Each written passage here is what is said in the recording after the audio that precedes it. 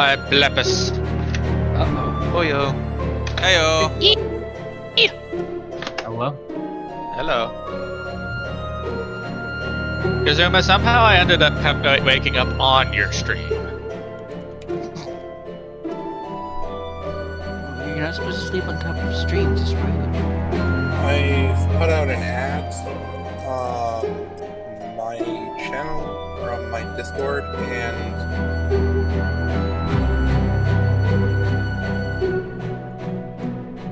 I've also put up this status, which you could retweet.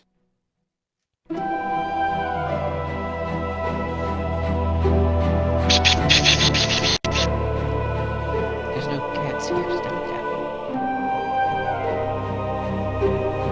You're close enough, KTP. Okay, you're not wrong, but no.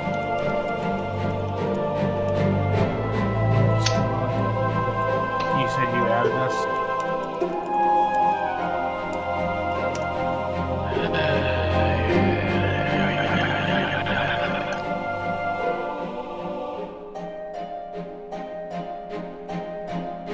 Echo. No. Echo.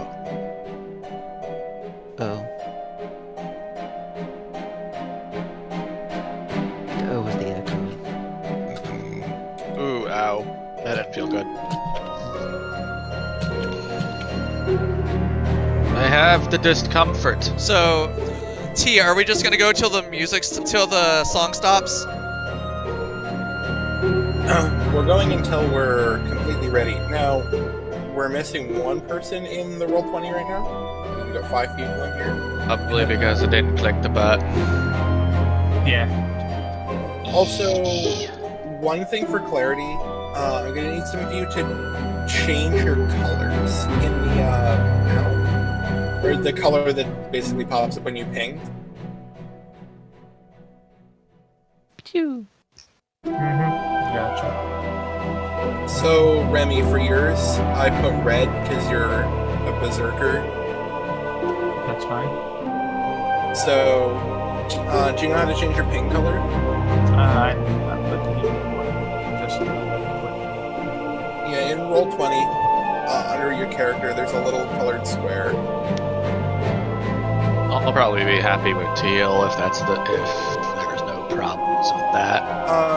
I had you with blue because I want each character to have a color that kind of like so people can remember what goes on. Fair enough. And then for spring, I chose green.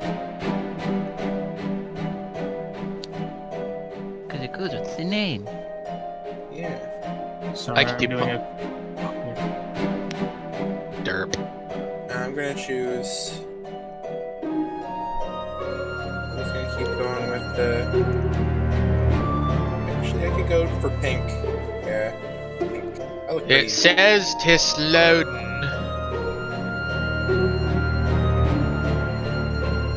I think I say is the purples. Yeah. You're already a perfect color. Yay. KTV is perfect. Obviously. They are also boopable. Oh. I shall commit boop. That's a war crime. No, warm crime. I'm sorry, No. you mean warm crime? No. No boo.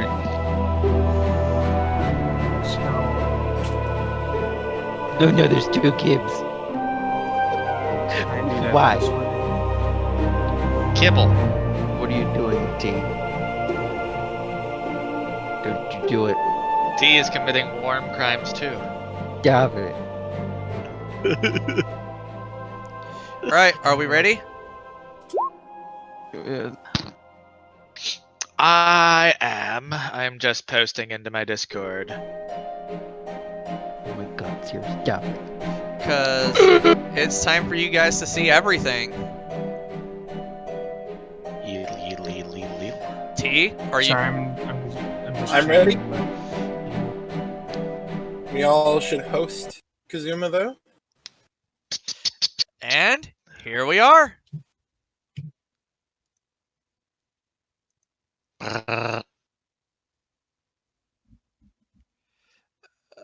Oh, what's with the top panel? It appears to be kind of bursting out of the. Oh, there we go.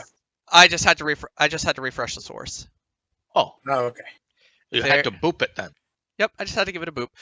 For some reason it's not. For some reason it doesn't like it when I switch over into the scene. So like everything's just like blown the fuck out. So it's just like a quick refresh. And it's like okay, it's done. But there you It guys goes go. like, "Bleh."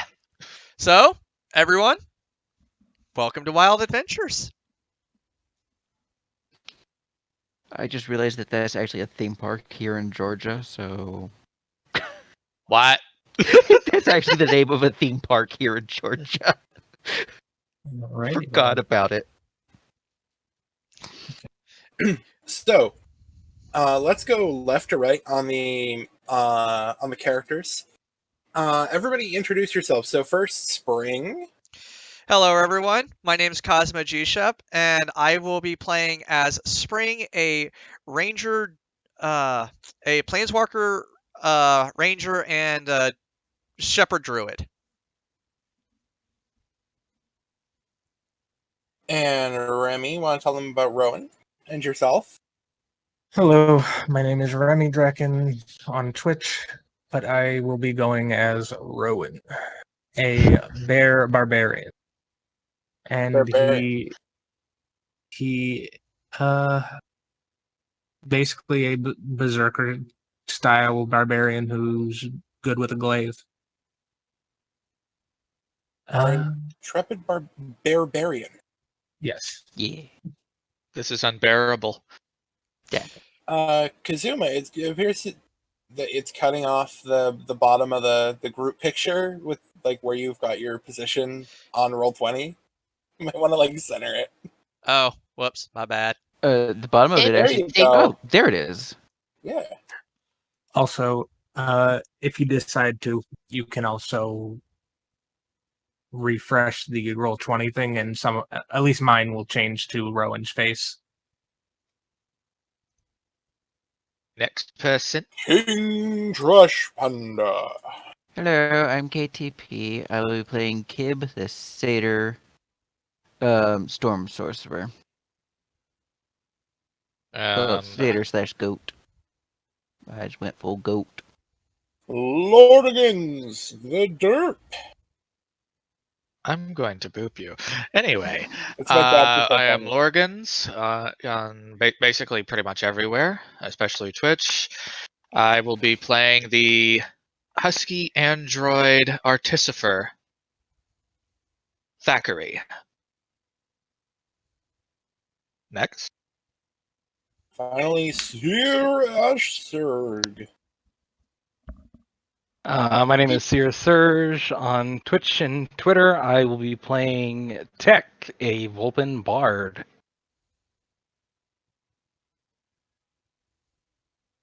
Yeah. I guess I did forget to mention I was going to be playing as a German Shepherd Husky hybrid. Mixed breed. We have a mutt in our midst. Shun. Sean! It's the party petable. The petable? Dad was a full-blooded G-Shep and Mom was a Husky. Like, it's so fluffy, I'm gonna die!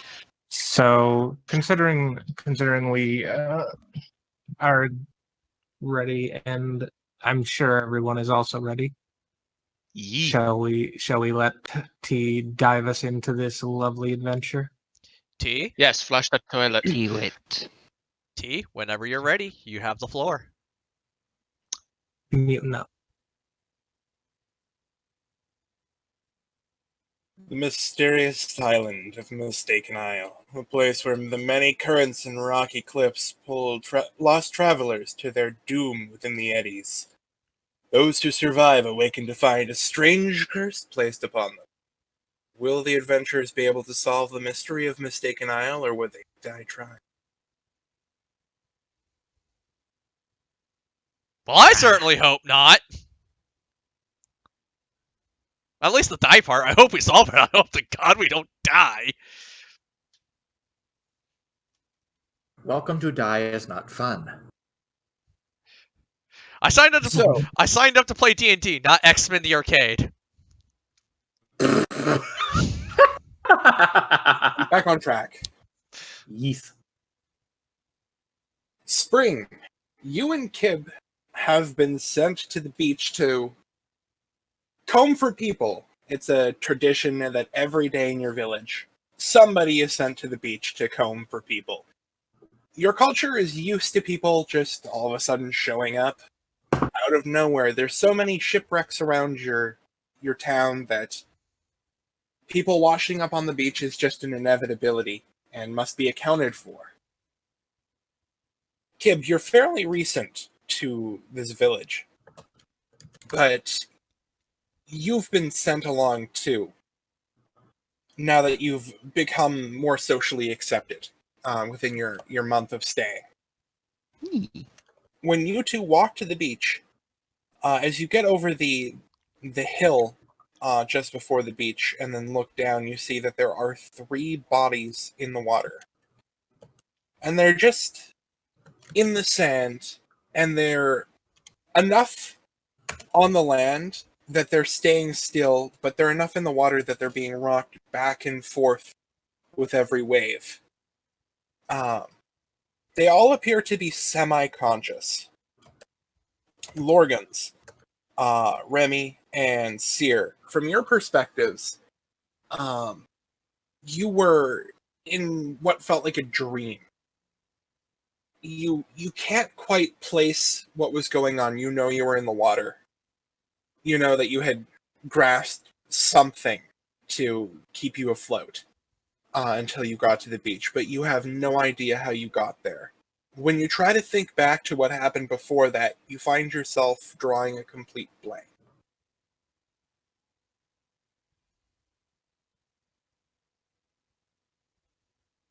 Derp.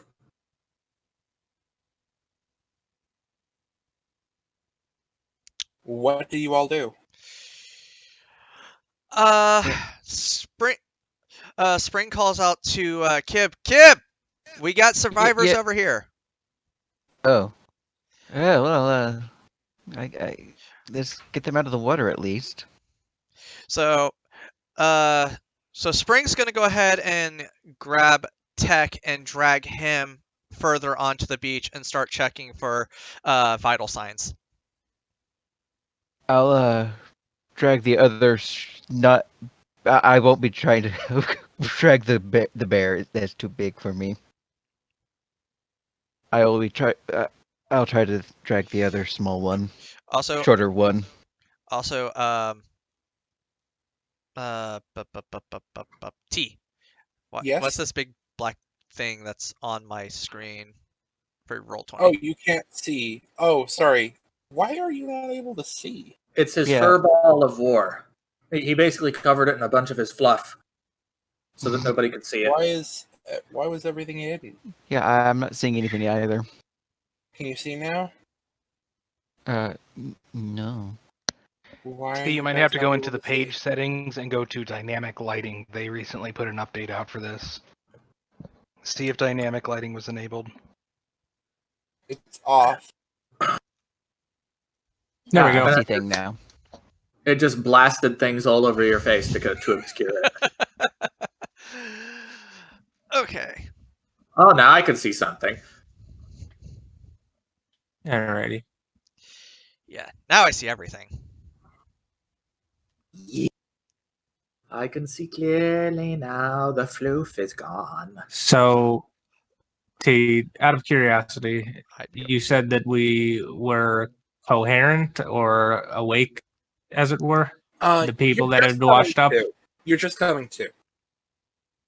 So Alright. you can move. You can take actions. Alright. I assume lying prone at the moment. Yeah, you're currently laying prone on your side with the water enough up you, and your legs are enough in the water that when there's a wave, it pulls you back and forth. But you're anchored enough in the sand that you're not being pulled out or moved around. Gotcha. The beach. So, I think we're going to need an order for people to go in.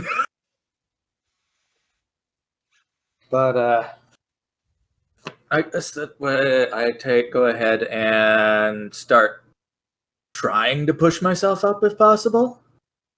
Yeah, you can stand up. And go ahead and start hauling myself up, leaning on the staff that I still, for some reason, probably have in my hand. Okay, Remy, what are you doing? So Rowan is going to take a labored breath, cough out whatever water is left in his lungs before promptly getting up and looking at the other set of the basically duos of people to his right and left. Well, this is a predicament.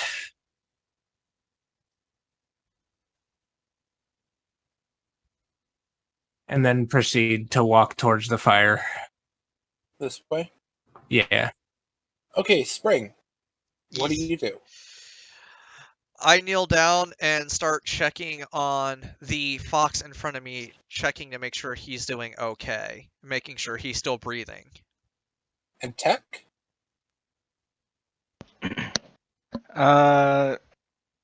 So as soon as I come to, I would roll over onto my side and just still sit on the beach, try and catch my breath and just make sure that I'm all there. Whoa, careful there, buddy. You've just woken up. You've just washed ashore. You're all right? Where am I? You're on the island. Which island? You know, in all the time I've lived here, I don't know. I've always been born and raised here.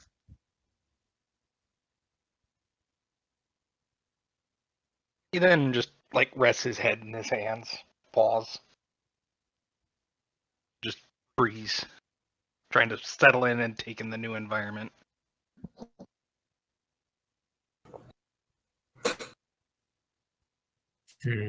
Kib, what do you do? Well, I'm trying to do my best to help up this the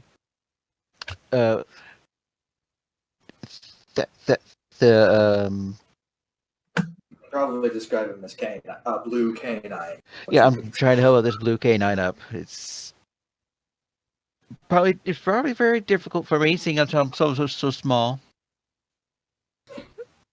In response, I go ahead and reach out, gently placing a hand on him while trying to push myself up on the staff and say, I don't know who you are, but I certainly appreciate the gesture. I should be fine on my own. Kib, my name's Kib. Ah, okay. Are you all right? My name is Thackeray, and yes, I do believe I'm all right.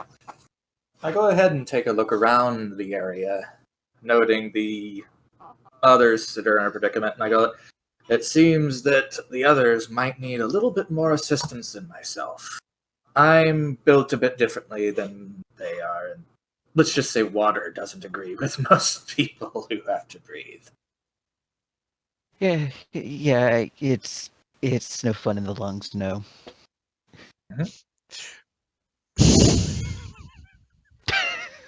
No, I'm sorry. I imagine it wouldn't be very fun, considering it's kind of antithetical to most life, at least terrestrial.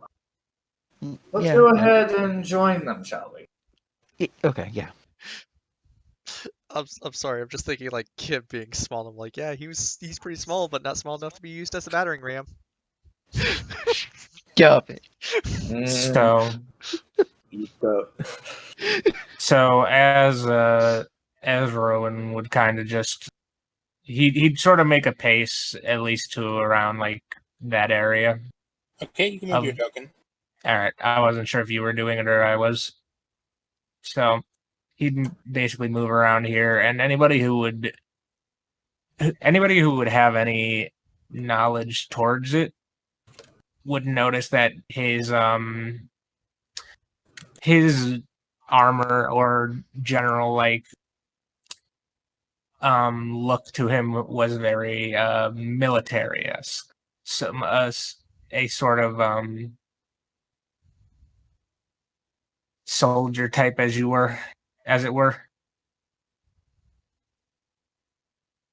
And he just gives everyone that has both the people who have washed up as well as the people that are helping sort of a weary eye.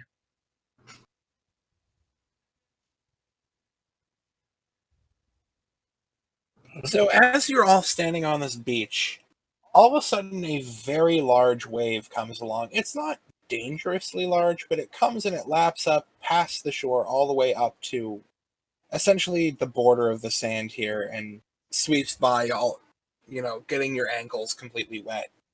But other than that, it seems like not much is happening. The three who just washed up, you're slowly coming to realize that you don't remember much of anything, maybe one or two things. You know your name, and you know what you are, but you don't really know who you are, other than what you call yourself and what race you are.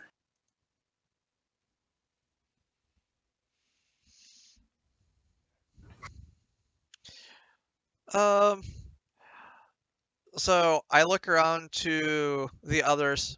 Are you guys hungry or anything? I simply go ahead and raise up my free hand and just gently shake it side to side. No, I don't. I don't.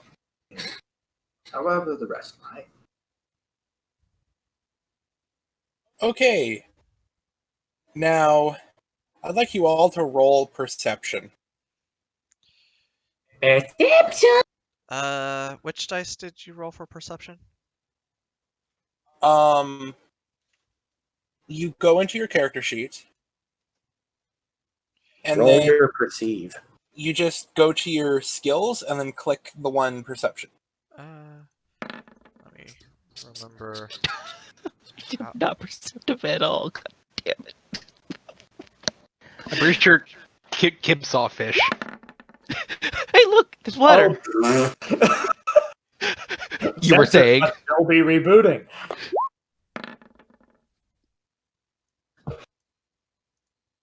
Spring, you can see kind of a dark mark in the water slowly moving toward the shore. Everyone else is completely oblivious, though. I have other things to focus Okay. on. So Spring will kind of slowly move up towards the water, kind of eyeing. What's that coming up? Still not entirely sure what it. I don't think he entirely knows what it is. He just knows there's something. I go ahead and turn my head to look and see the indicated location. So you see it about right here. If you're going and you're actually intentionally looking, you can see the dark mark is over in this direction. And it appears to be moving toward the shore. I am going to go ahead and move to attempt to identify what it is. So it's kind of hiding in the murk of the water. The water is kind of blue-green with algae in it. So it's not quite the easiest to see through. But you can definitely see the darkness caused by something under the water.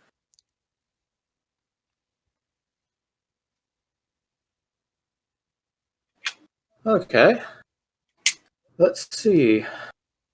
Is it clear enough to try to get a bead on identification, or no? No, it's currently obscured too much. Well, it certainly seems like there's something there, but it's a little bit too murky to tell exactly what it is.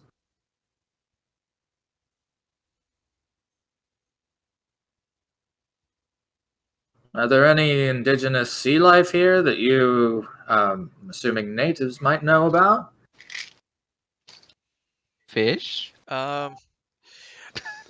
Well, that's probably a bit obvious. T, could I make a nature roll to see if I would be able to possibly get an idea of what it could possibly be? Yes.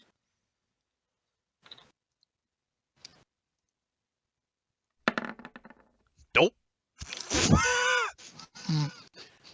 Something water related. So It's soon wet. as the shadow gets closer and closer, you see a head start to pop out of the water. It appears to be kind of. It's something humanoid for sure. It's definitely some form of beast race, but you're not quite sure what it is. It looks kind of like a mix of like a fish, sea serpent, eel, something, Al- but you're not Ooh. quite sure. Almost kind of like a Sahagin.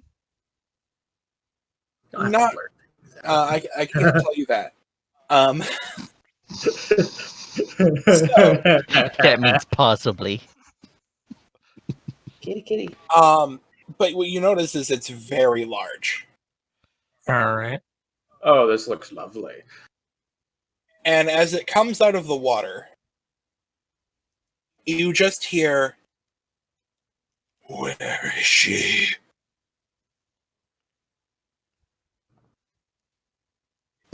Kib gives out a startled bleat at the sudden voice.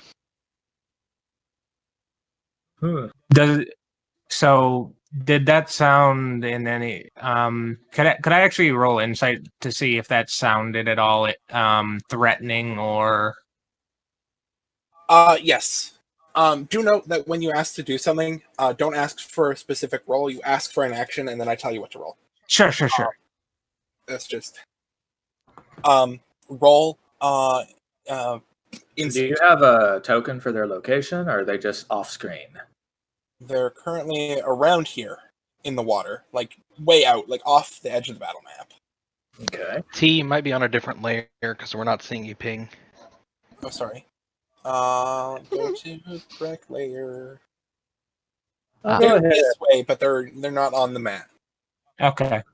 I'll Go ahead. So you said I can roll that though. Yes. All right. In the meantime, I'll go ahead and turn my head to Kib and basically go like, I'm not sure, but I think the princess might be on another beach. Kib just tilts his Alright. head. He doesn't get the reference. So, All Remy, right. Yes. you notice that this thing's eyes are furious. This thing is not stable. The way its eyes are twitching and it's looking around at all of you, it seems to be acting more like an animal trapped in a corner than a sensible person. So Activated. Rowan would thusly make a rather long strides until he was basically at the front of everyone and further into the shore, and basically has his hand on his glaive, which is on his back, basically looking as though he's ready to defend, but isn't actively going to combat. So, roll perception. Only him? Yes, Rowan, roll perception. Son of a bitch! That's where all the good rolls are. Okay. So, by the way, Remy, can you click the little square under your icon, and then it'll give you a color picker, and you can pick red? The little square. The It little should be tealish square. I gotcha. Good floof. I don't think it's updated for me. Yeah, it hasn't updated for me yet either. I might Okay. have to refresh it. I'm gonna refresh. Yeah. Luckily, we don't have ads because I bought the full version of 20, or not the full. I bought the second. Remy, Oh, no. Uh-oh. did you change the color? It's down at the names on Changed- the bottom of the bar. Oh, okay. Yeah, I got it. There we go. There. Now all the dice you Yay. roll will be red. It So exploded. it'll be easier to see your dice compared to others. Sounds good. I wish I would've went- Okay, so Remy, as this thing comes closer, you can see what looks like an arm pulling back and then like moving forward.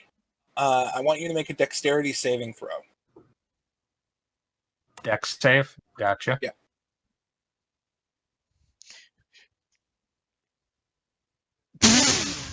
All Oh right. no. Wow. It Welcome to my It world. begins. So, Now, let me just go. I accidentally closed the stat block. I'm smart. Are you though? And rocks fall from the sky. That's gonna be an ongoing joke with us. Okay, so as this thing pulls its arm back, somehow, even though most of its body is underwater, it shoves its arm forward, and flying out of the water, an actual harpoon flies, and it just scrapes by your arm and leaves a big cut, and it lands somewhere in the sand back here. Oh, lovely. I think Kim's taking a couple shits. Gibbs lets out the manliest of little girl screams. It happens. And you take 3 damage. oh, so okay. And I'd like you all to roll initiative. Make sure you're clicking on your tokens when you roll. You also have to have the initiative block open before we can do that. Yes, there we go. Alrighty. Yeet the dice.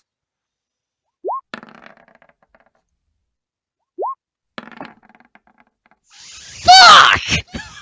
Where's your 20s now? Shut up! This game either rolls hot. Spring and I are just having a campfire over here. Alrighty. So slowly this creature starts moving out of the water. I'm just gonna go cower in the back of the map somewhere. And it slowly comes up to the shore. Oh joy! And would you mind, just out of curiosity, what are we looking at? You don't know what it is. No, I just mean like, visually, what are we seeing? Oh, one sec here. I think I can. By the way, T, I lost that book for the character class you made for me.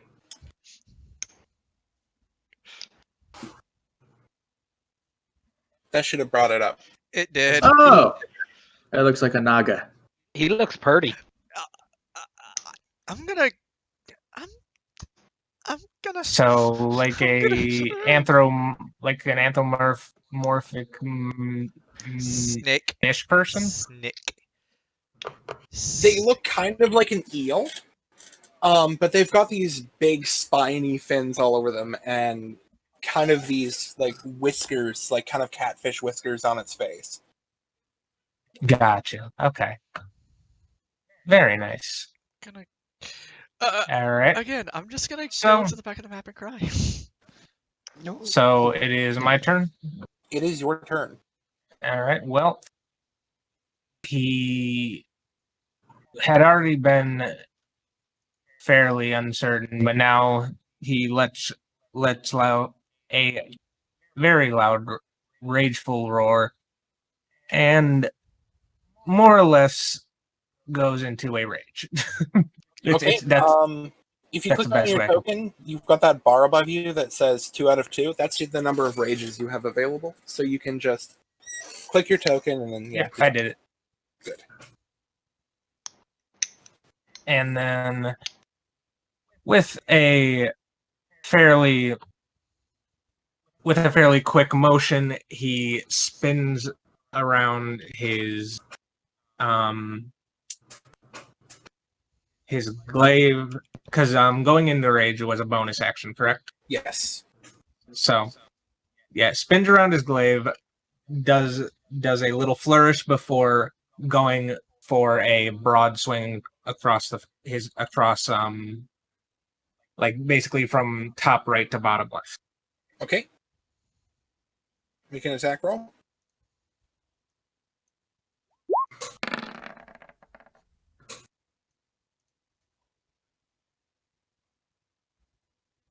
Does that hit?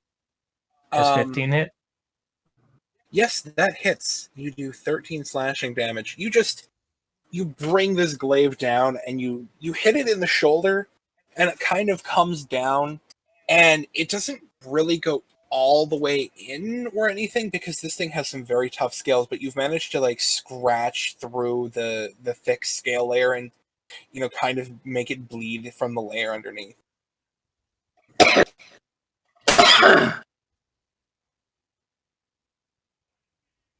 That'll teach you to attack me. And then he readies himself. So that's all I can do with my turn, I believe. Okay, so next in the initiative order is Kib. No, No. No, that's me. Thackeray. Oh, Yeah, Thackeray, it's sorry. Yep. So Thackeray, it's I'm your gonna turn. go like, oh geez, this is not the thing I wanted to get into. I'm going to go ahead and tilt my shoulder to sling around the crossbow hanging from the back, and go ahead and. Do I have to do infusions on a separate turn, or can I? Did you have infusions prepared? Well, from what I understand, I always have those prepared. Okay, because you have to prepare infusions, and I was allowing you to prepare them pre-game. Okay, so We can I'm gonna say go- that you had your crossbow infusion prepared already. all right. Now I need to go ahead and clarify something. Is firing into a melee a problem in 5th edition? Because I don't remember. Firing into a melee, how do you mean? Firing over the bear's head. This thing is way taller than Rowan. This thing is Okay. probably about 15 feet tall the way it's standing right now. Ah! Oh, so I am very So- small. I'm going to go ahead and line up the shot with the crossbow and just go ahead and fire center mass. Okay. Rolling. Let's see. I guess I need to hit the attack button first, right? Mhm. Or do I just hit roll damage and type? Which do I click? Okay, so what you want to be clicking is on your character sheet. Just click the Oh, there we go. name. Oh, shit. Wait, is Yep, it supposed to be hits. like? Okay, So you manage to hit the thing in the center of its chest, and it takes 8 piercing damage. Ouch. And it just kind of like looks at you with just absolute rage in its eyes. It starts literally frothing at the mouth, like sea foam pouring from between its fanged lips. By the way, as one last thing, can I go ahead and attempt a knowledge check to identify? Yes, you can attempt a knowledge check. I'm going to go with knowledge arcana, if that works. You're not going to find out what this thing is via magic. If you want to try and identify this thing, you're going to need to roll nature.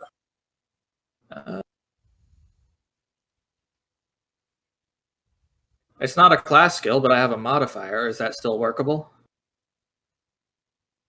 You just roll nature. Okay.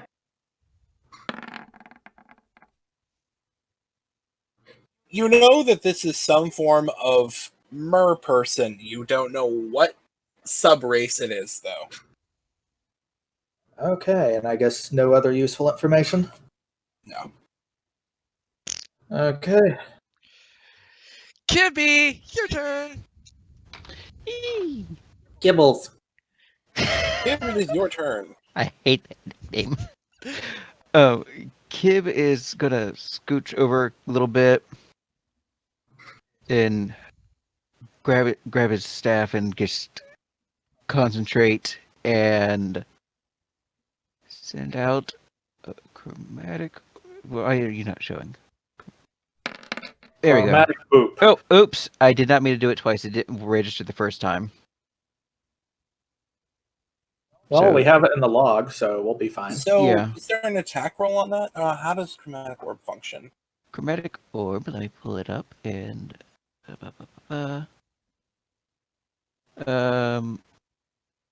Basically, I hurl a 4-inch diameter sphere of energy at the creature that you can see. I choose the thing. Then I make a range attack, spell attack.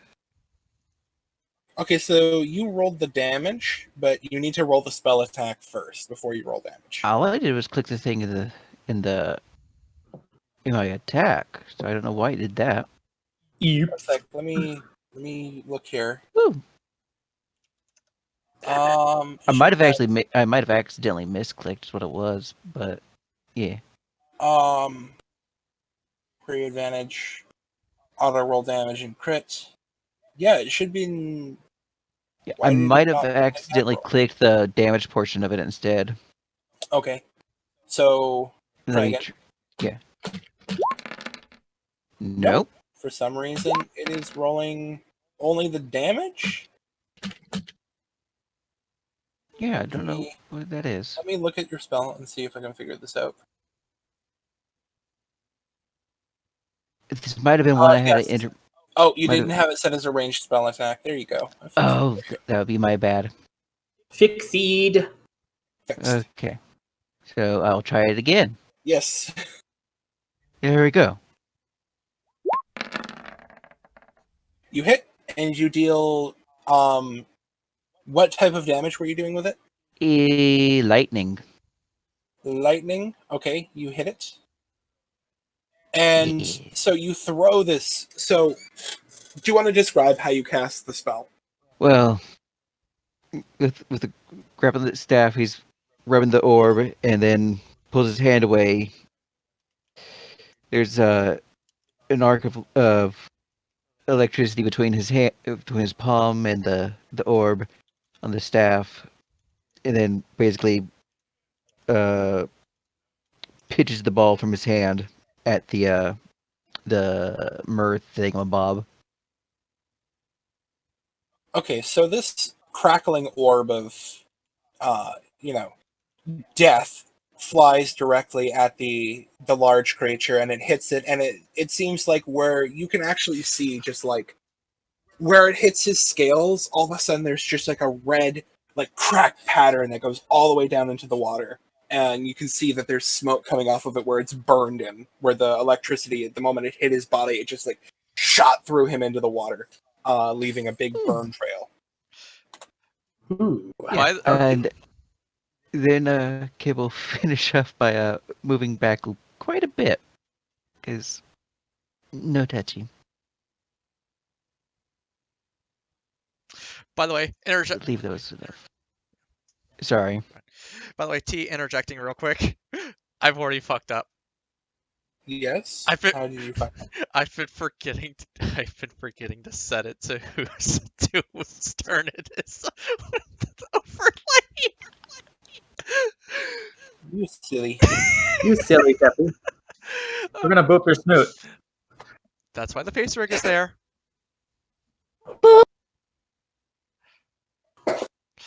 Okay, anyways, that's all. Okay, we're moving to Tech's turn. Boop de boop. Come on. I assume that he can still feel that he has his dagger with him. Yes, you still have all of your weapons and equipment. I'm gonna So- chuck a dagger at him. Okay. Or chuck my dagger at him.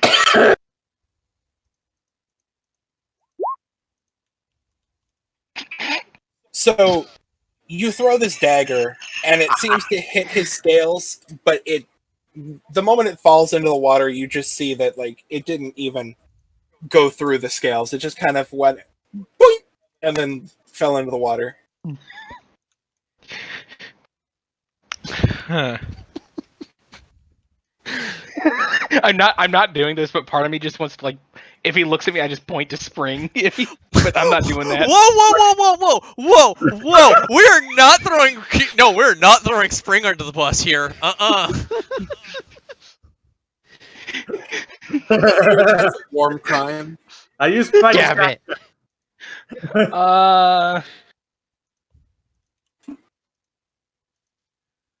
Yes, warm crimes. Alrighty. That's all I can do, really. I am gonna stand up, however, so I'm not sitting on the ground.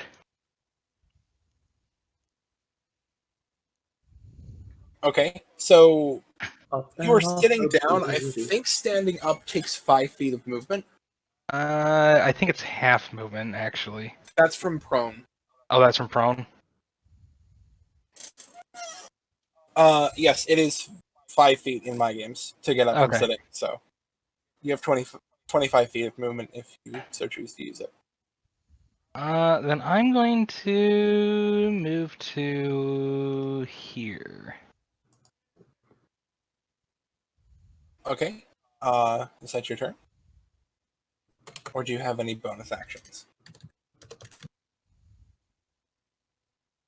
I have to check and see if this is a BA really quickly.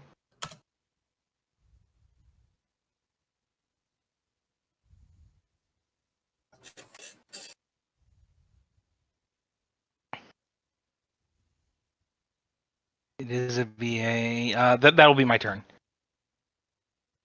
One moment. I'm sending important information to Lorgans about his character. I am somehow getting a phone call right now. Lovely. Okay, so that was your turn. Yes. Spring's turn. Okay. So, switch this over to me.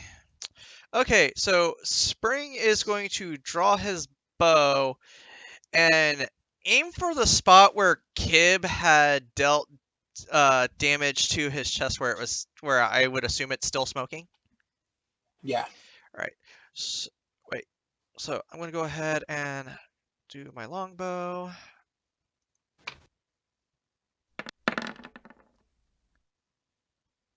That's the hit. And you deal. So you shoot this, and it goes like almost where the scales were hit have kind of like cracked open a bit, and you just hit right into that gap, and this huge creature just like howls in pain. Eat that, you son of a bitch! And I'm gonna go ahead and take. Let's see. I think each block was like 5 feet, so I'm gonna go ahead and take a 10-foot step back and end my turn. Each block is 5 feet. Okay. So then, yeah, I'm gonna go ahead and move back 5 feet. Okay, it's now the enemy's turn, and they're going to move. Like it starts slithering up onto the beach, and you can see it's got a very long tail with kind of a fin at the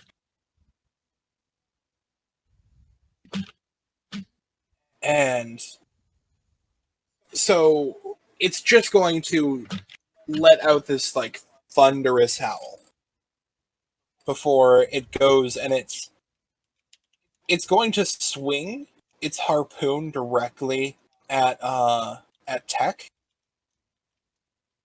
and because it's got one left in its hand. And it just takes this big thing and it tries to hit you.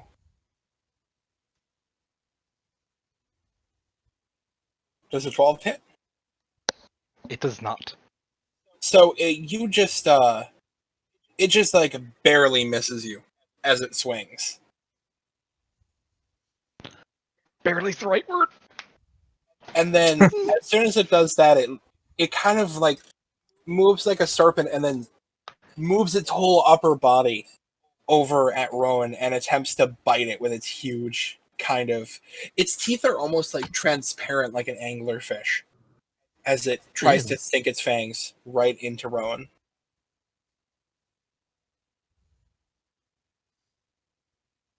Does the 12 hit? It does not.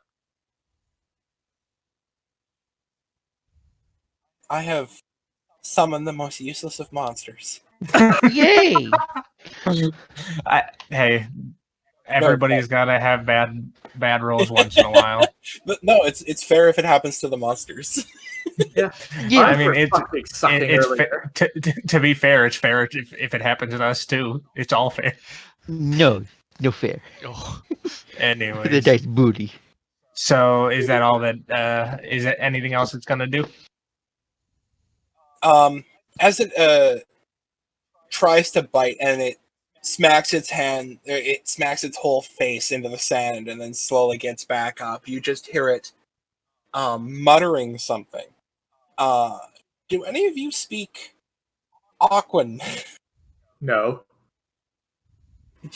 Are any of you able to speak the elemental languages in general? I can speak I'll make a primordial. Because I know there's some class features that allow you to speak basically Aran, Terran, Ignan, and Aquan. Yeah, I only know Common and Elvish. Okay.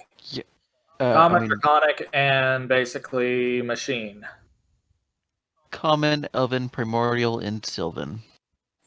So you don't understand what this thing's saying right now. Nope. No.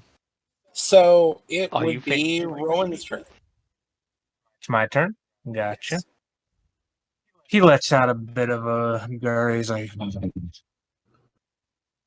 "Don't you dare turn your back on me and then try to fight me with that weak mouth. You fight me with all you have." And goes for another attack. Well then. And if that doesn't hit, I'm gonna do the bonus action also. Just Which bonus? What are you doing with your bonus action? I was gonna. Am I able to attack again with it? No. You don't have second attack. Not yet. I think he gets that later. Yeah. And you don't have the polearm feat that allows you to attack with the bottom of the weapon yet.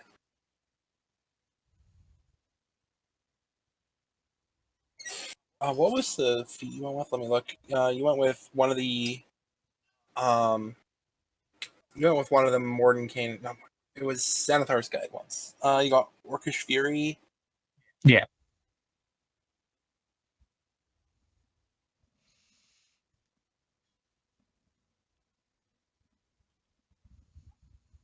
Okay.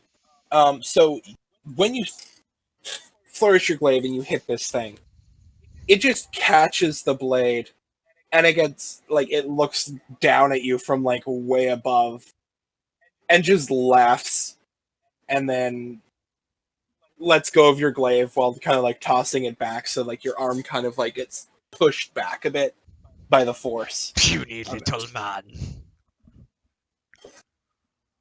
Do you have any bonus actions or is that your movement? So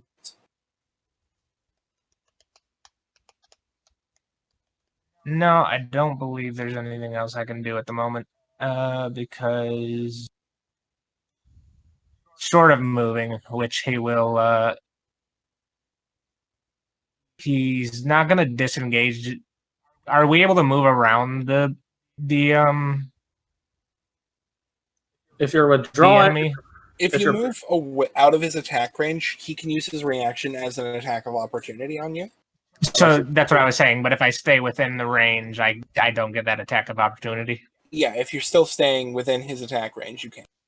So I'm gonna wind up moving over here then, because I would still be in the range, correct? Okay, yeah. So Rowan runs past Tech through the same little kind of gap there, and you end up right on that corner. And that'll be my turn. It's Thackeray's turn. well, it looks like that certainly made it angry. I'm going to go ahead and basically move up, move back with, fall back with towards Kib. And I'm going to go ahead and basically rest my crossbow on the wall to take another shot at it. Let's see, I gotta move though. Where I are think you I can moving? move this far. Um, No? so you're gonna try and take cover behind the wall? Yes, and also basically level it on the wall to take better aim. The wall is too tall for you to do that. The walls are actually Oh. 8 feet tall, I but didn't know they were that tall. you can peek around the corner and have 3. I think it's full cover. All right, I'm going to go ahead and peer around from the side and fire again. Okay. So let's see here. I gotta find the button again.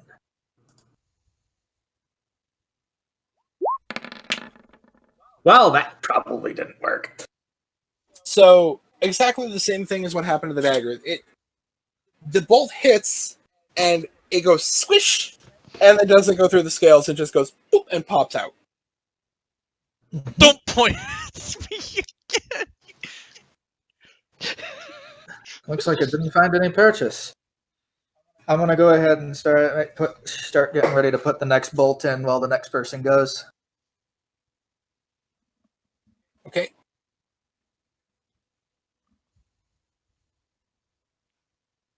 Are you moving my sheet? I was trying to see what spells you have. So Kib, I couldn't find where that was. All right. Well, I'm gonna scooch around Thackeray and come over to this wall, and Kib's gonna lob another chromatic orb at the thing because worked so well last time. Let's do it again. Because Oh, the damage is amazing. So Uh-huh. as you cast this orb, you create a magnificent orb in your hand, and you throw it, and it makes it to here, and then goes. Oh. This thing either goes high or low, I've noticed with its dice algorithm. I think that's. I mean, it's like people putting dice in dice jail. There's nothing actually about the dice that's wrong. Yeah. Just perception. People look for patterns. Who knows? Kib lets a disappointed bleed out and hides back behind the wall. Kim just bleeps a lot. That's his thing. Kib is important. It is. It certainly is. I like when someone in the chat just said chromatic blorp. No. Alrighty. No, but also yes. Like a fart in the wind. So it's Tech next. Yes, it is Tech's turn. Well, being as the dagger didn't go so well, I think I'm just going to pull out my my rapier and try and give it a poke. Stab, stab, stab. Be like, Okay. be like Gilmon, swish and flick. Ooh. You hit. How do you stab this thing?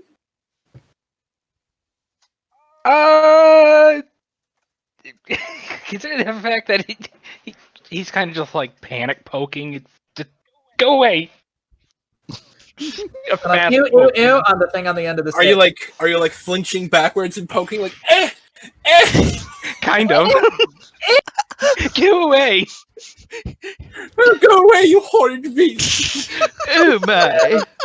I'm just imagining you with the lead face powder going, "Oh, you horrid beast!"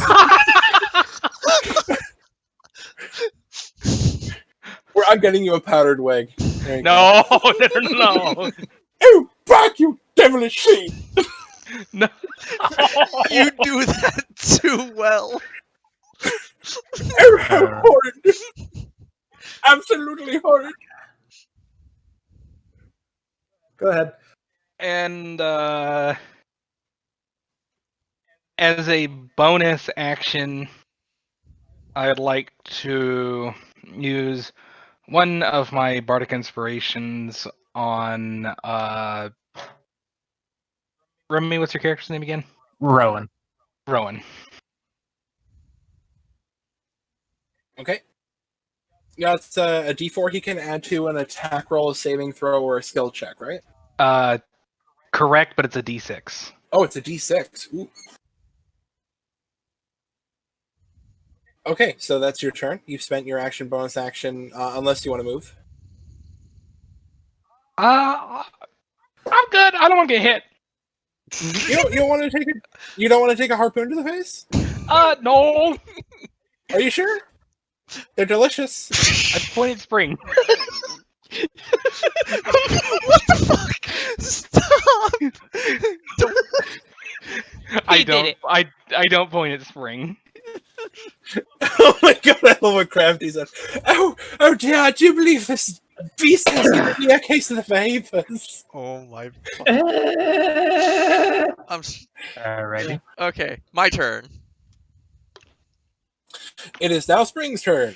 All right, so. Yeah, excuse You me. fight that monster. Don't be a spring chicken. I mean, don't be a chicken, Spring. Oops, snoot. T, how come I can't see my spell page, but you could? Are you clicking the spell page? Oh wait, spells. There's a button. Thanks, you made me scatter my toys all over the fucking desk, you bastard. Oh my god. It's okay. I'm sure your silicone sculptures will be fine. Oh my god. Okay. Silica. Anyway. So Spring goes ahead and draws another arrow from his quiver, and takes aim at roughly around the same spot he did last time, except a little more to the left, as to not hit the other arrow.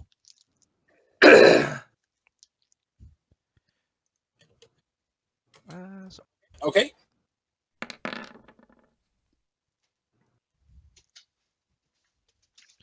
Okay, so as you hit, the thing, it just starts to gush blood.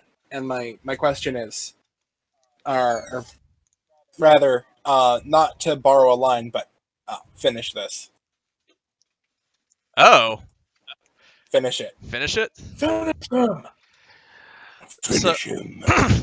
So Spring just kind of looks up, sees all of the gushing blood, and he's just kind of like, another day at the office. He draws another arrow and aims right at the thing's head and unleashes his arrow with a full draw.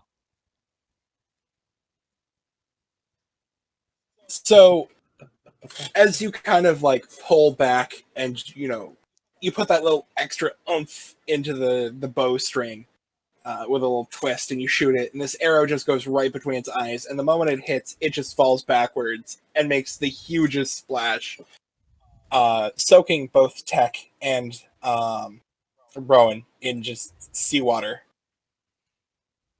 Sploosh. Thanks. Boom.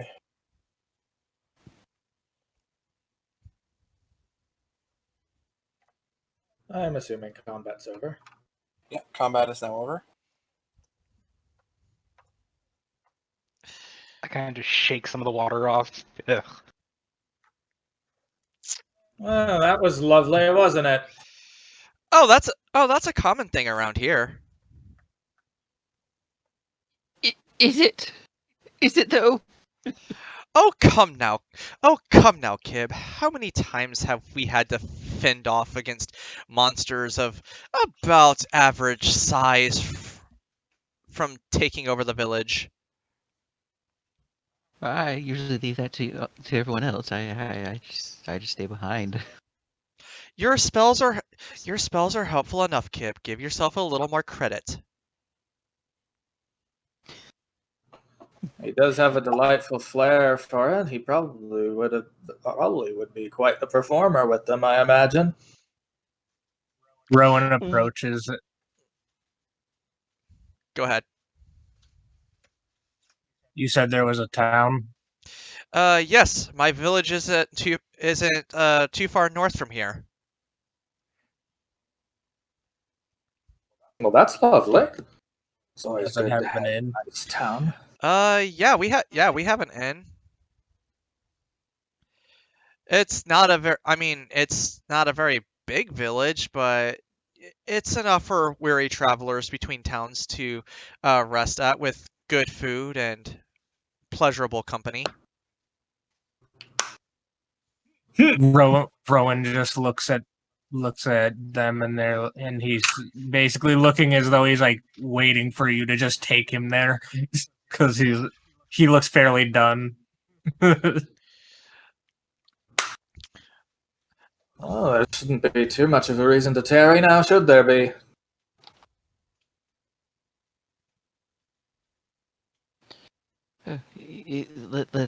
Let's just go. Indeed. Actually, well, combat encounters don't always have loot, so I'm not gonna worry too much about it. I was gonna ask and see if I could possibly find my dagger that's currently in the water. Okay, roll investigation. Lose weapon first episode. Would it? I mean, I don't get any bonuses, but would it be all right for me to assist him in the endeavor? Yes, roll advantage on that roll. Attack. Assistance helps. Yeah, you find it. It's just kind of sticking handle first out of the sand. Okay, good. I didn't step on it. That sucked. You found it with your foot. We're not doing a Lord of the Rings stab my foot during the filming, okay? I think he broke his foot during the filming. Stab, stab. One of the actors for Lord of the Rings got a piece of glass all the way through their foot during the filming. Oof. Oh. Okay. I just knew about the broken foot when he kicked the helmet. Also, so to add on to the earlier conversation, we don't allow Kib to perform much anymore. The last time he attempted to perform, we had to repair several buildings. It's just, Kib looks crestfallen at the reminder. Anyways, follow us, everyone. We will take you to the town. Very well. Sounds like Mutters a something- fine mutters proposition under to me. Mutters under his breath about, I thought thunderstorms would be fun. Oh my. Oh, there we go. It's loading. So, you guys walk up kind of a... It looks like the woods in this area are very well tended. So when you come off of the beach, you find that there's a path. It's got a little bit of a kind of a verge of grass on each side. And then right down the middle is a large dirt road. And it seems like the trees have been trimmed all around it to leave quite a lot of coverage. And it looks like bill hooks have been employed to trim the trees along this path to make kind of like a perfect road between this beach where the dock is and the normal straightforward way path through the island. So as you get up, you reach what appears to be a much larger road, which has small pieces of paving in some spots, but appears to be It looks like it was once a much better road, but has been overtaken with dirt. Perhaps certain stones have been lost or pilfered for other things. But it's a very smooth surface that leads its way west. And then very soon, as you move your way west, you find yourself in Waywern Village. Huzzah. And you enter from the east side.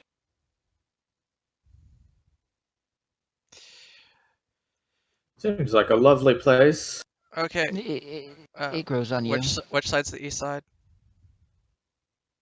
Oh, okay, I see. I gotta zoom out a little bit more. The- Oh, there we are. The, Okay. the right side.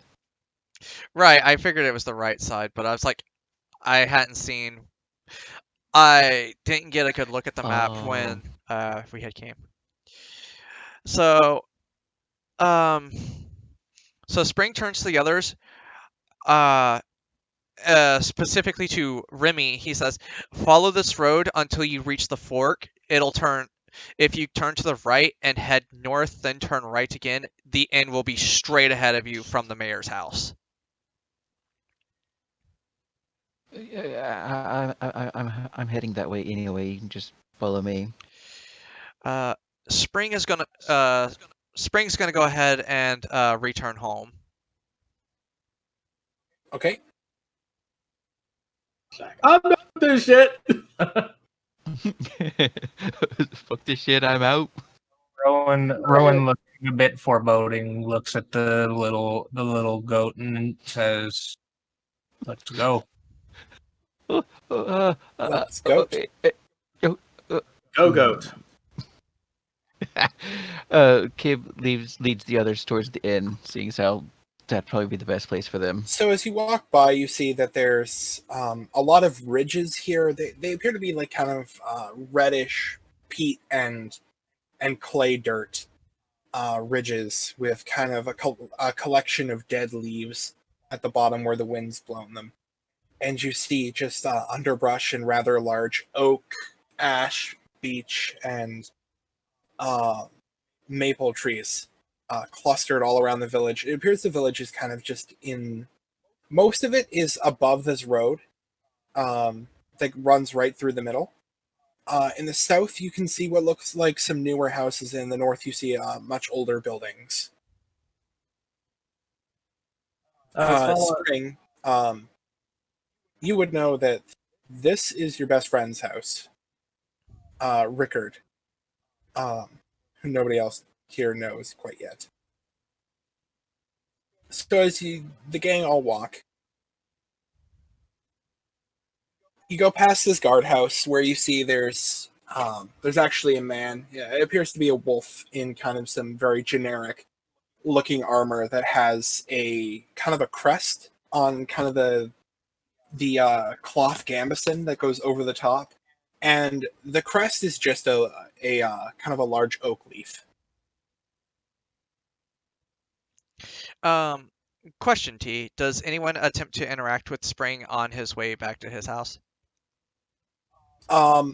As you're walking towards your house, you actually see a man right here. It's an older looking man. He has to walk with a walking stick. He's wearing a rather kind of nice red shirt with a small amount of embroidery to it. And he appears to be a black Labrador who's kind of graying in muzzle. And he's giving you a look like he needs to talk to you. Spring diverts from his path and goes over and talks to him. "Good evening, sir." Spring, there's been an incident while you were away. Oh, could you go into more detail? Well, you remember Marco's kid, right? Yeah, I remember him.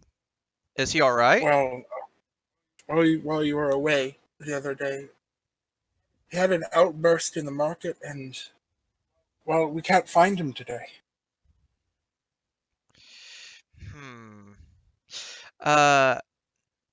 Spring kind of crosses his arms and looks down to the ground for a bit, thinking, I think I know where he's gone. We had a little spot off in the Forlorn Woods that we used to hang out at. It was kind of one of his favorite places where he would go to cool down. He had a little tent set up to kind of chillax, and that's where he'd stay for a few days. I'll go straight away and check for him.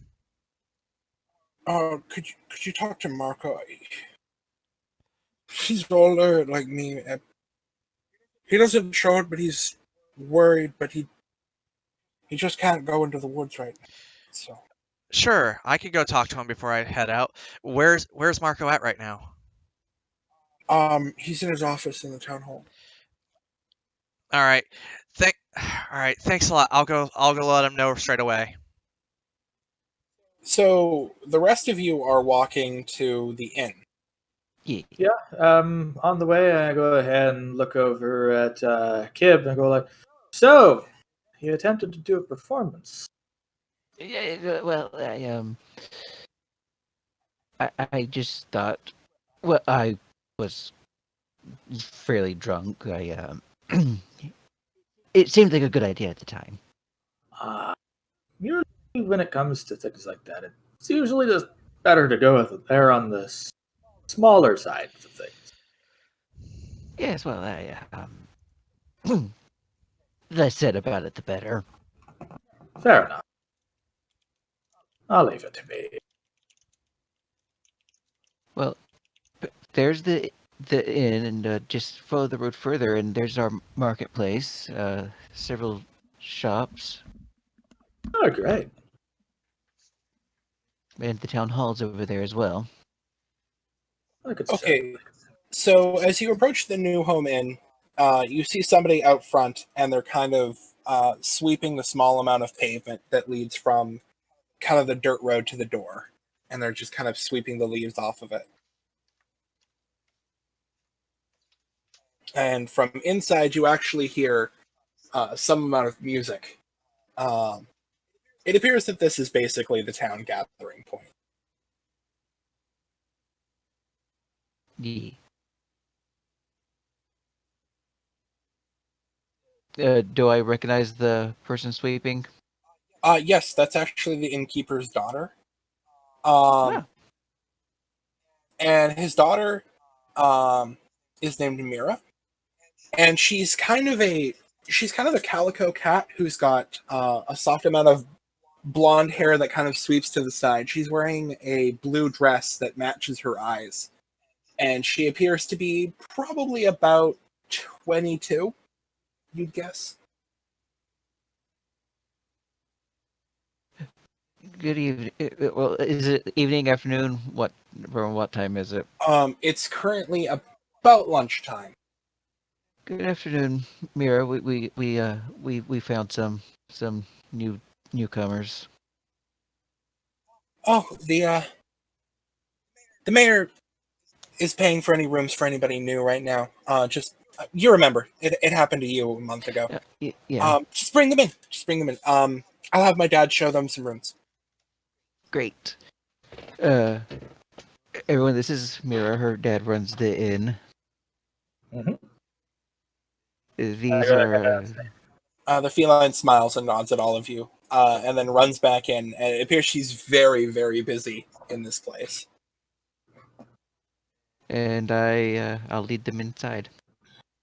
When you get inside, you find there's a couple patrons, and they're currently eating. There's one man sitting at the bar, and then on the other side of the bar top, you see a rather depressed looking. He's a gray feline, you can assume. The Mira's daughter, or sorry, Mira's daughter. Yes, he is Mira's daughter. I love being dyslexic. It's great. No, he's clearly her father.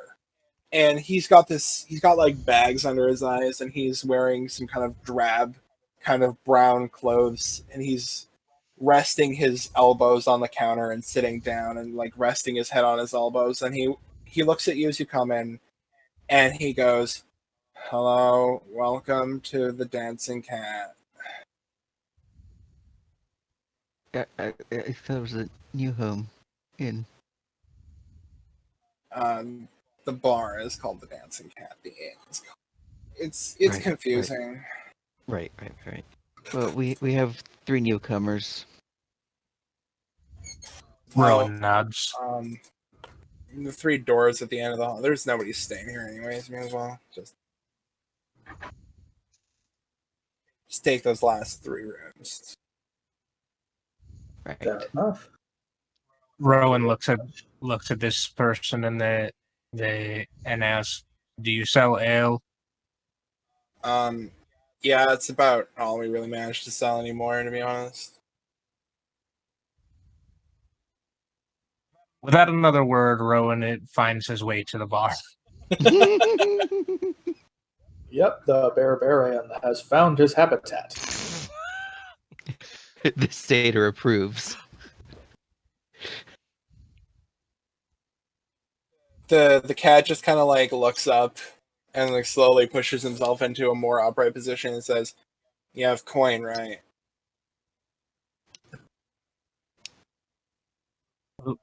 Who's he talking He's to? pointing at Roan because Roan just sat down at the bar. He pats his pockets, and you said we have all of our belongings, correct? You have all of your belongings, including your money. Yep. He pulls out 1 gold. What'll this get me? That'll get you a night of getting shit faced on the worst alcohol you can buy on the island. Fair. He flicks it at the barkeep and just says, "Sounds great."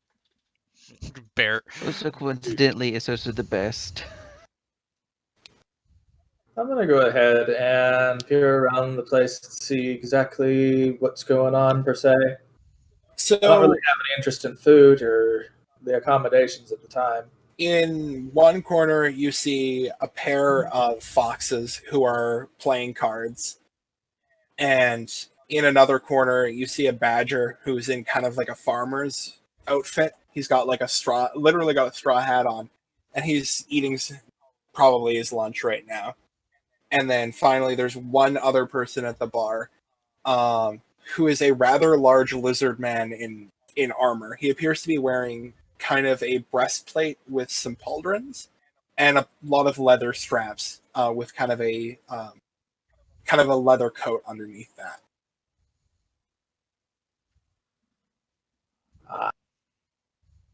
I don't really see anything of particular interest, and seeing as it's not really time for sleep or anything like that, I go ahead and I just walk out the door for the time being. Okay, as Okay. you're walking out the door, the bartender is reaching under the bar and pulling out a large clay jug that appears to have like a wax seal on the top. And he just digs a knife into the top of the wax seal and pops out a small cork and then just pours out some fizzing ale that, it gets on the counter because there's like fizz from opening the bottle. But he pours out kind of a metal tankard of this drink and then slides it toward Rowan, slightly damp. Moist. Spring. At this point, Spring has made it to the town hall and is looking for Marco's office. Okay, so when you get in, there's immediately what you notice is the first room. When you walk in the door, there's a left and a right portion to the room. Mm-hmm. It's kind of a longer room than it is deep. And on one side, you see it's all library, and that's going to the right. And on the left side, it appears there's kind of a meeting space. And just past the library, there's a large double door, and it just says office on it. Well, then that's where Spring goes ahead and heads on over towards the library, past the double doors, towards the offices. Okay, so in that room, you see a very familiar red wax sealed, or rather, now unsealed, clay jug, and a man in a drab gray robe, and he's got a hood. And he appears to be kind of a graying old lion. and there's a staff in the corner, and you can just see that there's a man who's just currently like looking down into his drink with a rather morose face. And you just see that there's books everywhere on his desk. And if you look closely, they're all books on things like nature and child psychology, and it looks like he's just been scrambling, studying, trying to find the solution to his problem before inevitably drowning it in the worst ale you can find on Mistaken Isle. Spring goes ahead and knocks on his door, or knocks on the door. Marco, you in there? I thought you had opened the door. Nah, he knocks first. Okay, you hear from the other side of the door, just enter. So, turning the knob, Spring slowly opens the door, his bow upon his back, and knowing probably the lion, knowing Spring, would probably notice that at least 2 to 3 arrows were missing from his quiver.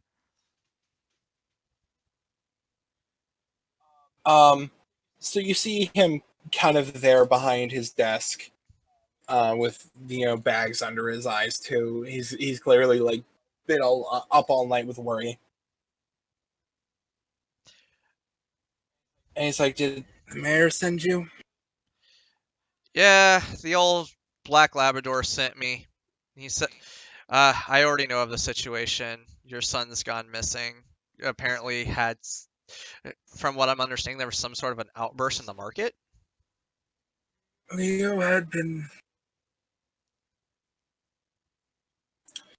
his mother is gone, so... Yeah, we lost her just last year, if I'm not mistaken. It's been about a year now. Ever since then, he's had terrible nightmares, and he thought someone was trying to hurt him, and he had an outburst in the market when somebody bumped into him. And last night, he accused the mayor and I of conspiring to murder him. I tried to stop him, but he pushed me down and he stormed out, and he's stolen a bunch of things, and he's vanished, and I checked everywhere close by that I could find, but I can't walk far enough to be able to find. Don't worry about it. I have an idea of where Leo might be, or at least I have a faint idea of where he might be. We never told anyone, but when we were kids, we made a little camp far off in Forlorn Woods that we never told anyone, and just some nights when we would disappear, we'd hang out there because it was kind of like our own little spot where we could just get away and forget the troubles of the world. And it's got this like really nice clearing where you can peer up into the sky and you could see the stars. I'm pretty sure that's where he is. That's where we would go to clear our heads. You were always like a big brother to Leo, and I wasn't always able to be the best father. I'm not the youngest man. I fear for his health, because the things he took don't make sense. He didn't take food. He took a small bookshelf, random pieces of armor, weapons, the scarecrow out of the field, glass bottles, and random mundane ingredients from my pouch. And there's no way he's going to survive out there with that. And why would he need weapons? I fear he's unstable. The mayor and I had been talking about sending him to the temple to see if they could help him with whatever's afflicting his mind, but he ran away and he overheard us talking about it. And he panicked and he thought that we were going to get rid of him by hurting him. Can you use this to take him to Cliff Temple? They're the only people who can help him. He's terrified to the point of violence. Spring would take the item handed to him. Look at it. What is this? I've never seen anything like this before. These are iron bands of binding you. You speak the word, the command word. You said it when I hand this to you. You will say one word, and when that word is spoken, they will open up. If you throw it at somebody while it's open, it will restrain them until you say the word again.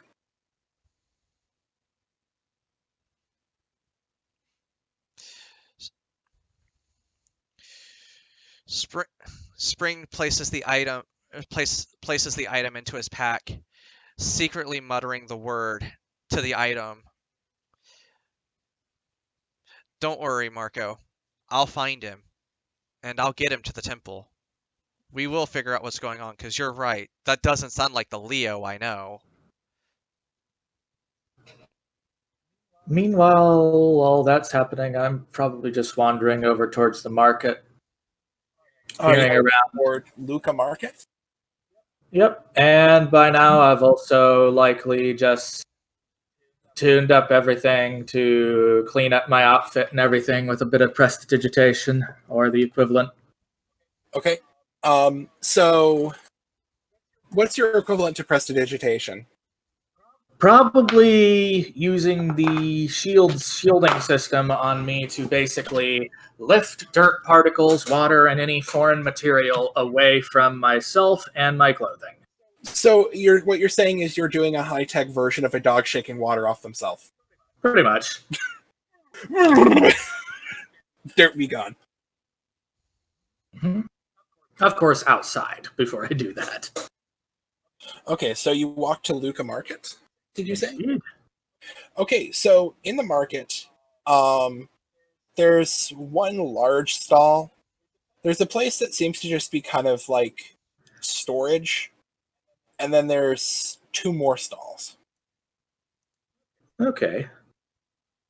Let's see. Basically, I'm trying to look for anything that may be useful with performing. Since, to be honest, since I've never really been the best at, let's say, charismatic performance. I look around for things that could make for interesting performance items using either primitive combinations of technology or anything else. So the green roofed area has food. It's just produce, bread, and just things other than meat. It seems that they haven't opted for leaving all of their prime cuts out in the sun. There's a red roofed stall that appears to have clothing, a lot of clothing. And then there's a final one. It's got kind of just a drab, kind of mundane looking tan tarp over the top of it. And it's just got a whole bunch of tools like spades, pitchforks. There's a couple hunting bows. But it's mostly just things that people would use every day in occupations. Go ahead and spend a time while around just looking for anything that looks particularly different or interesting. I don't really have anything particularly in mind. One corner of the stall has some very flashy looking clothing. And by flashy, I mean most of it tends to be brown or white or gray. But there's an area that has some more expensive looking clothing that's dyed, and it's dyed in the most flamboyant reds and purples and blues and greens. Oh, this is lovely. I wonder what kind of dye was used. Never quite seen something this kind of shade in a while. You see, there's actually what appears to be a sable sitting at on a stool in kind of the crook of the corner of the stall. Mhm. And he looks at you and just says, "Oh, the flowers that grow in this town are really good for dyeing things. Oh, That's actually our specialty here. They don't actually have any good dyes up in Wayward Village, so you're new here. Can I indeed. interest you in an outfit? A hat? I have a lot of hats." I'm afraid I'm not really in the market for anything in particular, but it is good to know what is available at different locations when I do need to pick something up. After all, you never know when an outfit's going to end up trashed. Life tends to happen that way and often throws one a curveball. Well, I have the most delightful of outfits and the ones that can take the most damage, I think you could say. But I think this would look dashing on you. And he pulls out a rather large brimmed red hat with a bright purple feather in it.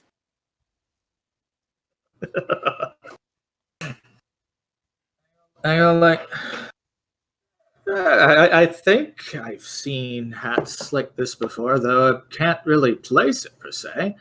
But just a little bit beyond me at this point, as far as what I'm currently going with. Though I may have to consider some of the items you have here in future. Certainly. Well, we've got this new curiosity you might like, and you see he kind of reaches back, he pulls out a hat box, and he pulls out a perfect kind of stovepipe hat. It's black. It looks very plain, other than a black silk ribbon around the brim, or just above the brim. And he says, "Yours for only 200 gold." I go like, well, the hat is certainly lovely, especially in its simplicity. I'm afraid that I'm not quite in the position to be making such large purchases at this time. Though I'll certainly be happy to keep you in mind in the future. As it Yes. is lovely. And please don't go to my competition, which is nobody. Well, if I should ever discover them, I shall endeavor to avoid them, perhaps. Though it seems that yours is perhaps the only clothier I've seen here. You know what they say. The easiest person to avoid is nobody at all. Indeed. Except when the place is empty. For the time being, I go ahead and move on. Okay. So the other places are just selling things like, again, spades and apples and turnips. I'm gonna let the others have a spot. Move on to the other people. Does anybody else want to jump in and do something? Yeah, I've joined Rowan in drinking. You moved that next to him? Yeah, I climbed up onto a stool next to him and bought myself some ale. While you notice that he's buying a single ale, Rowan has already finished 5. Jesus. You can see that the bartender has basically put up. He has a chalkboard, and he's basically put keeping track of how many drinks people have paid for. Like, he's put up like a 10, and put up that you've drank 5 out of your 10 for what you've paid for. It's kind of like a reverse tab. Gotcha. It's tracking just how much is being spent. Gotcha. Yeah. It's so you gave him 1 gold, and now he's making sure that you get your 10 gold worth, even if you were to leave and come back. Or not 10 gold. You're getting your 1 gold worth. I didn't give him 10 gold. No. That's 100 drinks right there, bro. So,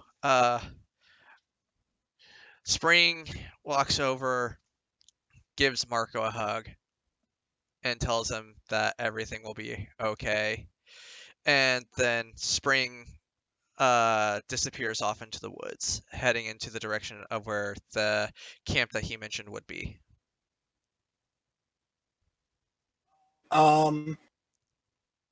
Okay, so when you start going into the woods,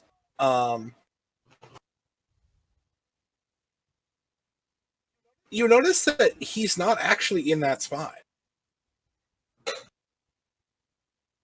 But I would like you to roll a survival check. Survival check? Okay. Let me Yeah. reopen up my...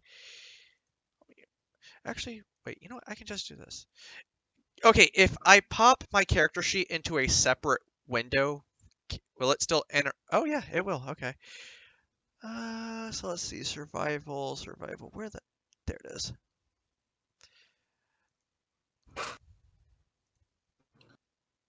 Bring it in. Oh wait, that's That is my bad. I thought that said survival. I quick rolled it. My bad. Womp womp. Oh shush. What? What? Ooh. You have no idea where he is. Meow. Damn it. Spring looks amongst the clearing and just starts trying to see if Leo might have left some kind of a trail, something he can use to pick up on an idea of where he may have gone. Roll investigation.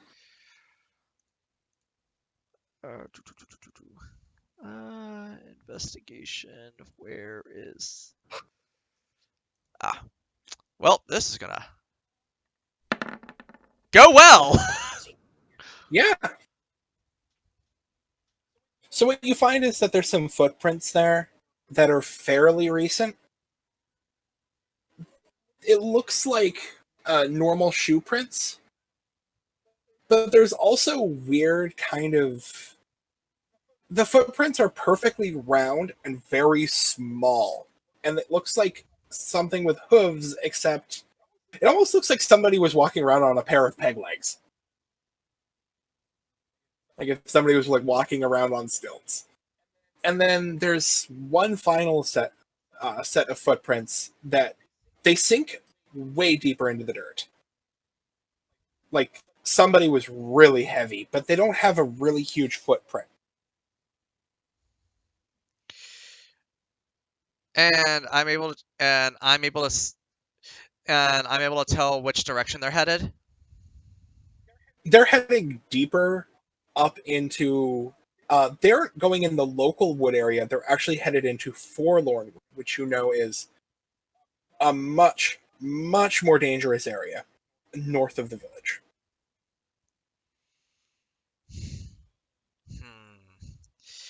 What? This... So the Wayward Woods are they're a little bit dangerous, but Forlorn Wood is the place where you find things like large beasts and aberrations sometimes.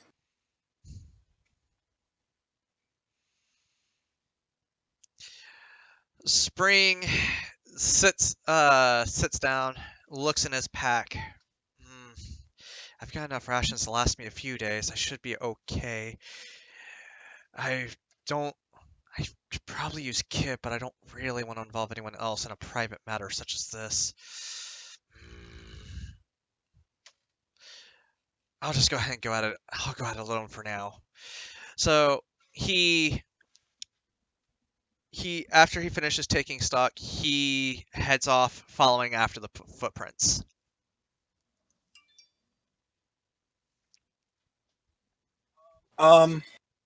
Okay, so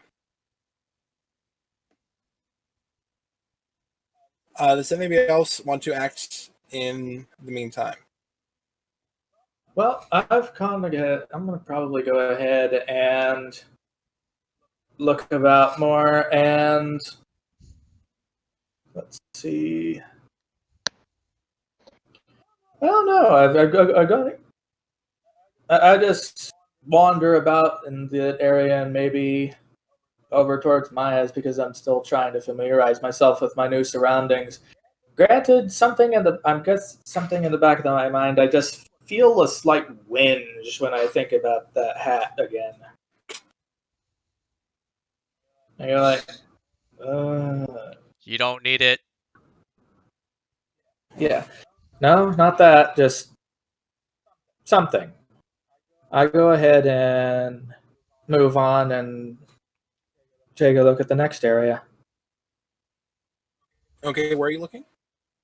I am going to wander over towards Maya's, I guess. Maya Sundries? Yep. So as you walk there,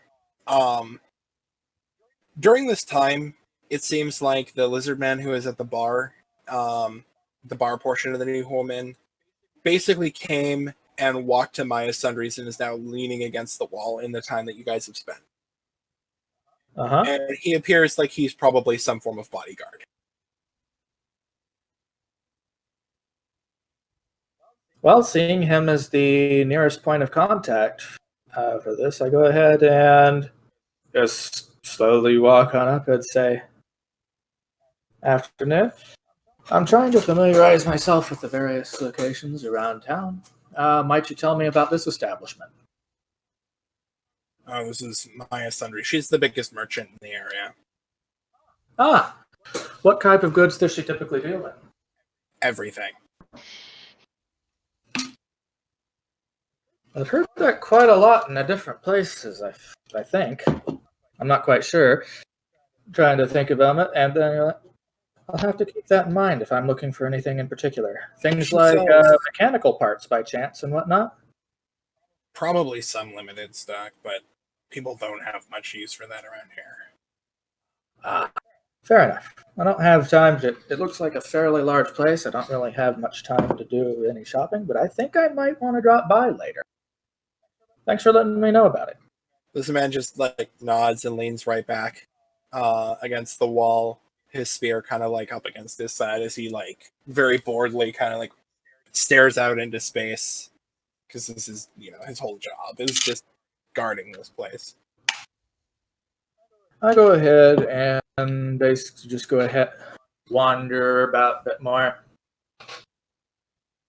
I'm kind of aimless, as it were, because I don't really have much of a clue, to be honest. So, Spring, as you're walking out into the area of Forlorn Wood, or Forlorn Wood, what you manage to come across on the road is a lot of blights. You see a lot of thorn blights and twig blights that are all gathered around an owl bear that appears to be dead. And by a lot of them, I'm thinking dozens of each that have appeared to have somehow overpowered an owl bear with just numbers. Okay. So Spring's going to leap up into the trees and try to do so silently, just to kind of investigate and get an idea of what's going on. Make an acrobatics check for me. Sure thing, boss.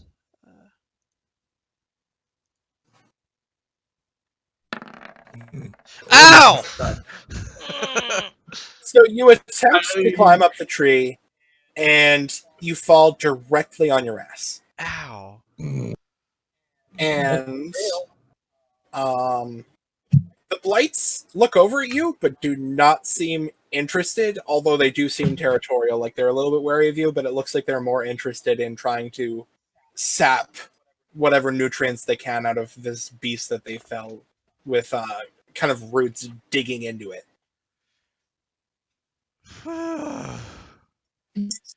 Well, okay, that could have gone better. At least they're not pissed off at me yet. Am I able to discern any more of the footprints at all? In order to actually figure out where the footprints are going, you would have to go directly through where these things are.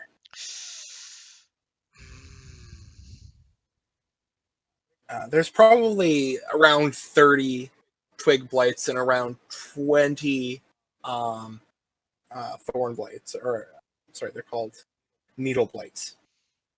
And you recognize them because they're very common in the area.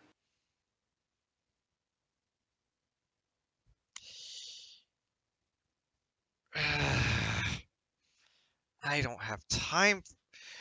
Um. Am I able to see if there's any way that I can get around them without going directly through them to piss them off? Yes, but you do know that when a blight is standing still, there is no way to tell it from normal foliage, so you have no way to know if there's others around.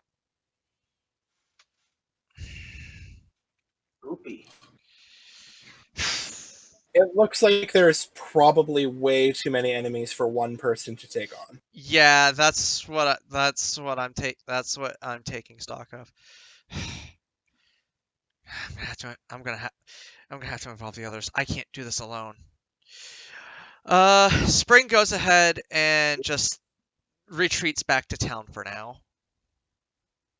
Okay, so when you re-enter town, I'm assuming you pop in somewhere over here and just climb up the ridge and then up onto where the road is. Yeah.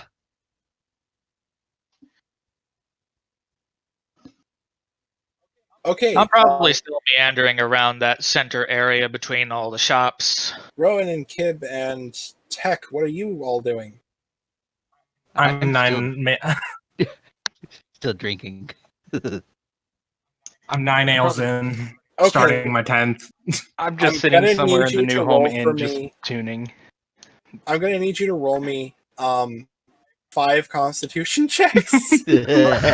Oh No. boy, here we go. Someone Saving throws or just Constitution checks? Saving throws. Is it both of us or just him?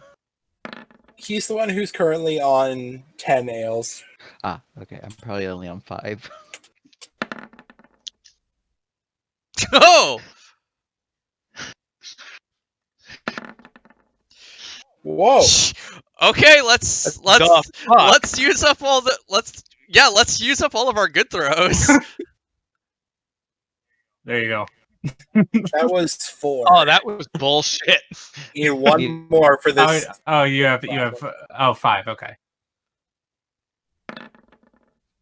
Wow.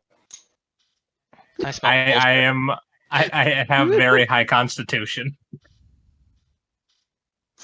You're probably gonna get weird looks from the barkeep at that The point. barkeep is looking at you and saying, "What the fuck are you?" And with a very deadened voice says, "A soldier." The barkeep's just gonna like put his hands up and go, "Oh, we got a bad soldier up in." Watch out, we got a badass here. Not bad here. Goodness. Quick question: did I see Spring coming back? Probably because you're in the square. Roll perception. Alrighty, Can I- press the button. Can I have him roll against my stealth? Are you sneaking? You didn't declare you were sneaking, No. so No, I wasn't sneaking. I was just being silly. Nope. You're still No, thinking of the hat. you really something about that hat has taken up the entirety of your thoughts. Really depression. You're looking at the hat, and it's somehow you've just like you were thinking of a hat, then you were thinking of a tube, and then you started thinking of a Leyden jar, and then you started thinking of a Klein bottle, and somehow that just like shorted out your brain for a bit. Jesus. So that's what androids think about. Damn. Well, they dream of electric sheep, but they think about geometry.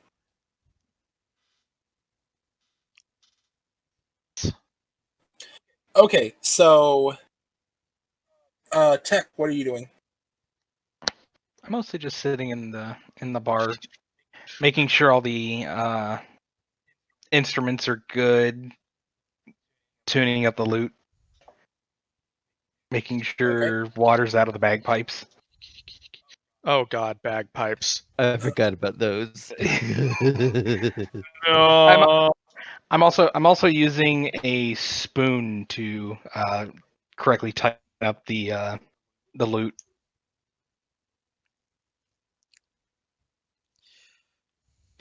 It's the tuning spoon. Um, Spring's going to go ahead and return back to Marco to inform him of what he's found. So as you go in, you find that Marco has fallen asleep on his desk next to a very empty-looking jug that was once full of ale. Well then, Spring just goes ahead and looks on the desk, finding a blank sheet of paper and a quill with a bottle of ink, and just starts writing up a report for Marco in the morning, and then sets him on the little cot that's found kind of like tucked off in the corner of the room. There's no cot in the room. The room is basically lined with tables that have strange objects on them. Seems quite wizardy. There's bookshelves on one of the other walls, and then there's a very large desk. Shit. Well, there goes my idea. I was gonna carry him off to. Well, I'll just go ahead and pick him up and probably just carry him back on home to lay him in his bed, because he looks like he hasn't gotten a lot of sleep. So you know that he lives on the second floor of this building.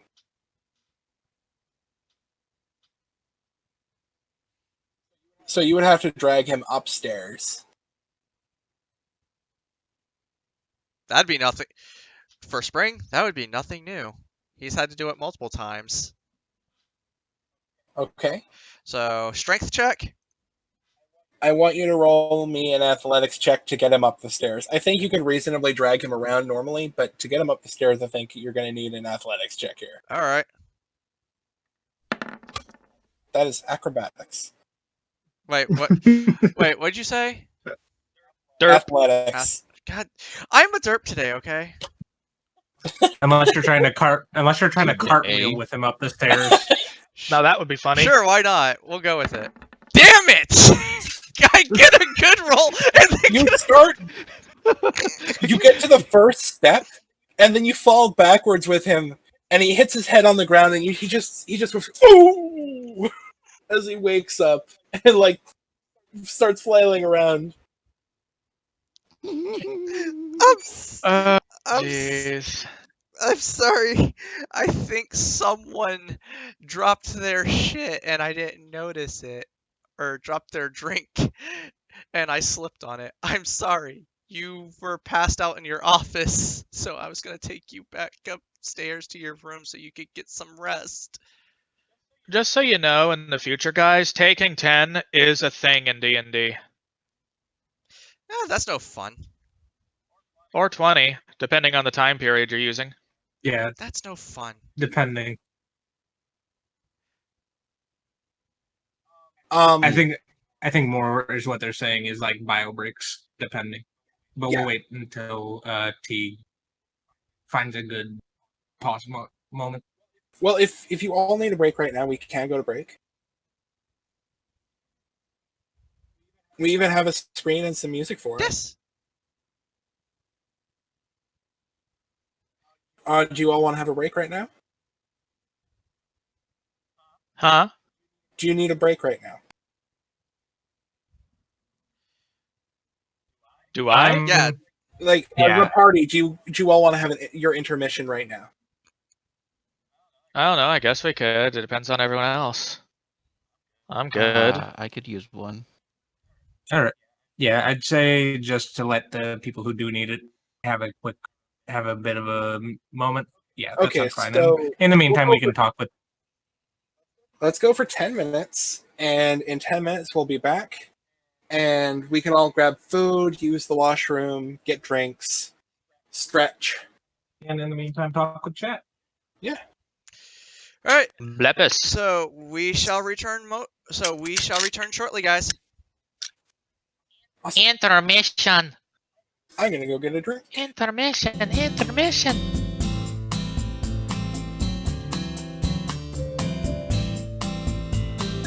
Blepus.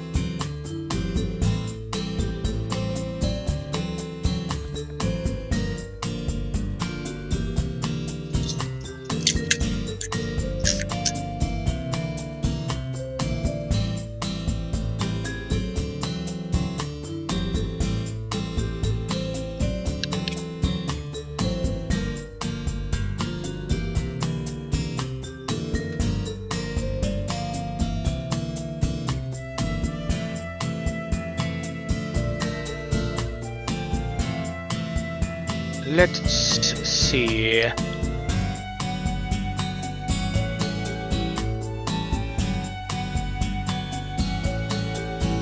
Hey, T-Fox. Vex. Blepus.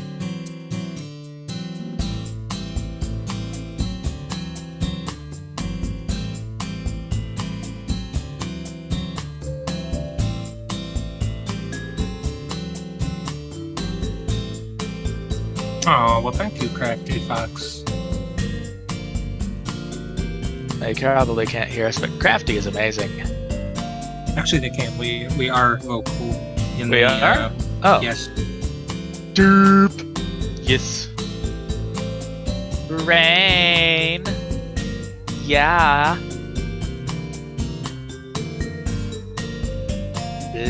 Lapis. Lapis. I don't know. So yeah, they heard you complimenting them. All of your Silliness. Eee. oh no, they can hear us. You're funny. But yeah, Yes, I potatoed. I spudded. I spudded all over the place. That sounds weird. yeah. Sorry, this has taken so long to get up and running, but we did want to put in an actual bit of Story. forethought and story to it.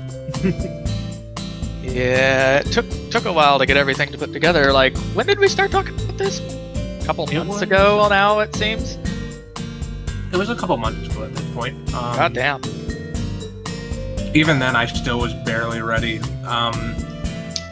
Because I had to sit down last night with T and basically like finish up the last little bits of my character sheet. Neato. Kitty butt. What you want? What you want, kitty butt? Meow. Nice village. Meow. Meow. Meow. The cat's being a cat again. I mean, what else would the cat do? Because Well, of course she's the technically- cat. Technically, Crafty, session 0 happened off stream. We have had Yeah. a session before this. It wasn't in this world though. Session 0 was a non-thing. It was basically something that me and T were running. It was a testing the waters deal, more or less, and at the same time, it also helped at least some of us gauge our comfort level. And what kind of character we want to play? Yeah, we had So- somebody actually end up completely switching characters. Shush. No, it's good. Because, like, it was good because Session 0 allowed you to figure out that, I didn't feel like playing this character, so I played later. The reason why I actually swapped from a ranger to a bard is because in a different campaign, My current character is no longer alive. Oof. Oh no. Big sad. Ye. He was drunk and fell 40 feet and rolled a 1 on his deck save, so he landed on his head and cracked with the neck. So there went the only healer, by the way. Well, that was an unpoetic way to go. Okay. I don't know. It sounds like you probably already bones about that. He's a 320-year-old dwarf Oh my who god. actually was poisoned. That's why he was able to get drunk, like he was. Ah, interesting. Let's see. One of the things that I've been wondering. T, do I remember the sounds of any instruments from memories or things like that? Kind of curious. You maybe remember instruments you've heard before. Probably things like trumpets and Organ, maybe accordion. probably things you would find in the place you came from. So probably things like trumpets, violins, drums. Okay. I was A just whirly pondering gig. if I was going to try to make an instrument at some point just for sport. Everybody loves the whirly gig. Whirly gig. What's that?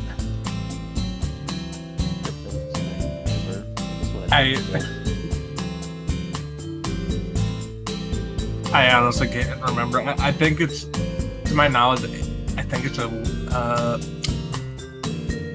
a musical instrument from Sea of Thieves, I think. Don't you mean the organ grinder?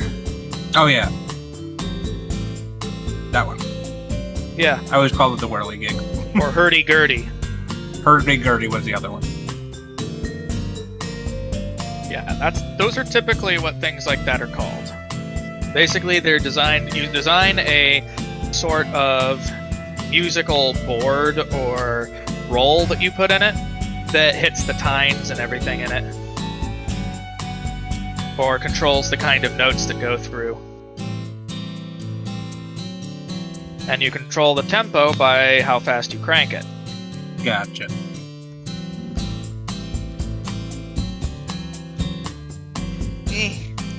Come on. Ah, damn it. You broke it. I didn't want Kazuma, how could you? to. Shut up! This Hey, behavior commit is plan. unacceptable. Are we all back? We're coming up on the 10 minutes, and I think we're all back. Mm-hmm. I believe so. So go ahead and lower the I'm on first for intermission. the most part, Kevin. Lowering intermission. Lepus. All right. See you later, chat.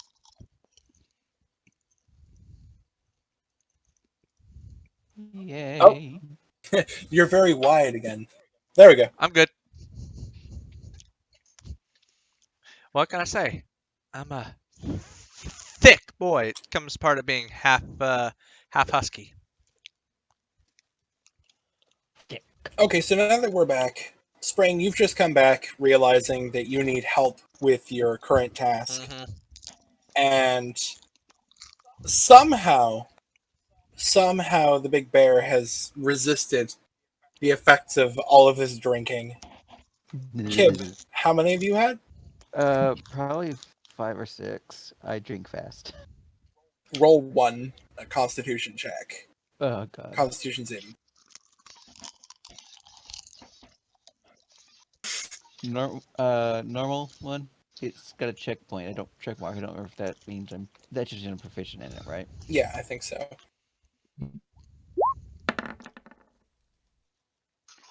You make it. Woo!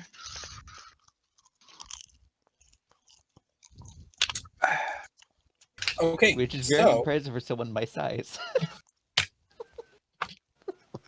You do see Rowan give a nod of approval. Skip just grins. So Spring, what are you doing at this What point? I do? Yeah, what are you doing, Spring? Well, if I remember right, hurting the mayor, or no, I hurt Marco because I tried to carry him to his room and I failed my check. Okay, so you dropped him right at the bottom of the stairs. Thankfully, not at the top. Well, no, Like a sack of potatoes. we fell together. Let me say, can we just have it where he just landed on me, so I take brunt of the damage? No, you were trying to kind of heave him up there, and he fell too, so he took damage. Oh, well, fuck. You've injured an old man. How do you feel? Yay. I'll live. He won't. Oh, You made him fracture his scapular. Oh, God. Scapula. Okay, so Silliness aside, silliness aside, he just kind of grumbles drunkenly and climbs the stairs with a slight limp and goes off to bed. Good night, sweet prince. You just see a very shaky hand flip you the bird.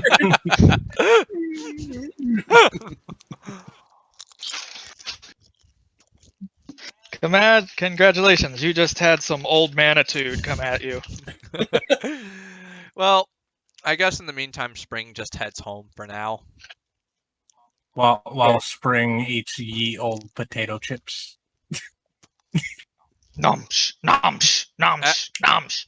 Actually, Can you stop mute one. while you... Sorry. Thank you.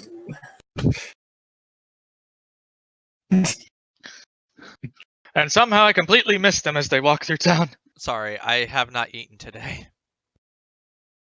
Oh, It's it's okay. all good. Bad Kazuma. No cookie. As soon as this is over, I'm ordering a freaking pizza because I'm starving.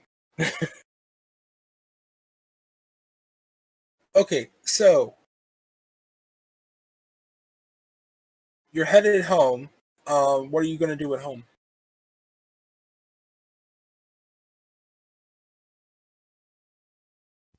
Well, Are you guess I'll greet my parents, take a bath, check my equipment, make sure everything's a-okay, and get some food. Because at this point, Spring is frickin' starving.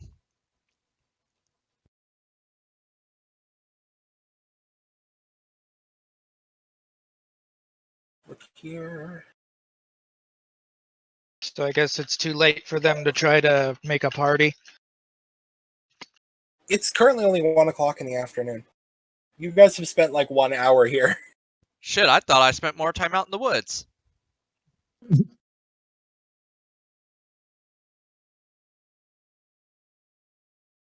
No, this is a very small island. It doesn't take that long to get between places.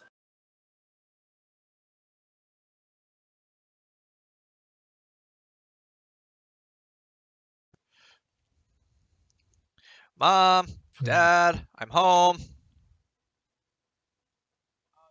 You see that your mom is home, but your dad is probably off somewhere.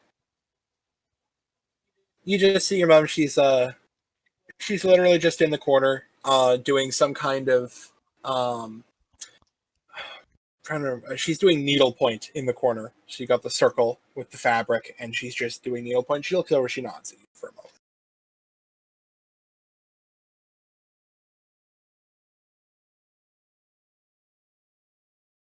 After a moment, Rowan would probably get up from the bar, nod to the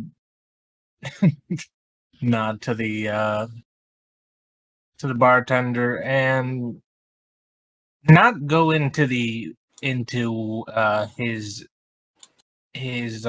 room, but he would walk out of the inn and just start Perusing. Can I sort of do a general like a general perception check and general like Not like I don't know how else to ask. Can I look around? And Where are you trying and to investigate? it's he just kind of wants to see like who's about right now. Like he more or less wants to look around the town from where the inn is and sort of gauge where points of interest are from here.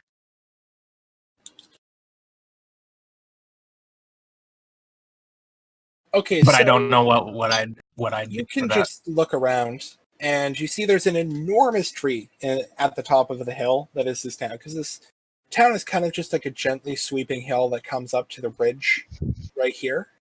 Mm-hmm. And you see this enormous tree. It is bigger than all the trees in the area. It appears to be a really big blue spruce tree.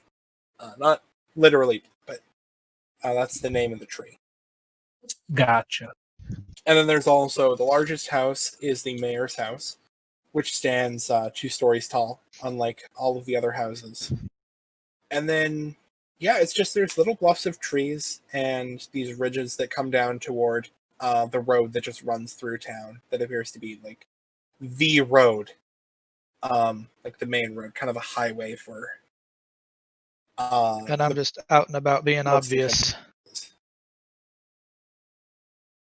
So you probably hear Lorgans around the statue. There's a guard there. Looks very similar to the other guard, with the oak leaf design on their cloth gambeson.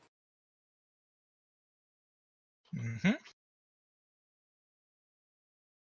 With a bit of a chuff, he sort of proceeds his way over into the general vicinity of like the Luca market and the arsenal, just sort of like making their way to gauge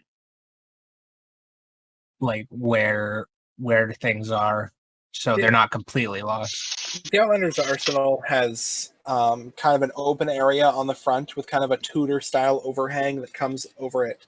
And you see there's a typical blacksmith's forge and somebody hammering away out front. They appear to be a very large dragonborn in a black apron with a chain shirt underneath that. The Luca Market has a couple people who are browsing around looking at, what they're going to be making for dinner. They're trying to buy food. It looks like typical goings on in a village.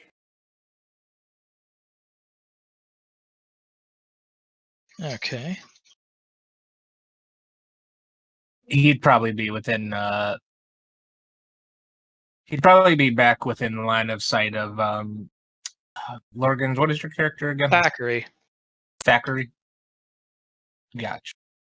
So yeah, they'd be more than likely just looking around and be like, what are you? What am I? Yes. Is that in character or out of character? Yeah. That was him asking, what are you? Turning his head to pay attention, he basically goes ahead and brings up his eyes to lock them with Rowan's and go like, "Oh, what am I? So, basically, I'm at least what I think in my old world might be considered an android. I'm not biological like the rest of you. He Basically, very you see him raise an eyebrow, very skeptical. Just I am an intelligent machine.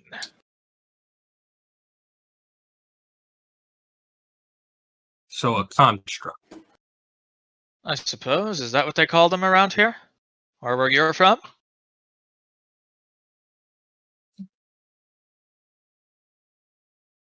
See, out of character.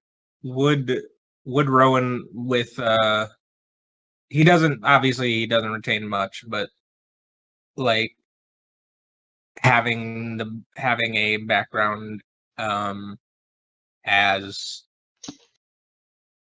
having the background he does, would he have any knowledge of that, or would I have to roll to retrieve any know- knowledge? You know the idea of a construct, but you have never seen one in your life.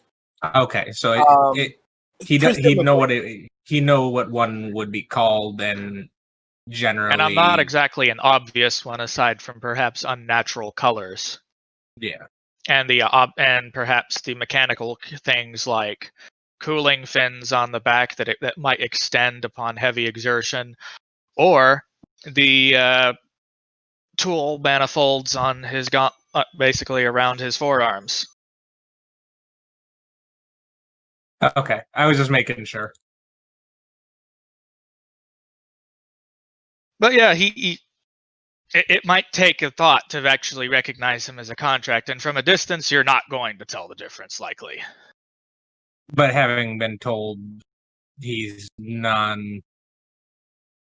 basically having just been told that he is Not living. not living, then yeah, then He Rowan would have probably- been like, It probably looks slightly more convincing than like Commander Data, gotcha. namely because there's fur all over him rather than skin. Well, not fur. It's technically a smooth surface, but shimmering from the shielding may give the appearance of fur. Well, it looks like fur. So Yeah. there's enough obscuring the surface to make it look more natural than like Data's like pale skin. I'm never going to forget that. I hate it part from Data. Anyway, so is there something you wanted to know? Just guess- was curious. Yeah. You didn't have much of a natural scent to you. No, I imagine not. Things like scents, you're probably going to not get much of one at all unless I've been around something else for a little while. But even then, a quick bit of work and scents, stains, dirt of any kind can easily be removed from any article I have. Okay, I'd like you both to roll perception. Roly, roly, roly, roly, press the button. Preferably without song. Aw. You're no fun. Taking away your fun is my biggest joy. I'ma boop your Logan? nose.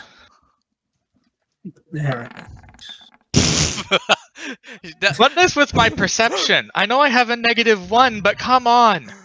Not Lorgan's Thackeray is really cannot get the mental image of a hat out of his head. And it's just focusing on it. He's like, Take hat that was hat, that and I'm gonna hat shove it so down over your weird? muzzle. So that your muzzle busts through it. All right. It's like, oh my god, what was with that purple feather? You're going to become one with that hat. I am going to save up sorry, I all know of this my is a money war and I'm crime. going to buy it for you. Hey, All right. Warm Anyways. crimes. So, Rowan, what you overhear is you overhear two women. One of them goes, "Remember Leo? The outburst the other day, he really ran off into the woods." Rowan's ear flicks at that.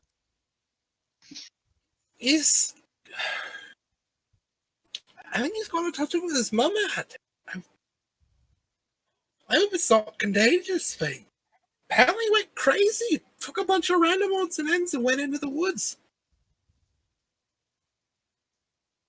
And you see the other one just looks over.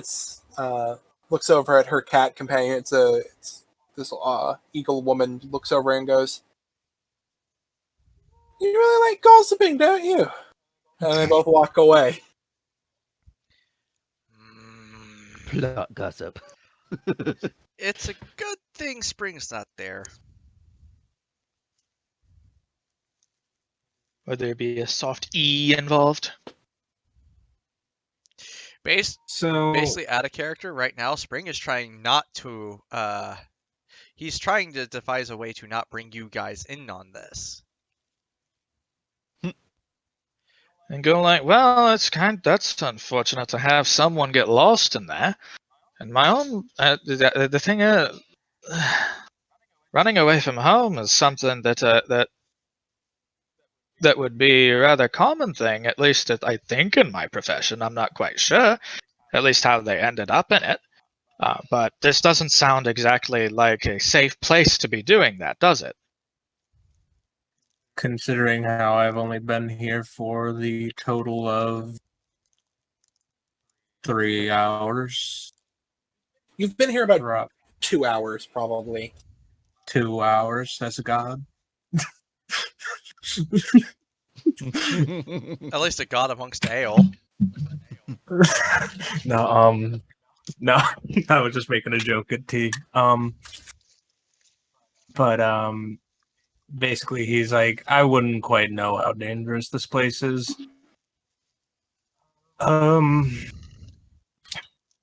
Perhaps we should inquire. Maybe not with her per se.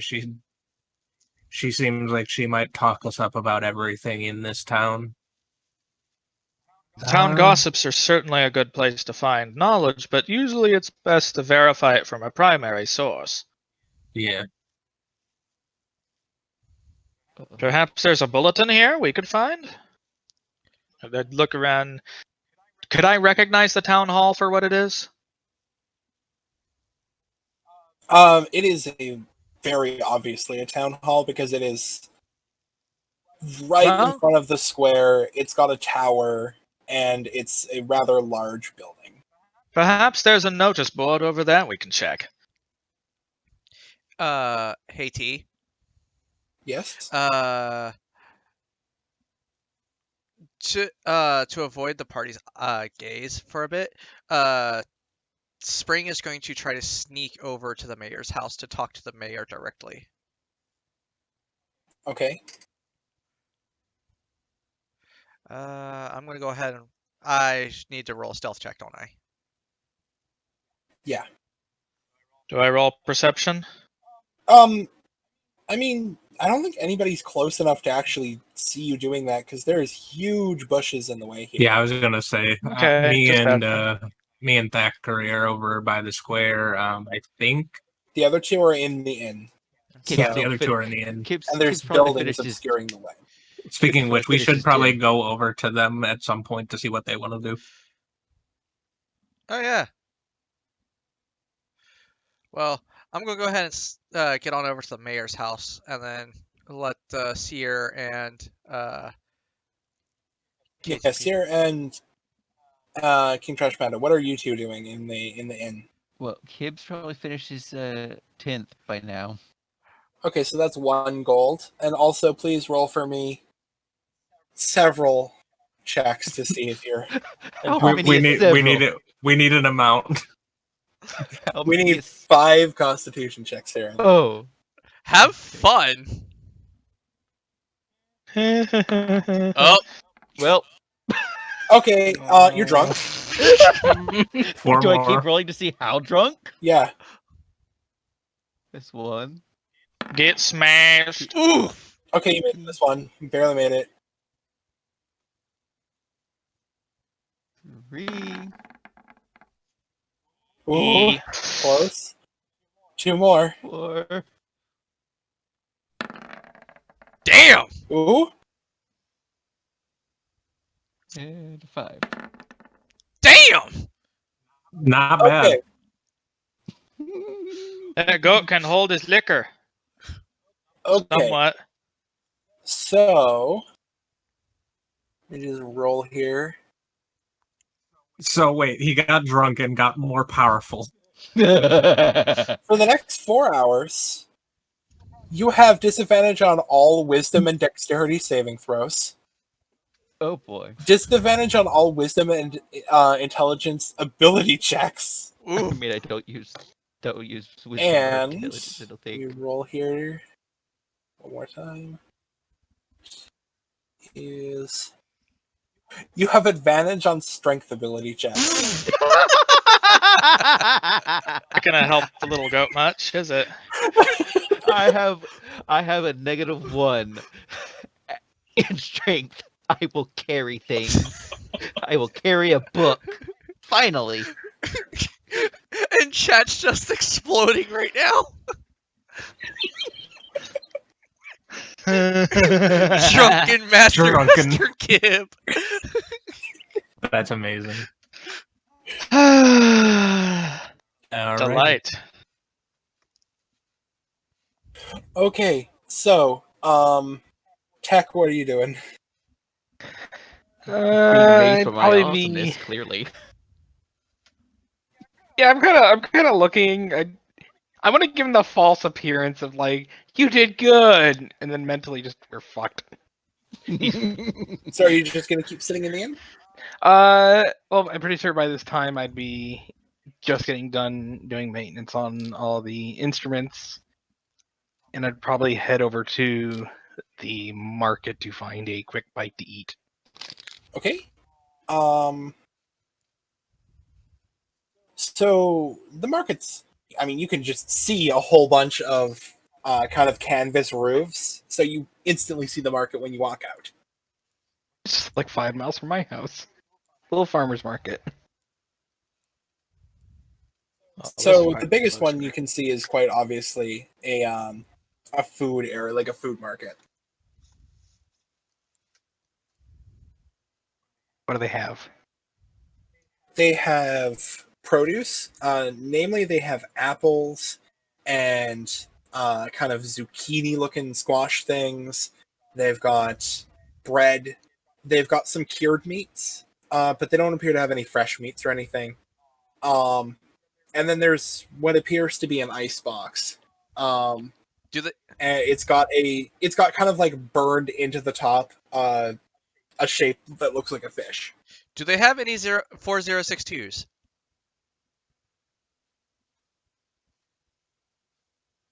What? What? Cucumbers.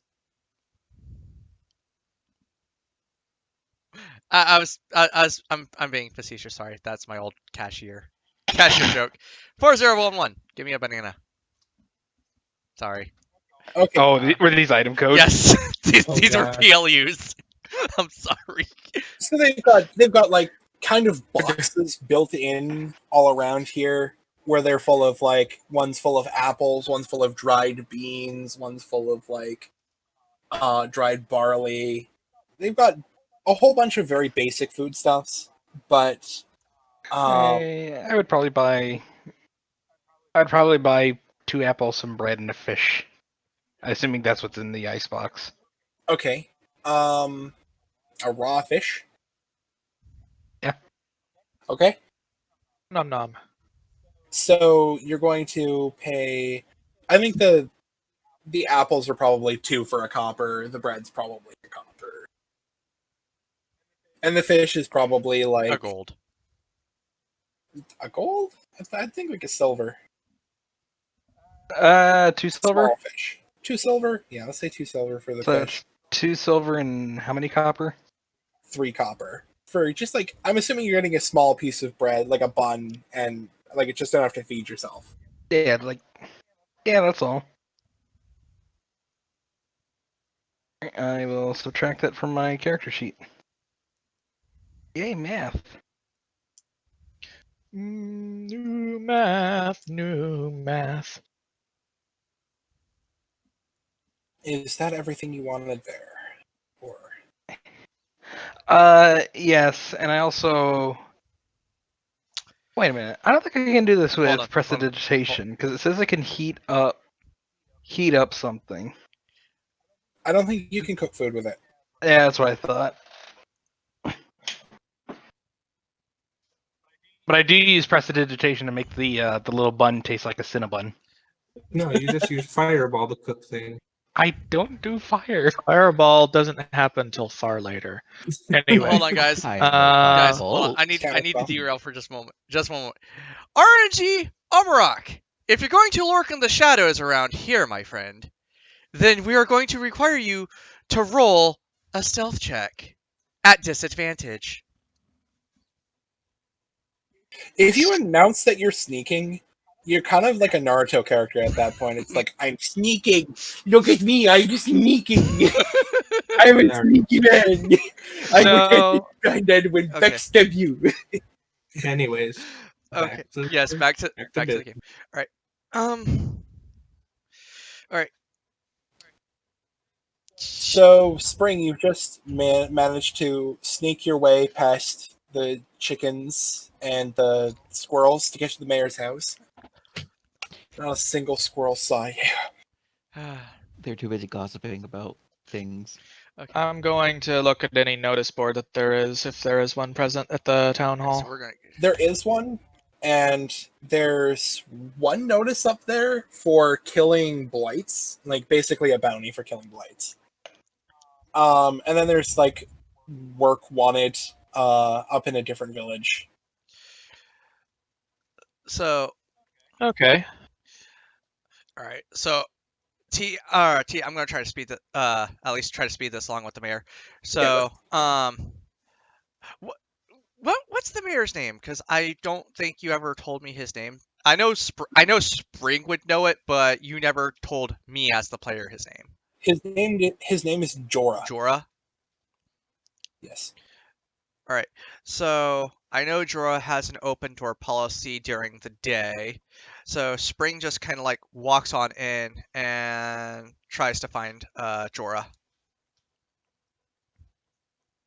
So you find Jorah at his desk, which is the first thing when you walk into his room or walk into his house. It's an office that then leads into the rest of the house. So he's just sitting at his desk with his quill pen, writing out documents and things. Jorah, Yes. it's Spring. Yes, I can see Oh. you. Sorry, you looked a little busy there in your paperwork. So I went and did a little investigation on our missing person. And I assume you found him? Unfortunately, no. However, I do believe I might have an explanation for his more rash behavior as of late. I did also talk with I also talked with Marco as well, and the things that he took from the village do not add up to surviving a night out in the woods, especially not in the safe area where we have. I noticed other prints in the soil leading him deeper into the woods. And I mean the forlorn woods, where most of us have never even been to. As you say that, the mayor is taking a drink from kind of a water skin looking thing, and as you say forlorn woods, you just hear he just goes and wine goes all over his documents. Rip.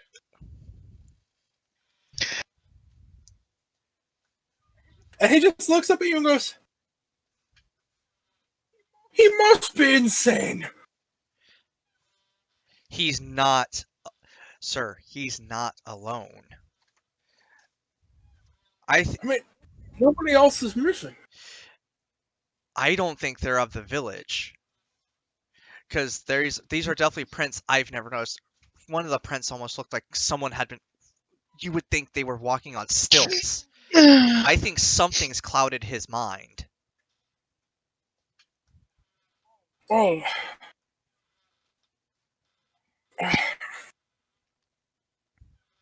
this is a problem. I'd get you and Rickard to do it, but you know Rickard was injured last week. Yes, I know. During a small sparring match in the square. Look, Well, it doesn't help that you pushed him over the well and then into it. it was an accident, Jorah. Well, I'm going to have to get out the red ink for this, and you see he goes into his desk and he just like wipes off his face and he pulls out like a piece of paper Look, and you see he's like scribbling something with his quill pen as you are talking to each other. look. I'm gonna grab the steer that we rescued about a month ago, Kib. I'm gonna take him, and I'm gonna take the other 3, and we're gonna go into the woods, and we're gonna find Leo and bring him home. Or wait, no, no. Because Did you just call me a steer? Seer. Oh, Marco gave me a enchanted item. I'm gonna bind him up. I'm gonna take him to the temple. We're gonna have the priests look at him because I'm pretty sure something has overtaken his mind. Something is not right here, and and we've and I've got to get this taken care of, or the whole village could be in danger. So as you're doing this, you see the mayor is dripping some wax from a candle on his desk onto the document, and then he takes out a stamp, and then he's just like, and stamps it right on the paper. And you see he gets up, and he starts hobbling out, and he says, "Walk with me," as he's walking. While And he they're starts doing that, walking toward the town hall. No. while they're doing that, I'm examining that notice, and would I know anything about twig blights from their description on it? Roll Arcana. Arcana. Now this is something I can actually frickin' do.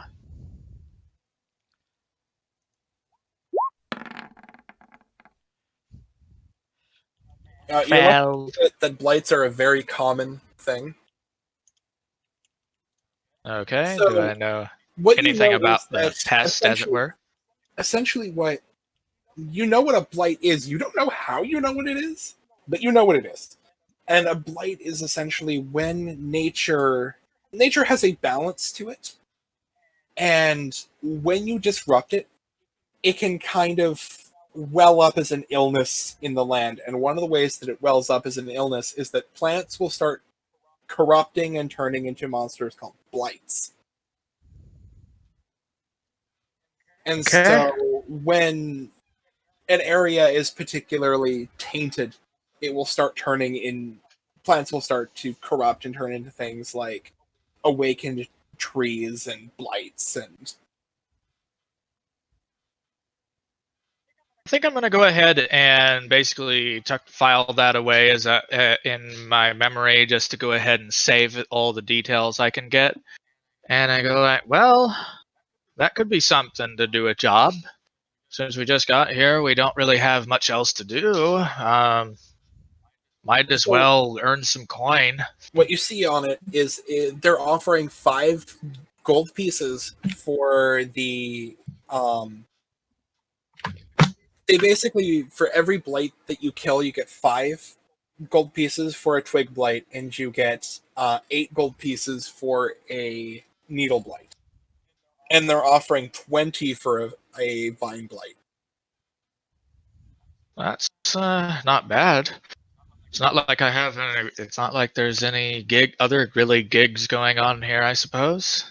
I look over at So- Roan and say, "What do you think of this?" I think it's them wanting to get rid of the local danger.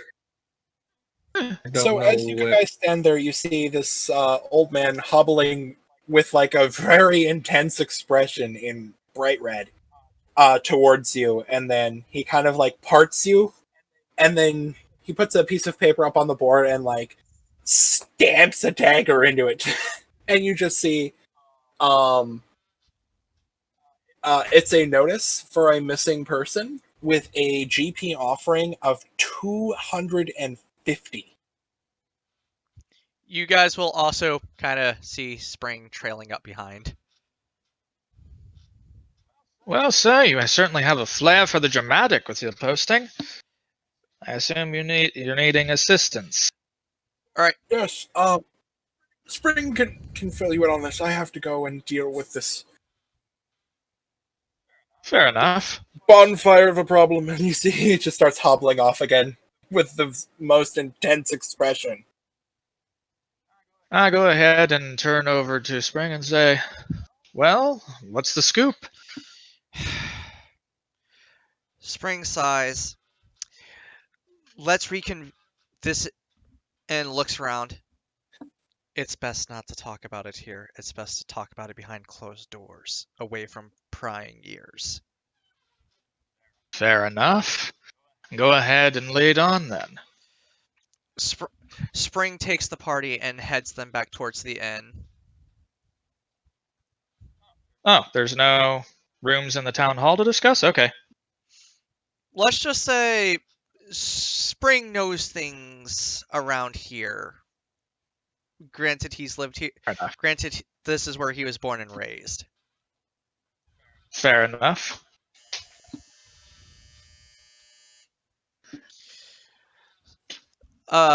So, are you all heading to the inn? Yeah, I'm heading there with him. Okay. Yep, we're all following. When you get into the inn, one thing that is clearly apparent is that there is a large map on one of the walls, and it's got some like push pins in it and things that people have marked things off.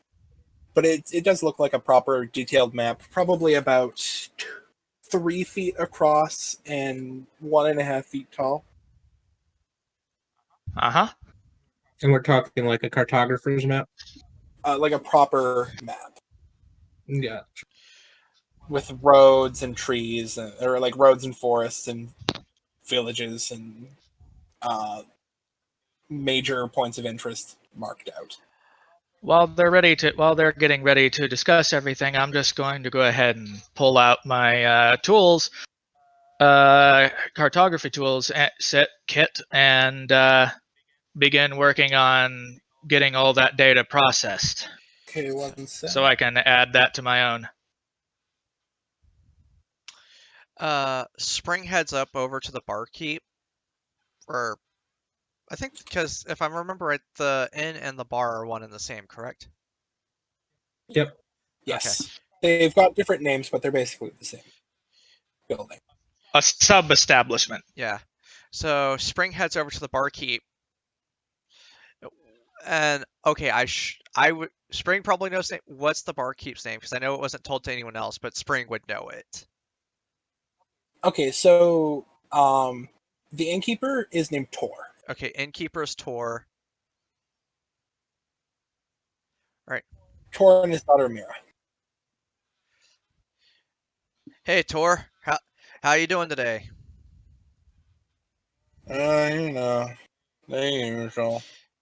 I know. So, Tor, I'm gonna take these 4 with me, and I need use of the back room. Oh, okay. You're not gonna do that thing back there again, are you? No, let's just say I have a special request from the mayor and Marco that requires the utmost discretion. Okay, just promise no more alchemy kits back there, okay? You have my word. Okay. He just like slides an iron key over to you and points to the back door, or the back room. Spring grabs the key and motions for the others to follow behind. I do so. So After I've gotten a good bead on the thing. basically, you don't have enough time to copy a full map for it, but if you want to see the map, Well, I think I managed to get most of the major landmarks and the lay of it, but maybe not the small ones, right? yeah, Kib this struggles is to the get off map that this- was on the wall. Kib struggles to get off the stool. He manages to finally. I help pick him up. Drunk, go. You're tall. I'm assuming that with my memory, I can basically just use the tools to reproduce the map at any time.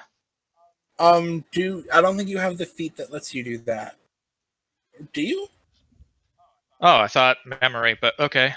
I thought instant recall is a feat. Oh, I don't Keen mind, remember I what think. it's called though.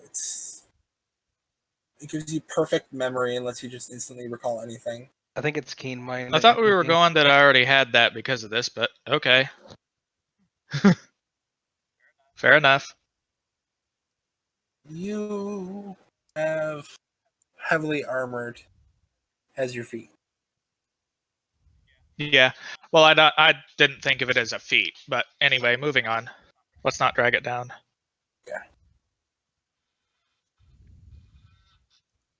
So you all go into the back room, and it's basically there's a table and a whole bunch of like barrels around it for people to sit on, and some like dusty old playing cards and a candle, and the rest of it's just kind of like racks of clay jugs, and that's about it back there.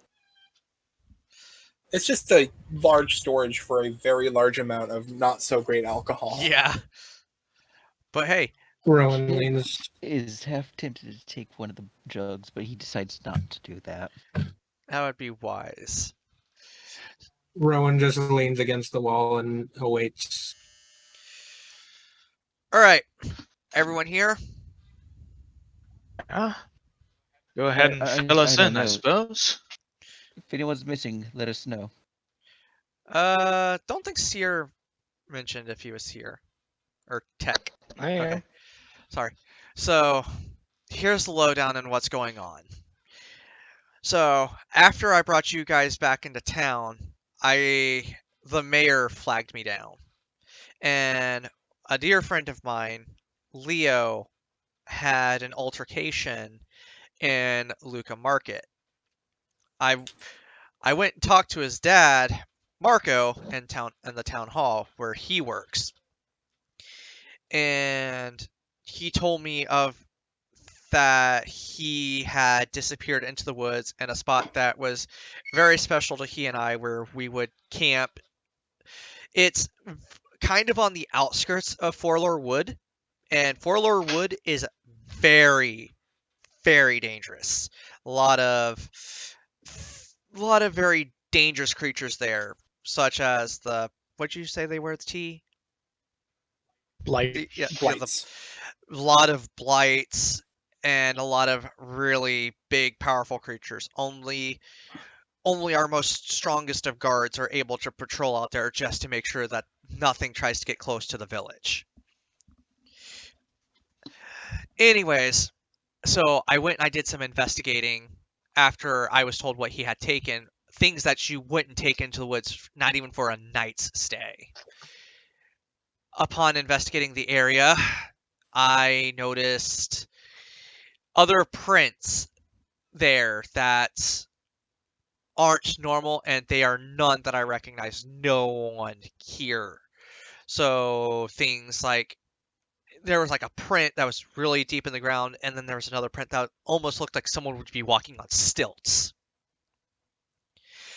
So I can see that this village is hardly the the idyllic place that it seems on the outside. Then, Well, from what his dad had told me, is that he thought that the mayor and his dad were attempting to do him harm, and I believe that something has clouded his mind.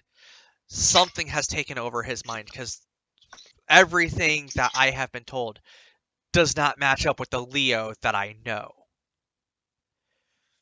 I can understand that.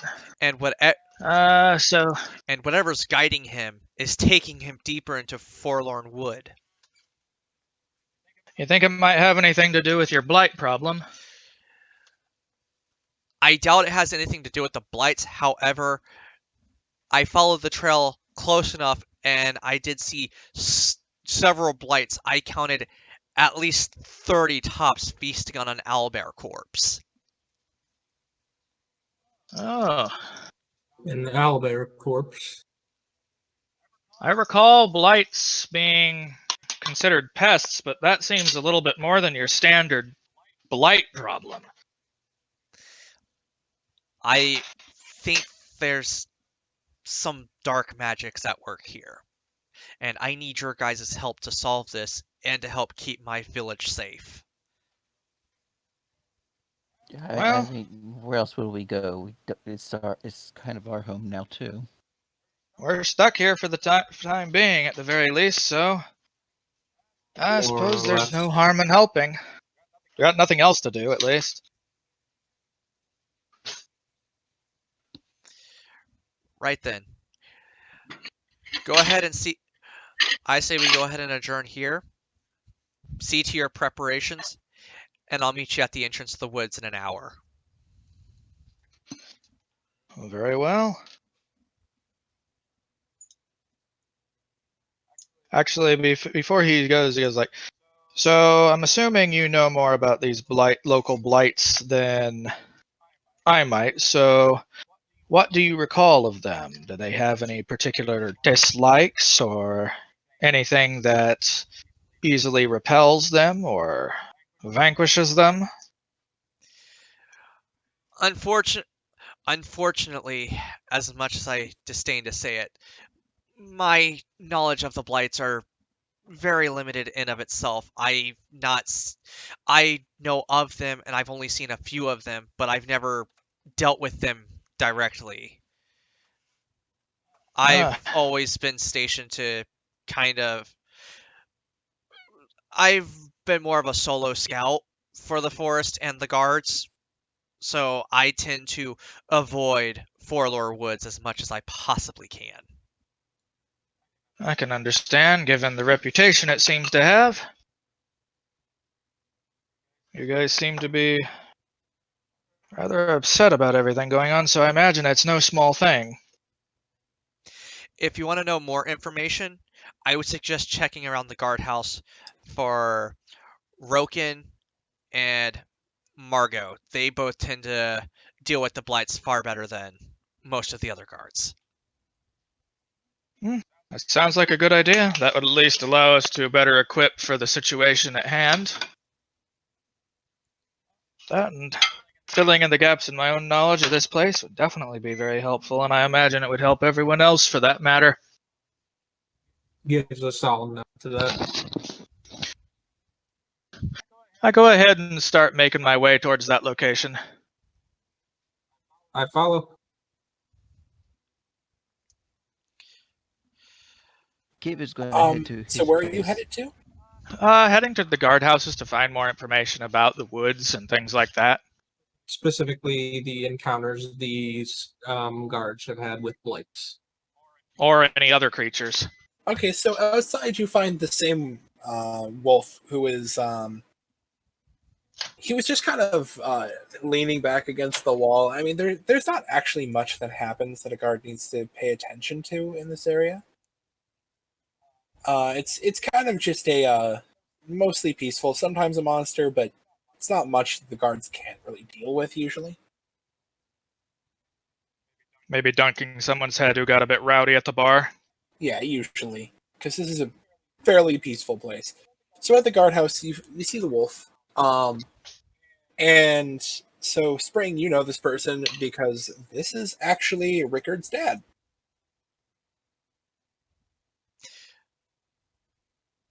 What was his dad's name? Um, I forgot the name that you said, and I figured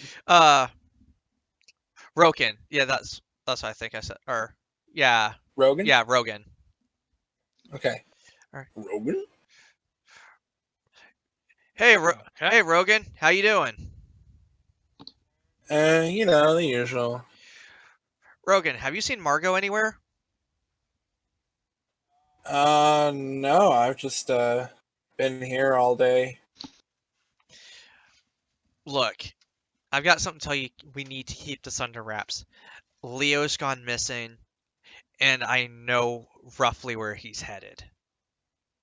Oh, everyone knows he went missing. Remember, Yes, I know. gossip, small town. I know, but he's gone deeper into the Forlore Woods. Oh fuck. And the prince I saw, are leading him towards the mountain. Well, I banned Rickard from, adventuring. You boys are too rowdy. Rogan, it's no one from here. I saw other prints of people that aren't from this village, and and granted his outbursts that Marco told me, he's not acting as the same Leo that we all know. Let alone the items he took would not be the kinds of items that you would think to take if you're just going out to get away for a little bit, say a couple days. So how can I help? I know that you and Margot have gone out and dealt with the blights in that area.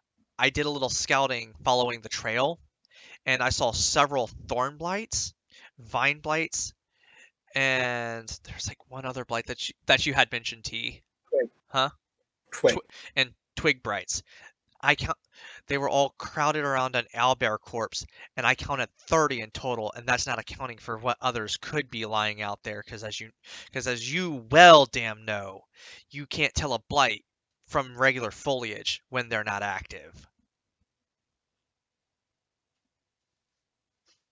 Well, what I'd recommend is keeping on the road because, blights can only see so far. Like, they don't have eyes, but they kind of just know when you're near them. So if you keep on the road as far away from, bushes and things, less of them will see you.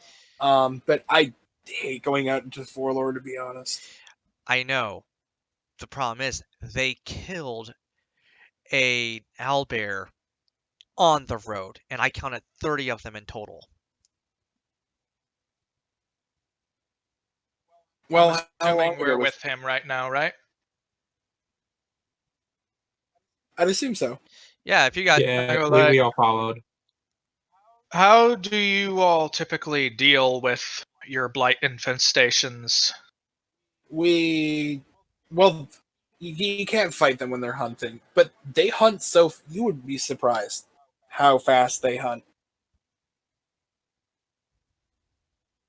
Really?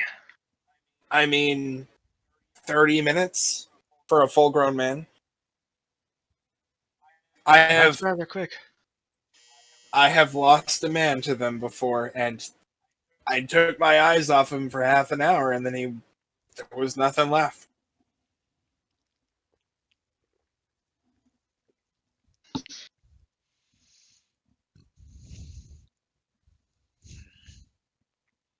My recommendation is that you wait for them to be done and then pass by. They should be pacified if they've just eaten. And if they aren't, are things like fire appropriate, or is the wood Oh, a bit too dry? They're dry. They're dry as kindling, so they'll go right up. Given the season, is it significantly moist enough that the rest of the forest won't go up in flames with it?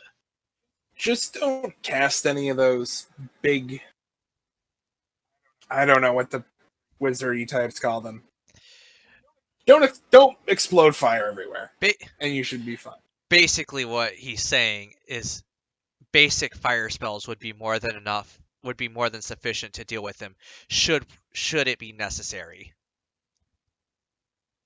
Fair enough. Also, don't go throwing alchemist fire around, because, I think what they're getting at is keep the forest intact. The elementals would appreciate that greatly. Fair enough. You just see the guard. He rests his spear against his shoulder. He puts his fingers together, so kind of like the Mr. Burns hand pose. But then he bows and he says, 5 spirits be with you.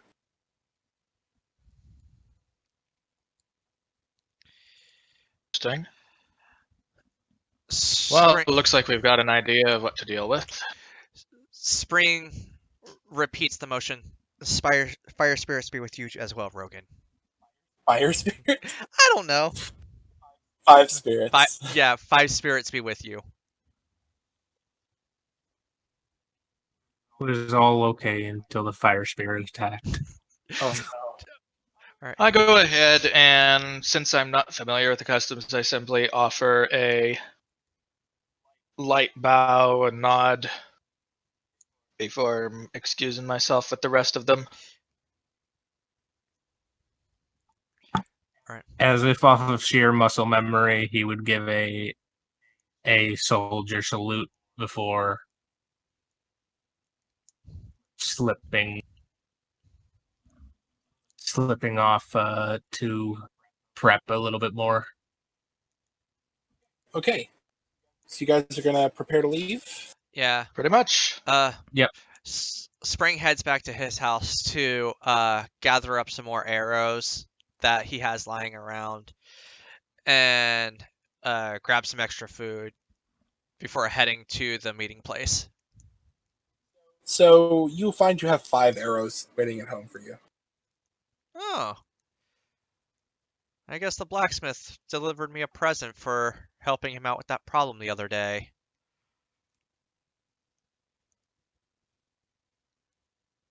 Yeah, Gib went back to his as well. I don't know where he lives. I don't remember He what we lives said. in the attic at the town hall, remember? Oh, that's right. That's right. I thought so. I was not 100% He's sure. the town lightning rod. Oh, yeah. And in the meantime, Rowan is just going to be standing near the tree right at the entrance of Forlore. Here? Do you mean? Up here? Yeah, right there. Oh, right here. Okay. Okay. So, I'm going to be heading over to the arsenal to go ahead and rearm as appropriate. are you looking to buy things there, or? Buy and maybe even make adjustments to gear. Okay, so as you walk up, you see there's a rather large red dragonborn in a black leather apron, hammering away at a sword on an anvil. The sword is still glowing hot, and he looks up and he nods at you and keeps going at what he's doing. Okay, I go ahead and first of all start taking a tally of what I need. I'm going to go with 12 bolts, first of all, if they're available. As well as, quick question, given the nature of how I set up my stuff, is it possible for me to adjust my quarterstaff's head to actually perhaps have an axe blade, if need be? That would take time to do. Not that much time? I'd say that takes you at least an afternoon to do. Okay, did we have a meeting time, or how much time we were going to have? I said I'd be there in an hour. Mm-hmm. So not enough time. Yeah. All right, then in that case, I might go ahead and see about getting the head I was planning on using it with a small handle, because a good hatchet's or good broad hatchet's never a bad idea to have. You watch the dragonborn. He pulls out. Are you playing your Switch? I'm just keeping an eye out for Crystal Chronicles. I want to just pre-order it. Okay. So, basically, as you walk closer, he takes the sword and, as he's hammering it, it eventually cools down, and then he takes it and he puts it next to the forge so he remembers to put it back in there so we can heat it back up. And he nods at you and says, "Hey, how's it going?" And you see, this Dragonborn is, we'll say in human years, probably about 25. Mm-hmm. And he's rather muscular. Hey, good afternoon. I need to go ahead and pick up some supplies. what do you First of all, I need to get some extra bolts.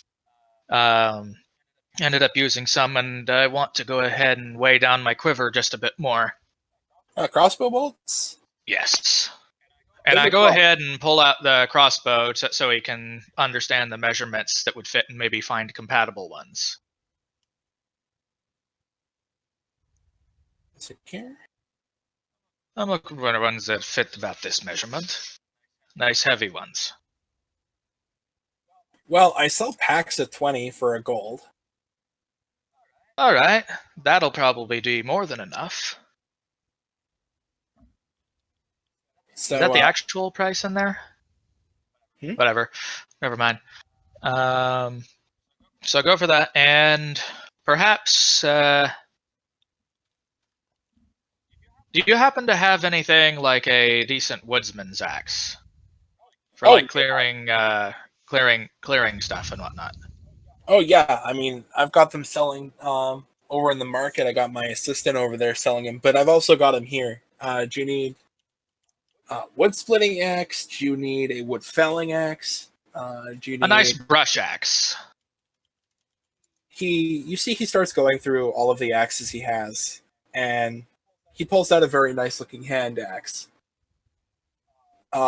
It's got like kind of an oiled wood handle, and kind of a blackened metal chopping head. Lovely. That should do the job nicely. Like the choice of handle. And what total might we have for this today? One moment here. Wow. I'm trying to look up the actual price on this item, and I can't find it. One sec here.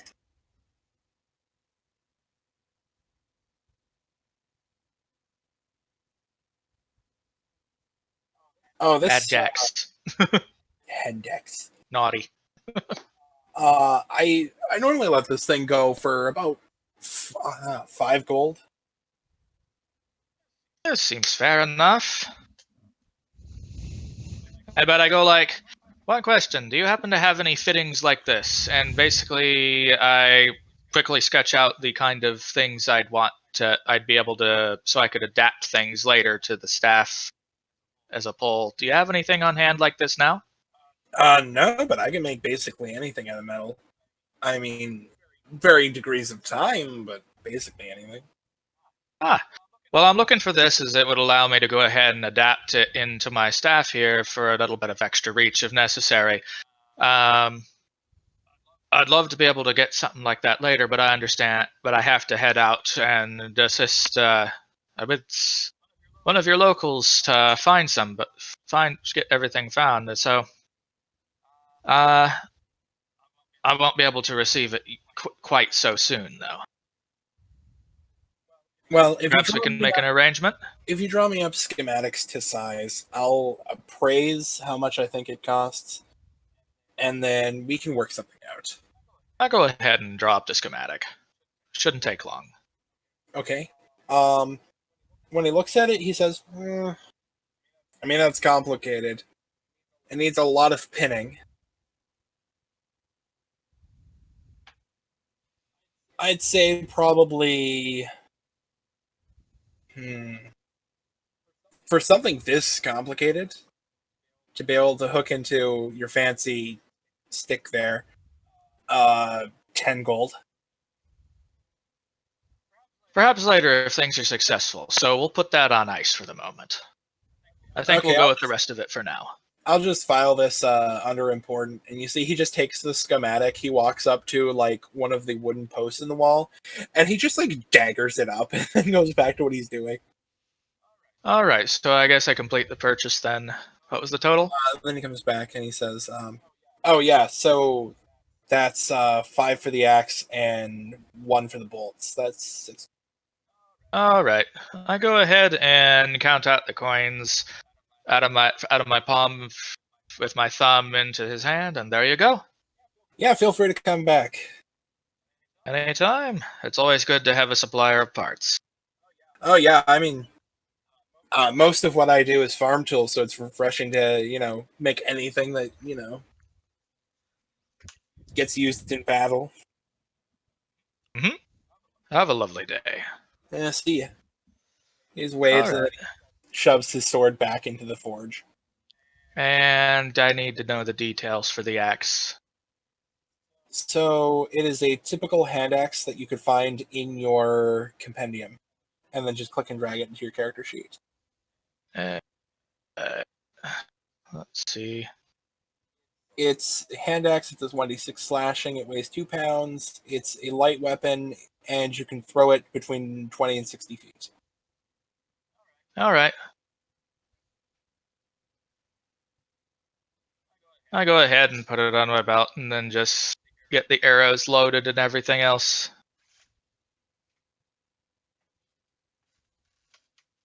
And head on out Okay. to meet up with them. Are you all going to meet on the edge of the wood now? Yep. Yeah. Check. What's up? I would probably head Meeting to. up with everybody on the edge of the wood. I would, but I'm gonna stop at the arsenal and see if they have a dagger. Yes, they definitely have daggers. Stab, How much stab, are stab. Look here. You see, the big dragonborn. He looks at you. He gives a smile and a nod. And he's like, "Huh, we're gonna get you." A dagger if you can. Oh, what kind of dagger? Fancy, simple. How do you One find that ya? flies well. Huh. You see, he starts rummaging around a box and he pulls something out and he balances this dagger on his finger and then puts it down and says, "This is just 2 gold. I mean, it doesn't look pretty, but it'll do the job, eh?" If it does the job, it's good enough for me. I'll take it. Yeah, here you go. It's 2 gold, but I'll knock 2 silver off the price for you. Seems fair to me. Actually, I just gave him 2 gold and said, "Yeah, go ahead and keep it." Okay. He slides the dagger over with a leather scabbard.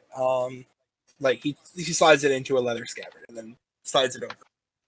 It looks like it has kind of a belt hook on the back of the scabbard, so you can attach it to your equipment. Right, and I would do so on my way back to the meetup area.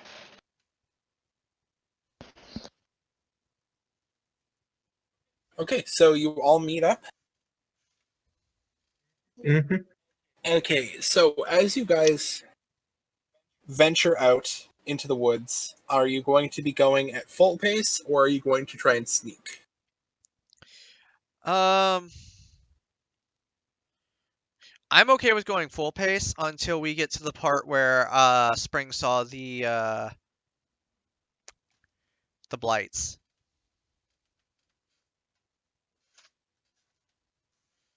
All right. Do we want to? Do you want us to set a marching order? You can, yes. The Uh, road is wide enough that you could all walk side by side, but Remy would probably take or Rowan rather. Rowan would take point. I'm probably walking next to Rowan. I'm probably sticking towards the middle. As would Tech. okay, so you start approaching the area where Spring saw all of these blights. And you see in the middle of the road is a pile of bones surrounded by just dust. And it appears to be owlbear bones. Rowan glances back at Spring and says, "Didn't you say there was an owlbear here?"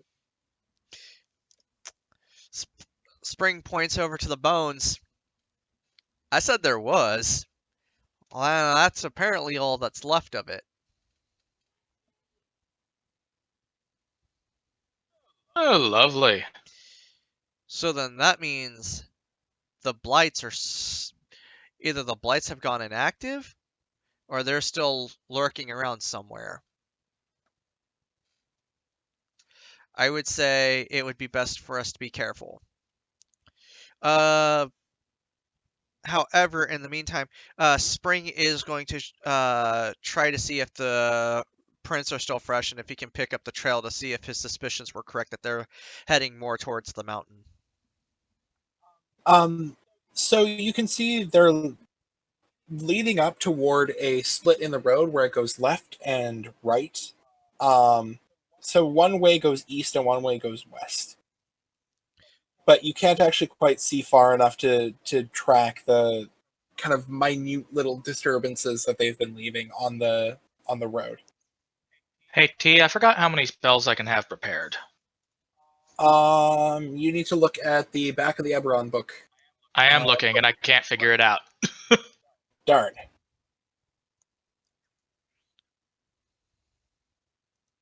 Never mind, I think I found it. I thought you had your Intelligence plus half artificer level rounded down. That's 4. So 4 different spells. Okay. Go ahead.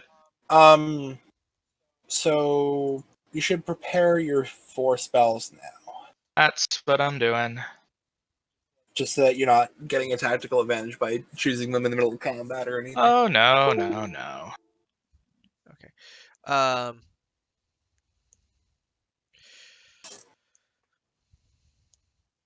All right. So from where we're at right now, I can't tell where they're going then. Yeah, you'd have to go further up towards basically where the owl bear was killed, because the owl bear's corpse is right on the fork in the road.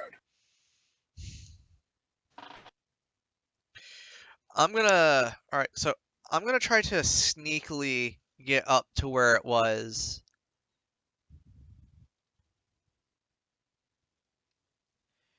Okay, so roll stealth.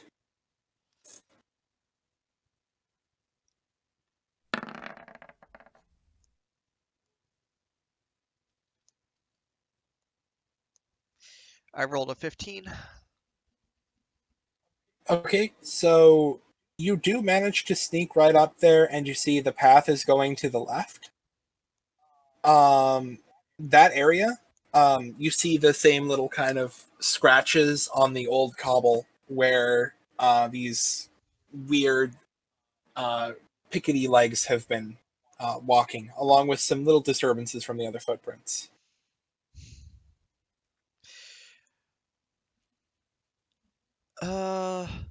Okay. I'm good. Can I try to can I attempt to sense and see if I can if the blights are anywhere nearby or if there's anything like on seeming? You can try What do I need to roll for you? perception. Perception.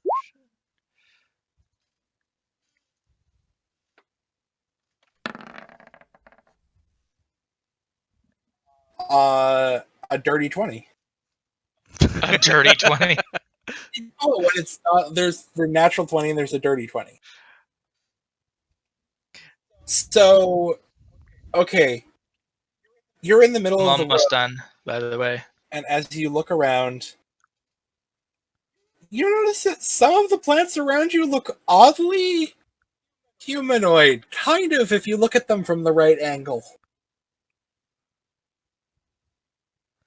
That's a problem. So,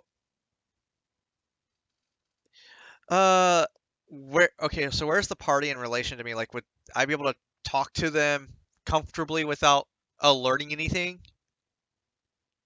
They are about 35 feet away from you. Okay, so no, I'd probably have to shout for them to hear me. That would disturb everything. Most likely. Okay, so I'm gonna go ahead and attempt to sneakily make my way back to the party to let them know what I've found and what I've seen. One interjection. we need to help Remy because he wanted to expend hit dice in that time that he was in the bar. You can do that. What would be the term? Retroactively. Alrighty, so just tap hit dice. Yeah, you roll 1 hit dice and you add your Constitution modifier, and then you add. Then that's the amount of health you regen. Wow, you regen 14 HP. Which is 3 from the 23 I had, or from the 20 I had. Yeah. Jesus. So Because I don't get temporary HP unless a high level bard talks to me. or you get drunk. Getting drunk can give you temp HP. Interesting. All right. This is in the official rules, apparently. It's a side roll, but what was I get here? Also, I need to look at your rage feature because you did ask about that. You're Well, saying you I- can see I have one more spell I'm putting in just so you can see it, T.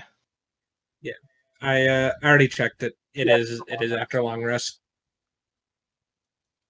I'm checking over your spells. So you've got. Okay, I see the 3 of the. You can attune 4 spells, right?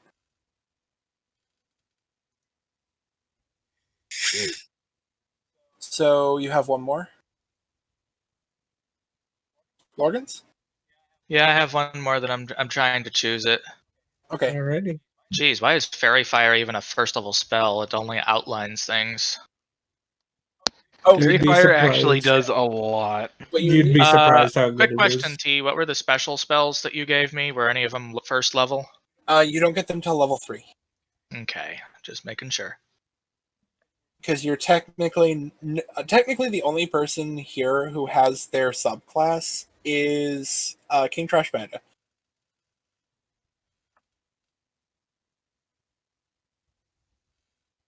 Oh, I thought I was muted this whole time. So you're a storm sorcerer, but everyone else is currently their base class. Yeah.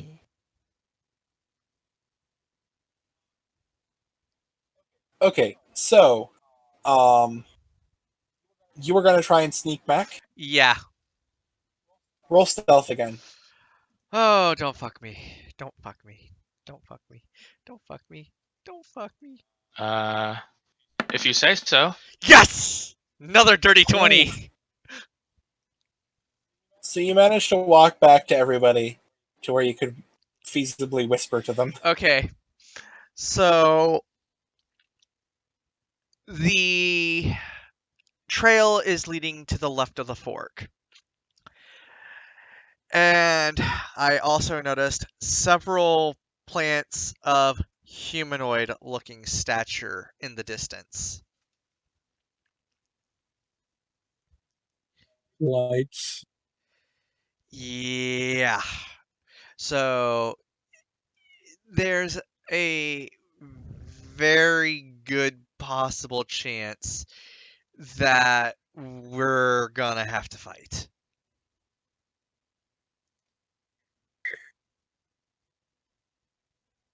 Wouldn't be anything new in this place. Came in fighting. Let's keep going. Af- There, I put them all in, T. Awesome, thank you. Spring nods. Well, Lead the way, Rowan. lovely. And I assume we marched in the direction Spring described. Yep. Are you going to attempt to stealth? I mean, if everyone else thinks so, but Rowan wouldn't think to at least. Okay, you You could might need to be reminded. You could just march in and try to be ready. Yeah, that's essentially.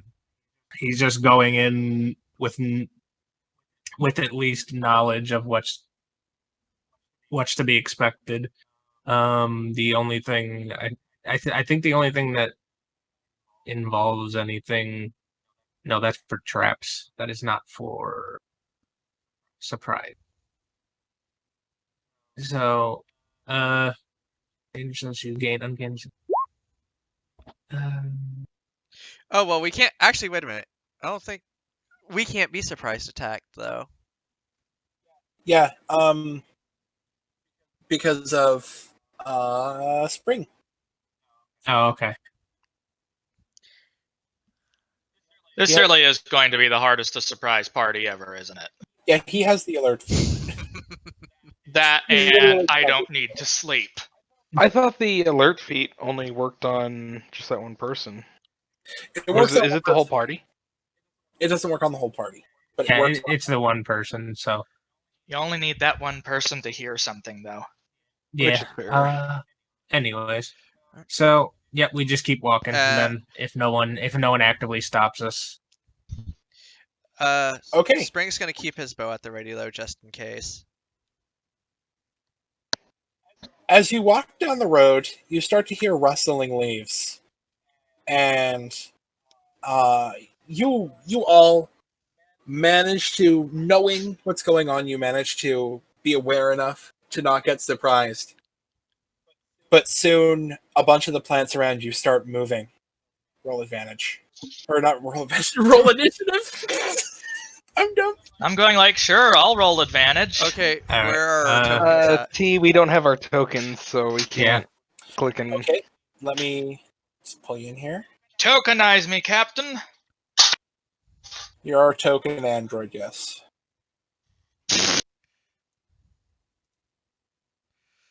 he is the gur of the party.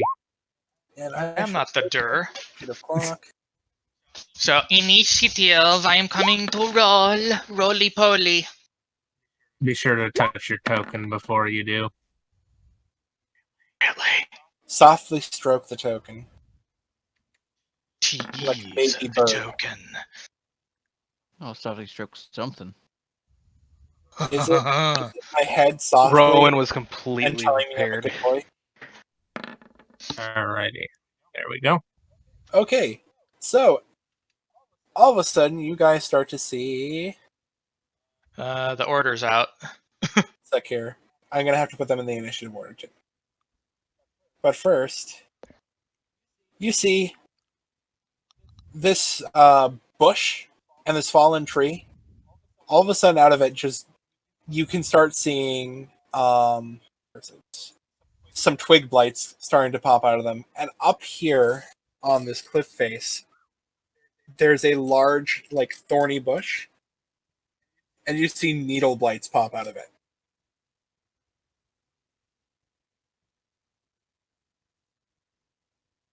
So, I gotta go to the correct layer. Here we go. Lee. Wait, weren't we not supposed to have battle music? I thought. Well, let me take care of that real quick. The T-Fex has not been playing his music. The first one, I just wanted to have, like, that, but I did prepare this.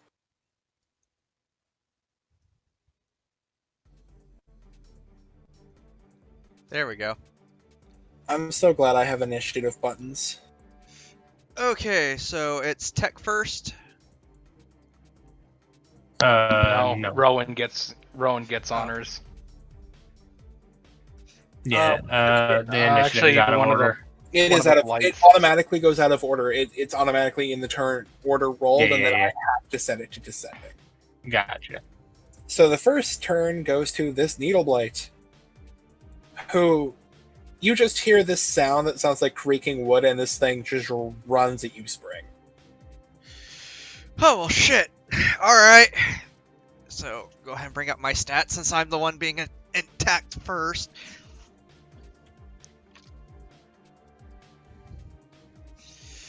Also, Does okay. a 23 hit? What? Does a 23 hit? Ow! Yes, yes, it does. Going like, owie! Oof. So you're taking 10 piercing damage from this. Ow! That's half my HP, you bitch!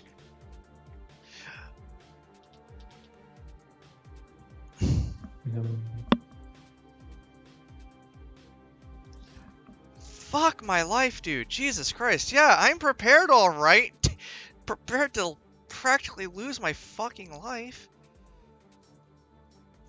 Alrighty, and then what? Does it have anything else I can do? Nope, it's Rowan's turn.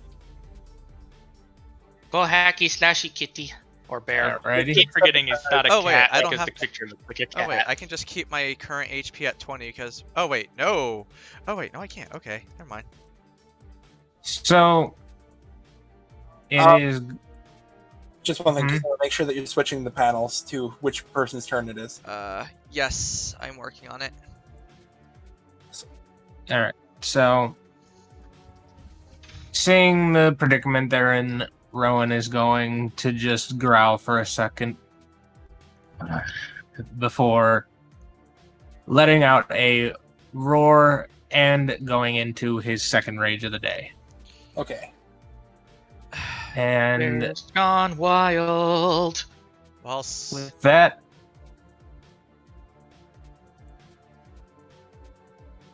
let me see. I need to get real quick. Time for assault. Where is the ruler?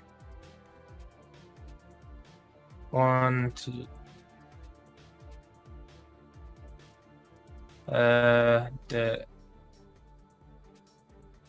And I have 30 feet of movement. Yes. All right. So, I have to go back to grabbing.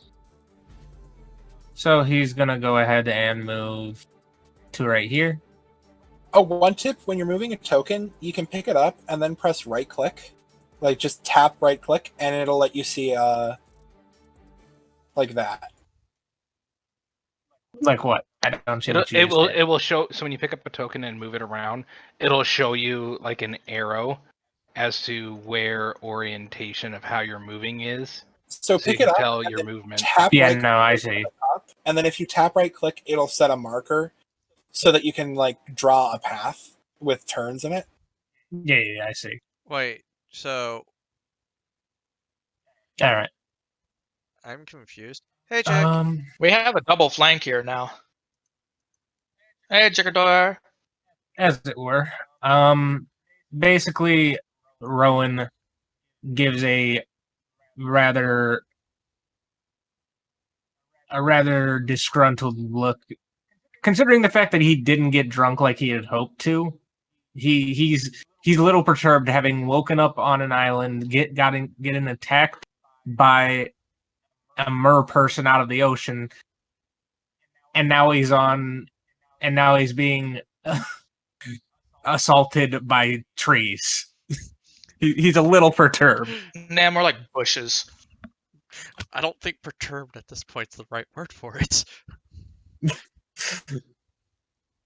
But as it were, Absolutely incensed. yeah, no, he's gonna go ahead and attack the one that just attacked Spring. And do I roll with advantage?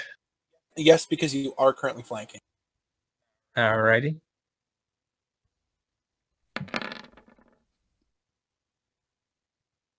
Alright, so That's a miss. miss. Alright. Rip. And I believe that's all I can do because I use bonus action rage. You used your movement, most of it. So that's it. Okay, next is this Twig Blight that's going to run up and go. It's going to run up, making weird noises. And it's going to try and smack you. Attack. And it does a 6 hit? No. Okay. I don't think anyone has AC that low. I think your default AC is 10. So. Yeah, your default AC is 10. Like, come on. I've got 16 currently, and if I added a shield, it would be crazier. How are these things look? They look dry, right? Yeah, they look like they're made out of basically dried dead wood. And they're about the size of a halfling. Size of a halfling that practically almost fucking killed me. Excuse you. No, the thorn blights are about the size of the average human. Oh. So I have a question for you, T. Feel free to Yes. say no to this. Since it's, basically just, flinders like kindling tool, could I use prestidigitation on it and light it on fire? No, because it's alive. That means it can consciously resist your attempt and try to prevent you from doing so. Yeah. Had to try. Then I'm going to stab it with my rapier. Do it.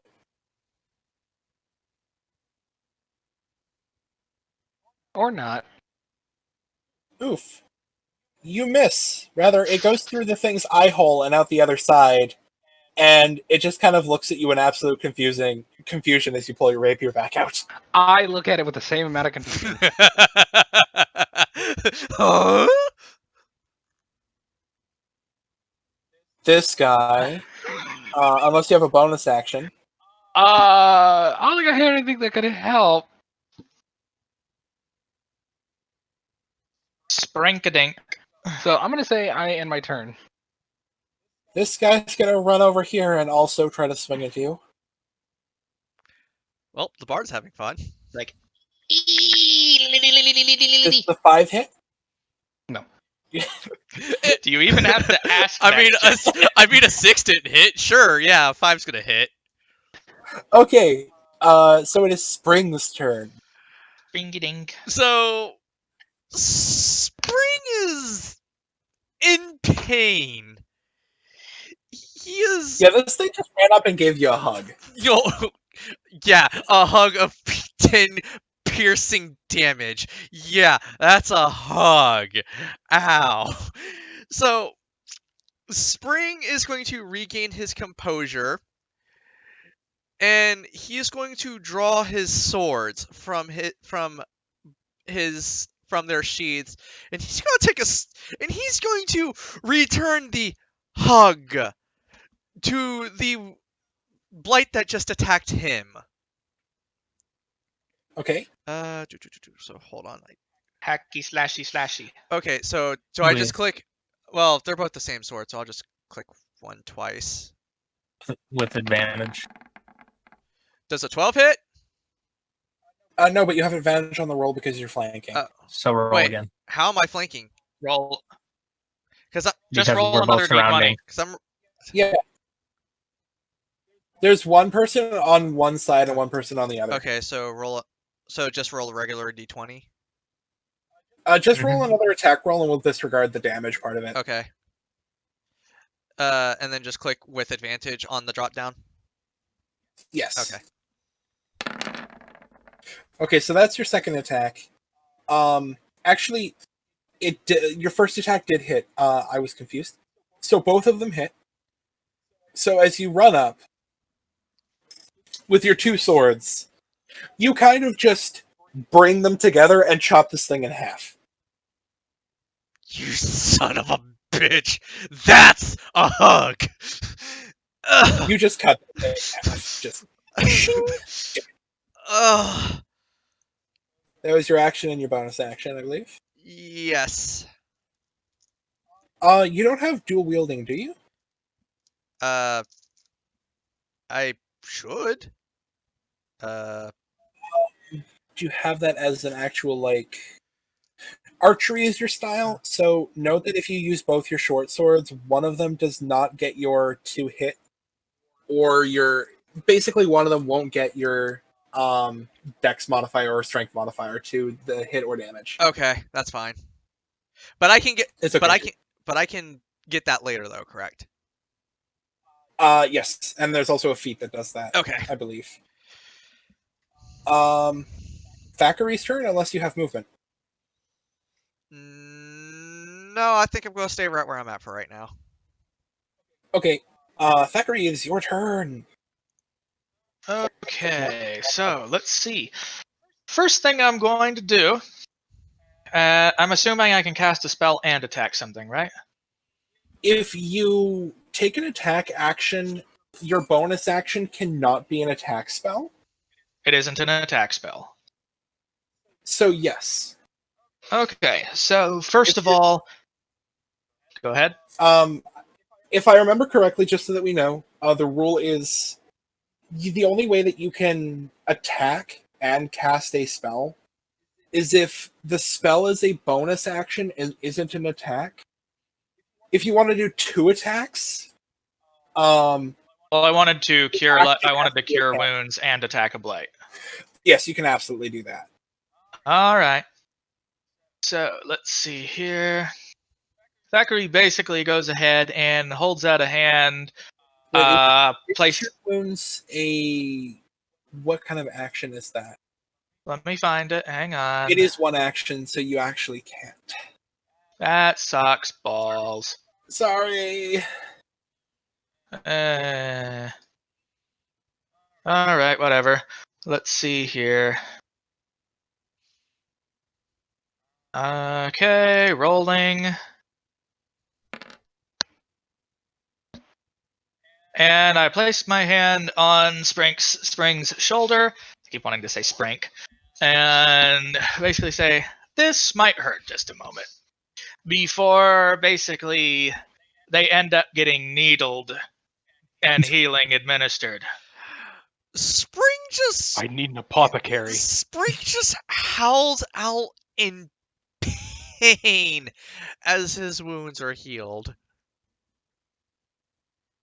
Okay, well, Spring's afraid of needles now. You now have a phobia. Nah, not really a phobia. Just really, really hurt, but feeling better. Unexpected needle was unexpected. Still, only having only being able to cast 2 of the spells just kind of blows. You could cast another bonus action spell as long as it's not an attack. Wait, no. If you No, have a I mean spell- 2 first level spells per rest. That's what annoys me. Oh, okay. Yeah, early game Because I spell feel that casting that is really should limited. be boosted by my intelligence, but that's me. No, Well, you that have 2 said, spell slots, so you could cast 2 spells. only 2 though. Yeah. Bleh. You'll get more spell slots when you level up. There's always cantrips. And let's see. Spring just kind of looks back, nods to Thackeray with a thank you. I can't really do anything else. Except I might go ahead and move around. Let's see. One sec, I'm gonna look at what you have there. I think I'm going to move over here and be ready to attack, and perhaps I think that might offer flanking. I don't know if being catty-cornered will. You would be moving out of the range of this blight, so he gets attack of opportunity. So, as you try, he goes and he...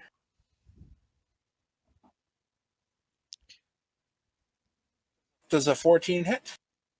No. Okay, he swings at you to try and grab you as you try to run away, but he misses you pretty spectacularly. Swish. I mean, considering the fact that I think you're at what, 14? No, you're at 16. So yeah, you was only 2 off from hitting him. So I wouldn't quite say spectacularly. So, it's the Twig Blight's turn here, and he's gonna run at Rowan. Making his little battle screech. Twig Blight's way? Somebody just dropped out. Oh, it was the bot. Yep. So, does a 10 hit?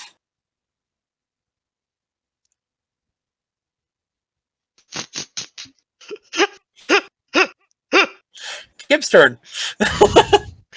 Like, why did you even bother asking? Okay. Does a natural 20 hit? No. I think 20 always hits regardless. Yes, that is how it works. It is always a hit, even if Kib they should be have having a 50 AC. hate it. This is fresh food for Kib. Like, thanks, I hate it.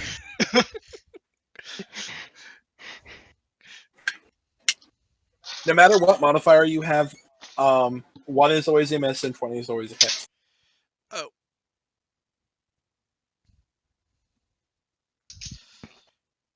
So no matter what, you always have a 5% chance to suck. Kinky. or a 5% chance to rock. It seems like the 1 appears more than the 20. I made it so when you get a 20, it's better than 20 is better. Or than 1 is. Okay, well, Okay, so Kim. Kim. this boy's too close to me. I don't like that. Slap him around a bit. Well, I'm not gonna slap him because he's spiky. So I'm just gonna do this instead. I don't want you being handsy with me. Hands off. Wait, T, was I attacked? You're going like, wait, what? What was that? Was I attacked? They rolled a 10. Yeah. Oh, okay. I was gonna say I was like like I think Rowan had the same exact reaction, like, what? I thought I felt the wind. Okay, so you point this fire attack at this thing, and when you hit it, it goes flying in a pile of twigs and just explodes in fire and dies. Boom. Yeah, these things are not strong and they do not like fire. How much do the twig blights weigh though? You're gonna have to do some ancient arcane research to find that out, or try and pick them up. No. The reason I ask is because I have a spell that can make me throw objects that weigh a certain weight. I think they have to not be a creature. Oh, come on, that's not fun. I wanna play twig blight bowling. I mean, to be fair, I do let people make homebrew spells. So, if you want to make catapult work on creatures, we can work something out. By the way, T. Perhaps. By the way, T. I need to smack you. These things aren't very strong. Takes 10 damage opening round. My HP wants to have a word with you, T. Well, Kazuma, next time, don't But did you die? You bitch. One at a guys, one at a time. Well, next time, please don't get hit by a crit then, Spring. Alright, Fuck you. so I'm just gonna scooch on back a bit. And that's about it. Next time, don't get hit by a crit, Spring. Mm. And that's my stupid twig. That's my turn. So this needle blight is going to walk right back here, and it's just going to. So this thing like shambles around in a really unnatural way. It lifts its arms back, up over its head, and then back behind it, and then slams its arms forward, and thorns go flying at Rowan. And I need to open his carriage. I need to open the monsters.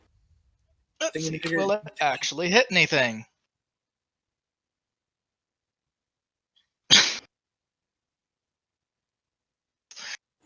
Does a 17 hit?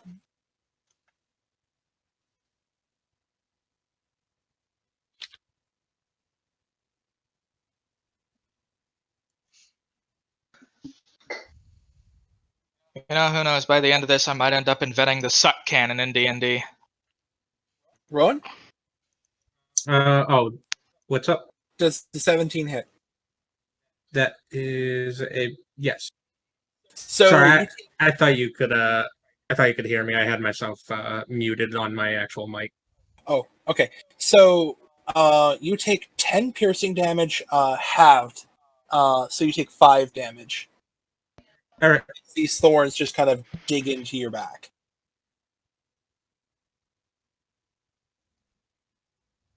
All right. Next is the other Needle Blight's turn, and he's going to walk up and attempt to give you a nice hug. And it just kind of like goes to grab you and like stumbles forward as it just doesn't even manage to make contact with you, and then kind of like What did it reels roll? itself back. It rolled a 7. Oh, 0 rated. Cool. Nice. Yay, Raiders. There. So next one. So it's the next monster's turn.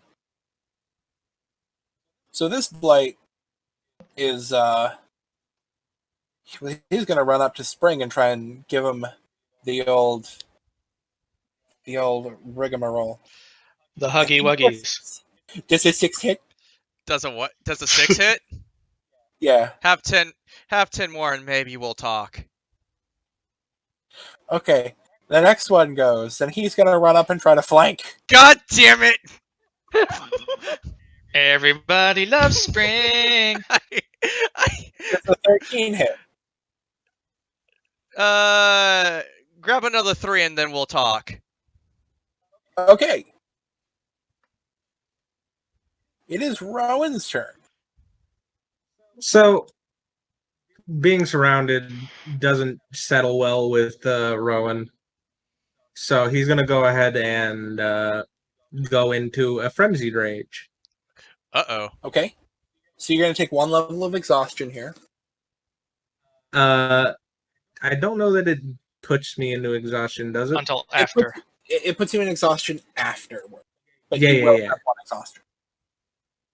If I remember, there is exhaustion tracking on your sheet that I can enable, so I will do that because you're going to need to do that. Yeah. Oh, God. You just... Come here, Sorry, kitty. it moves it. I'm just going to turn it on for you right now so we don't forget.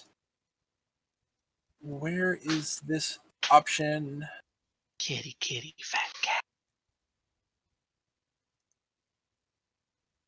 Encumbrance. I still think your bear looks like a cat, though, in the picture.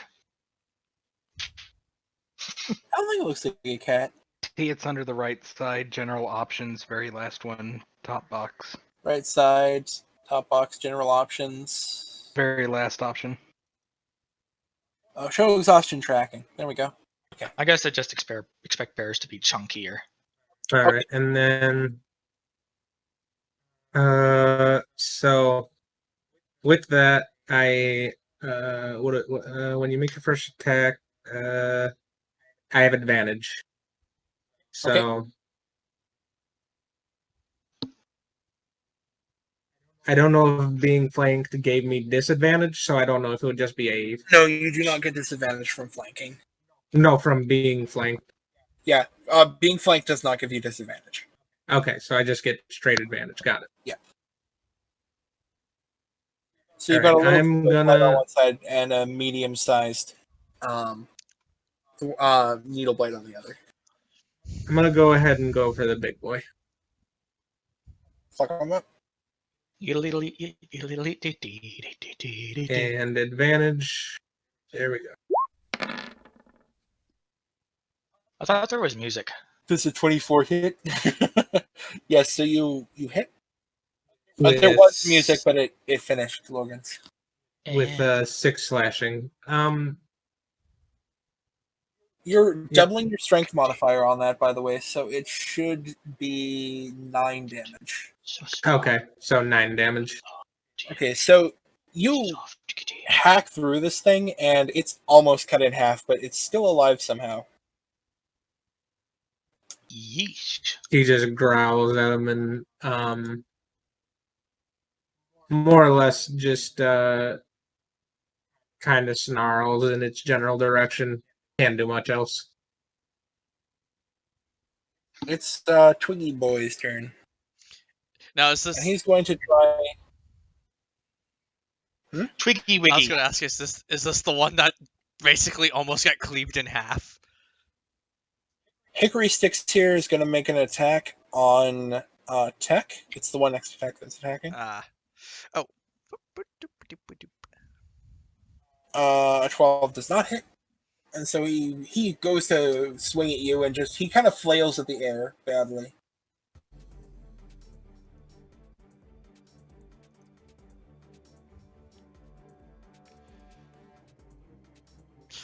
Oh, T, when you get a moment, check your Discord. What's going on? Just poked you about something I've been working on in the background. Oh, yes, I did see that. That's very good.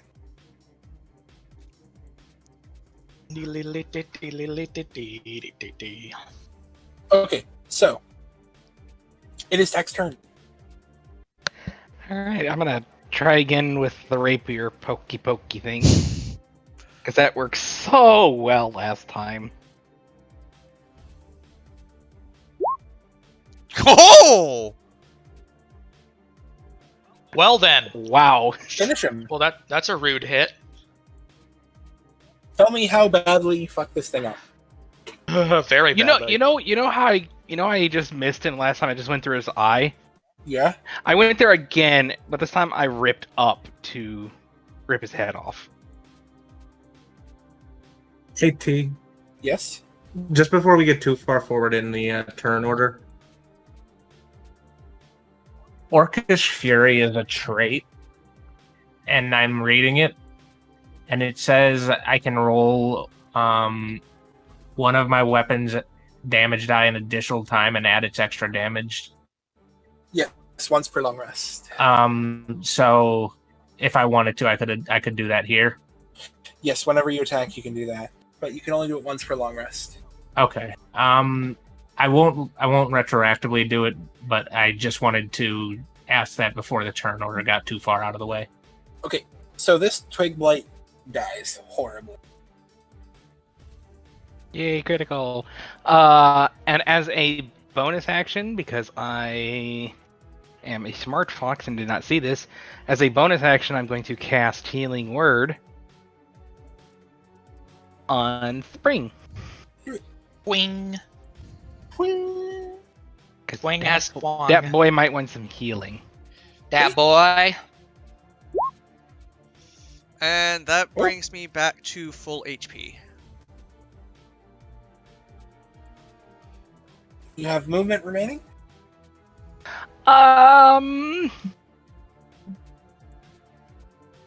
Flank. Oh yeah, I'm gonna flank. I'll move here.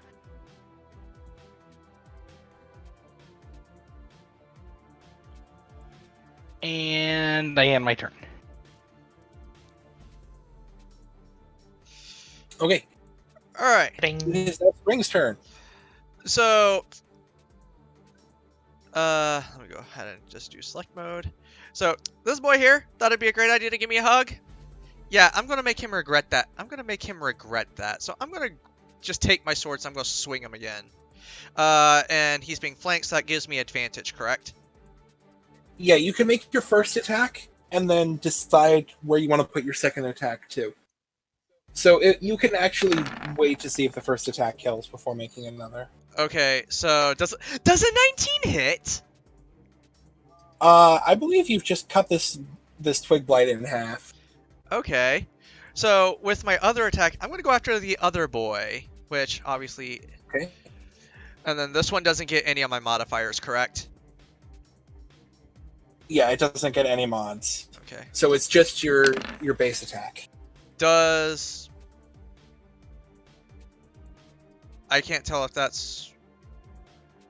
Oh wait, so... I'm trying to understand how to read the roll, because I rolled a 17, but that's with my dex modifier, so that takes...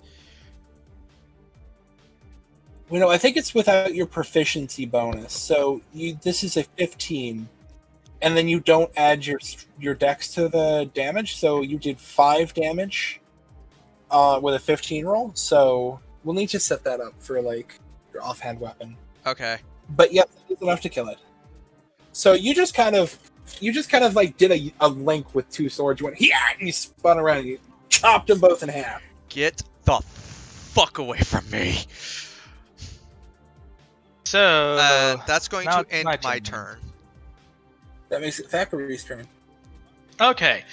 So first of all, are there any nice-sized rocks since we're on this path? Like, can I just pull up one of those There's stones? plenty of cobble that's loose. Okay, so I'm going to go ahead and basically pick up a... Let's see here. I'm going to go ahead, pick up one of the stones, toss it up and down to get the weight of it, and then just spring back my arm, and anyone, like Kib, might actually hear the servos straining just a bit finally. And then I am going to yeet it at the furthest one. This one? Ping. This Yes, one that right one. Okay. And it is within the range. Let's see. I'm going to need to have it make a dexterity saving throw. Let me find out what my It thing should it be your needs spell is. save DC.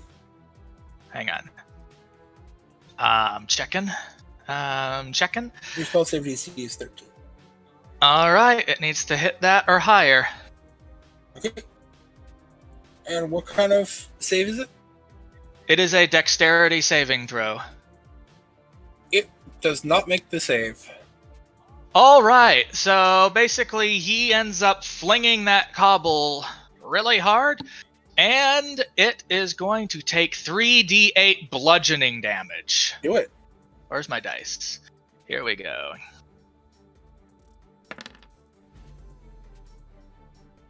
Did I do all 3 of them? Yeah, that did 3. So, you manage to literally smash this thing's head to bits, and then the rest of the body just falls over.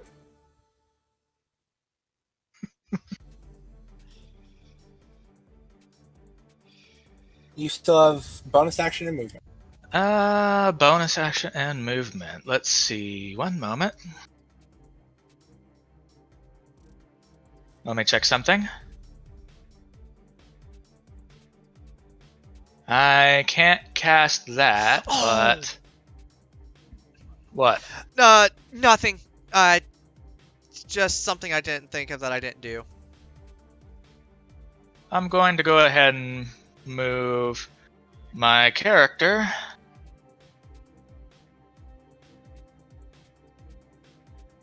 up to here. Okay. Meanwhile, Kib probably ended up seeing the cooling fins warmed up and flashed upwards. Why are you If he flashing cares. him?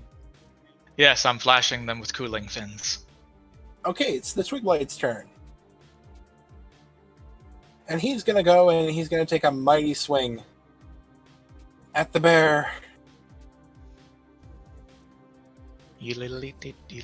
22 hits for 3 piercing damage, and it's halved rounding up, I believe, so you take 2 damage. Alrighty.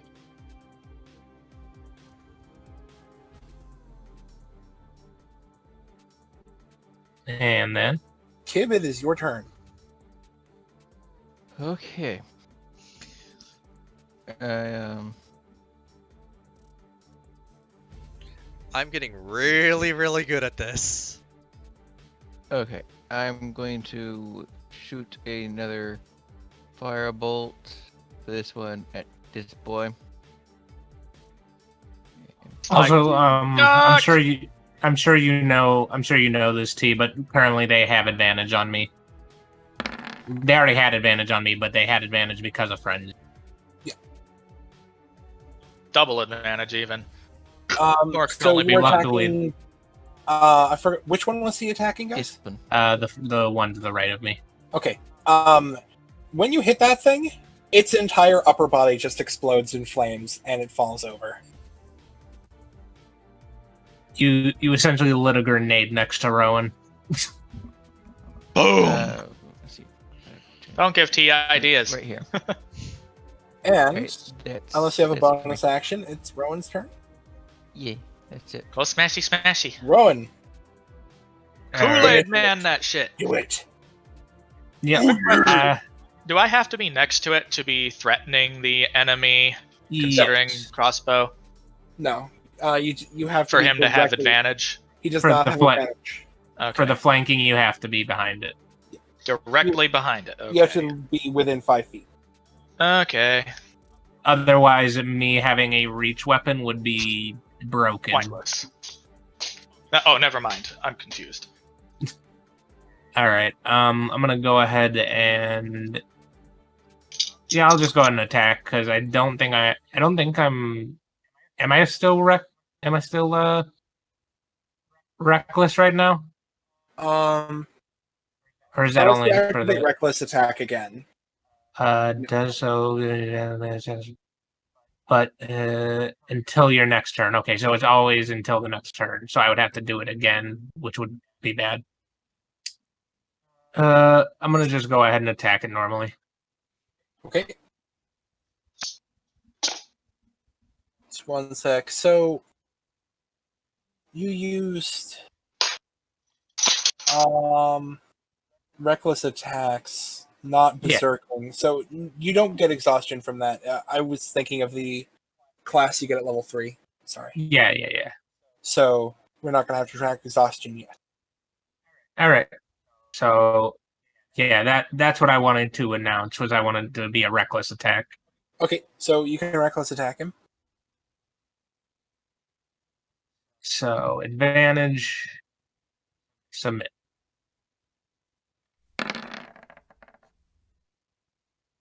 How do you want to end this fight?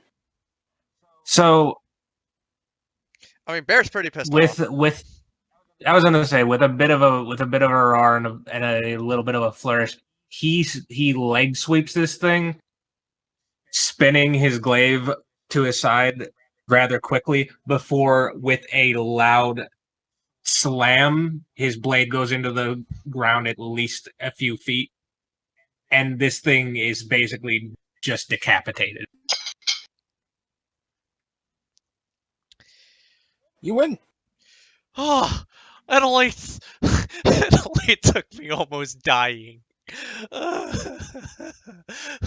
You were fine. It's now, after all of this time of travel and this fight, it's now getting around sunset. It's currently a little bit colder weather, so you'd say it's about 5:30 at night, and the sun is going down. Yeah. You have enough time to be able to make camp, or you can continue to travel through the night. What do you? I'm okay with making camp, especially to help our spellcasters rest and get their spells ready in case of anything else appearing. But what do you guys feel comfortable doing? Rowan I doesn't think- even talk. He just starts making camp. You have a lot of kindling nearby. Kib's all in favor of camp. I think a rest is well in order. So You literally see blood dripping off of Rowan because he's been between a few of the things. He's just like, we're making camp.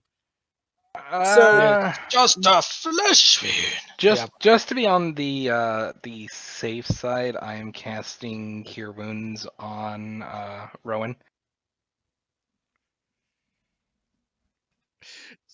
So I have to ask T, that opening, did I seriously take a critical? yes, you took a critical hit to the face. Jesus.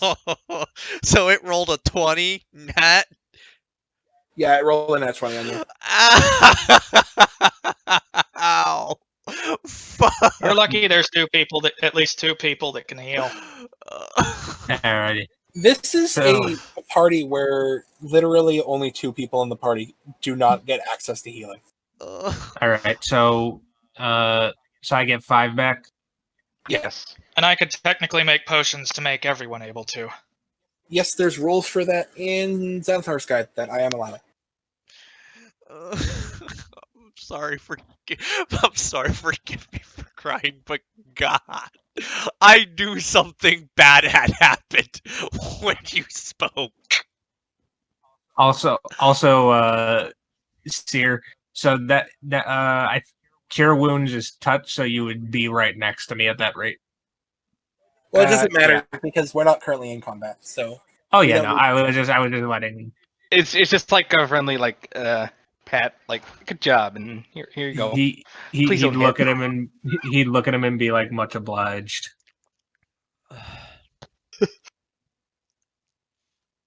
Spring probably enjoys the healing from others better. Spring is like, if another one of those motherfucking things hugs me ever again. I just thought of something mean. Well, and then I go like, well, look at it this way. When I'm piercing you with something, at least I have a better bedside manner than those damn blights.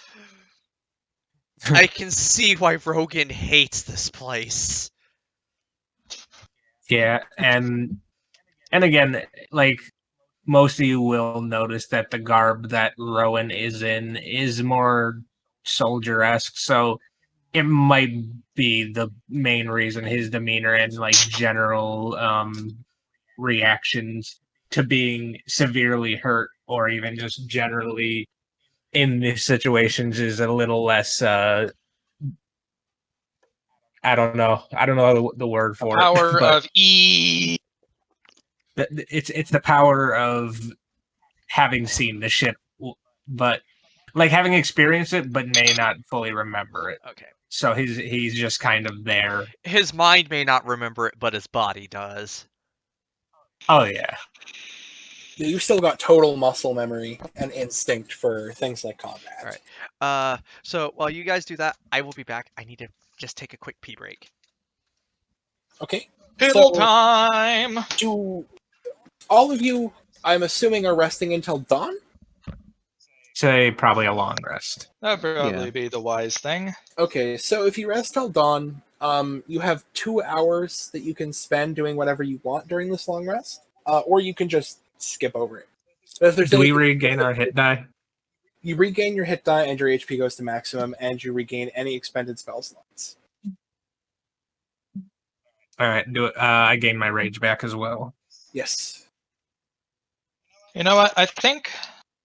How combustible are the twig bite corpses? Oh, they are quite good for kindling. You could light them up very easily. Okay, I think I'm going to make a few tinder balls. Yeah, you can do that. Roll survival. Hang on. I think I have survival. Wait, one moment. He's basically going about like trying to make something that he can light on fire and chuck at things. Could I provide assistance? You can give them advantage on the roll. Let's see, where is it? Button. There's button. I want button. Press button. Derp. Okay. Where is it? I have it here.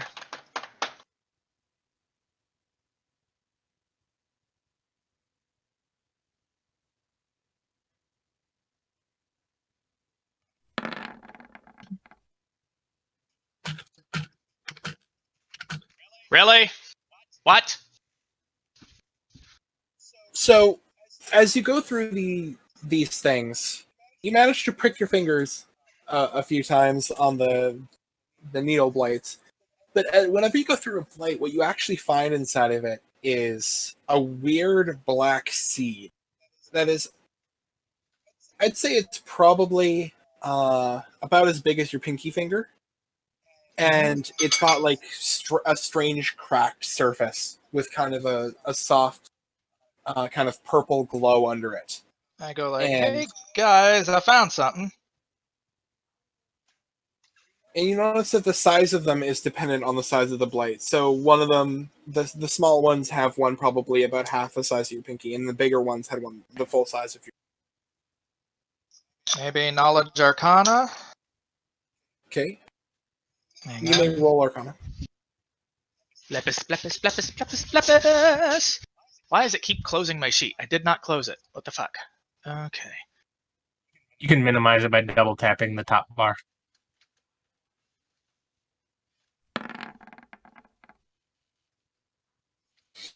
You don't know what this is, but it looks like it's some form of proof that you've killed these things. All right. I go ahead and start trying to gather them up.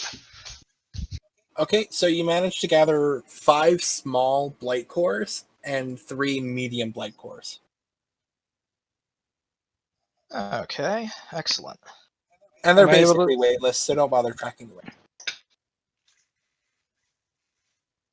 I was gonna ask if I could get a shot at trying to make those tinder balls for. You assisted his roll, so I kind of thought so. I'm only asking because I just realized. Oh, I actually have proficiency It's not like in it just survival. completely destroyed the material, honestly. So, It's to stop it from being a case where somebody wants to do something, so Endlessly. everybody in the party rolls it independently. Yeah. Yeah. That tends to like bog down the game a lot, and it messes with balance. So Off. and Lock makes door, T go off. E. yeah, so you can't have 5 people attempt to open the same locked door. And then use a goat battering ram. No. You try opening the lock normally. If that doesn't work, then you use the goat. Just start off with a goat. You gotta open with a goat. No bully. I'm not bullying. I give you. I provide assistance. I push.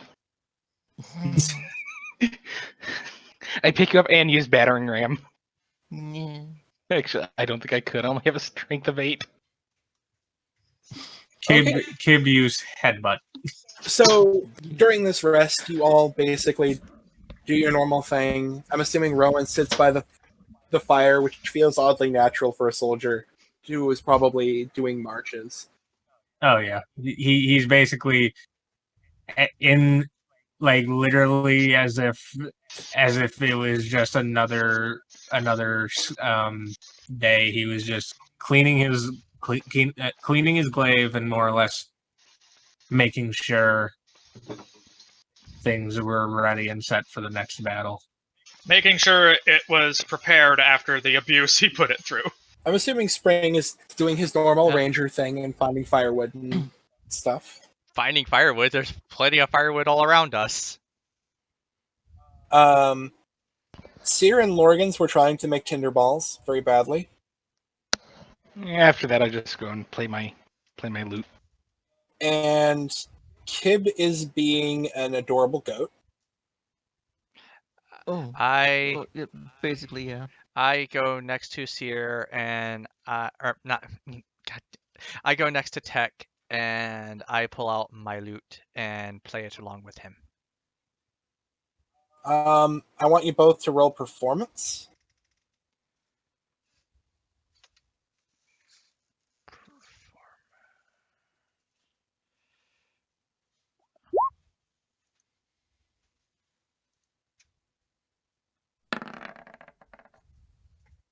Yeah, you managed a pretty good duet.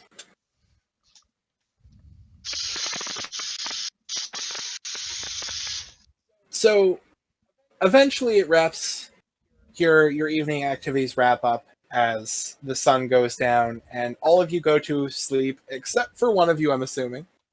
Yep, I basically go ahead and just go low power, but everything else is just looking around. Just like a spinning sentry. Nah, not quite.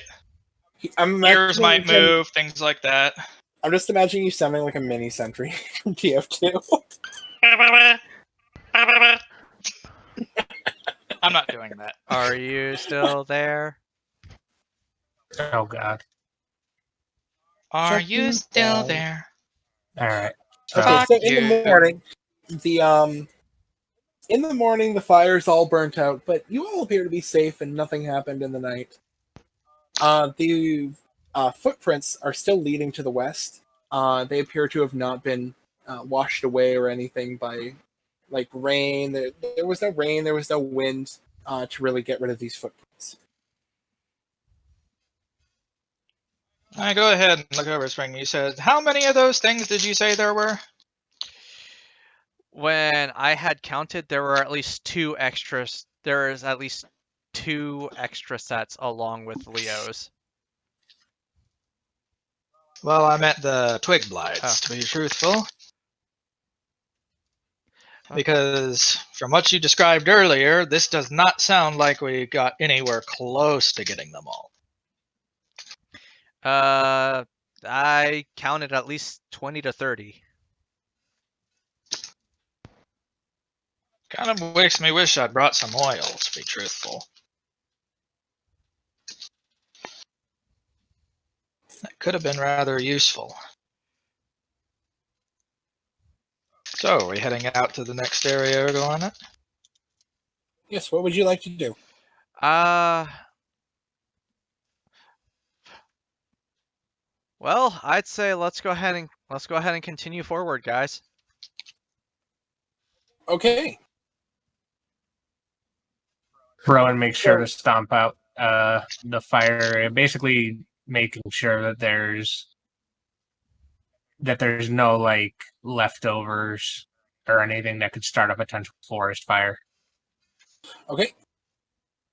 So Only bears can stop forest fires. as you walk down the path, it eventually starts winding its way north up towards Forlore Mountain. And you get to an area where there's kind of a ridge on either side of the road. And as you walk up, you find there's barricades in the middle of the road and a little path leading up to the ridge on the side. And going over the ridge, where the ridge is tallest, there's actually a large bridge that goes across between the two sides. And it looks like the little path going to the right leads up to the bridge so that, one can cross to go to the other side. But what you notice is at the top of that little incline up onto the ridge, there is a palisade wall with a big door.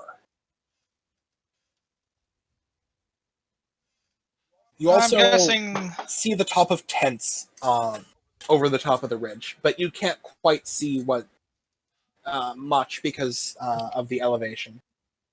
Do I happen to remember the name of this area by the map I saw earlier? This area is not marked on the map. I go like, Spring. You familiar with this? It wasn't on the map. Spring looks over towards Thackeray and shakes his head. I've not explored this far into the forest, so no, it's not familiar to me at all. Okay, as you get closer, you see somebody start walking across the bridge, and roll perception. You may all roll perception if you want. Okay. Just a regular perception check. Yeah. Let's see. Well, there's my super bad roll for the day. I need to replace my sensory suite, apparently. You need to replace yours. Excuse? You at least didn't roll a 1. Lorgans, you and your freaking hat. Also, I'm just gonna say, I imagine that Spring got like bit by a mosquito and is just getting upset by that, and that completely distracted them. Seer, you need to roll perception. Sorry, someone was talking to me. Talk. Yeah, they were saying roll perception. The voices, they keep telling me to roll dice. He rolled a 9. The 9. I'm just wondering. I wonder if Lorgans would look good in a hat. Oh my god. So, Kib, you're the only one who notices there's somebody walking across the bridge, but there's also other figures on the bridge. And as you get closer, you notice the person walking along the bridge is, it appears to be a lion. Rather young, probably about 16, in wizard robes, as well as 3 guards on the bridge. But as you get closer, what you notice is that the guards are actually just scarecrows that have been propped up on the side of the bridge. I'm still curious as to what T was thinking for Spring to be thinking about with a natural 1. Potato. That's what you're thinking about. What Spring was doing was he was walking along, and then he started remembering, did I leave the oven on? Oh my god! Wait, did I remember the save? Did I leave a fire in the oven? Oh, well, we'll get in anyways. Mom must have turned it out, though. Oh god. Kib's gonna elbow Spring, like, isn't that your friend? Spring shakes off his daze, looks over at the bridge. Dad, that's Leo. I think. So as you say that, you notice that Leo stops walking and looks over and sees you.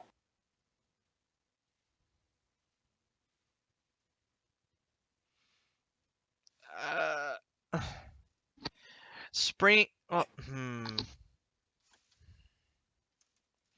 Well, this is my childhood friend. Spring runs up to Leo and So Leo's currently at the on a bridge over the kind of like crevasse you're walking through. okay. So E above. Yeah. So you can walk closer, but you're not actually able to walk up to him from where you are. Oh. Okay. Leo! Where have you... So Go ahead. Leo like gets startled when you talk. Like you notice at the moment you say anything. Leo, it's me, Spring. You know, childhood friend. We've been together for like ever. I need you to come home. Your dad's worried sick about you.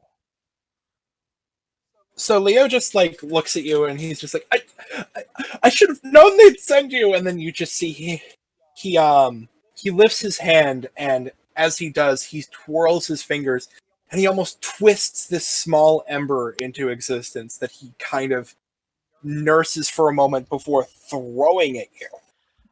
Oh. And it impacts this barricade right next to you as he misses.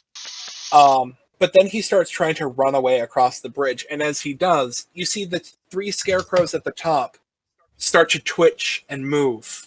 The one in the center seems to be a very normal scarecrow, but the 2 at the sides seem to be some ramshackles that he's thrown together out of like a pumpkin and a broom and some pieces of armor and a sword. And you see the one in the middle just kind of like moves its hands and like kind of moves its fingers like it's kind of honing its claws a bit, and then points its hand at you to start casting. So this is where We roll initiative again. 1 sec. I know, I'm just being silly. Okay, before we do initiative, since it's already kind of trying to cast, can I pull my bow and attempt an attack on it? No. You unfortunately can't do that, but it appears that as combat is starting here, Leo's running away, and the 3 scarecrows get ready to attack you. And we'll have this battle next time. Already stopping? Yeah. We've been going for almost 5 hours. Yeah, we've been going Really? for I like didn't even 4.5 see that. hours. Yeah, 4.5 hours.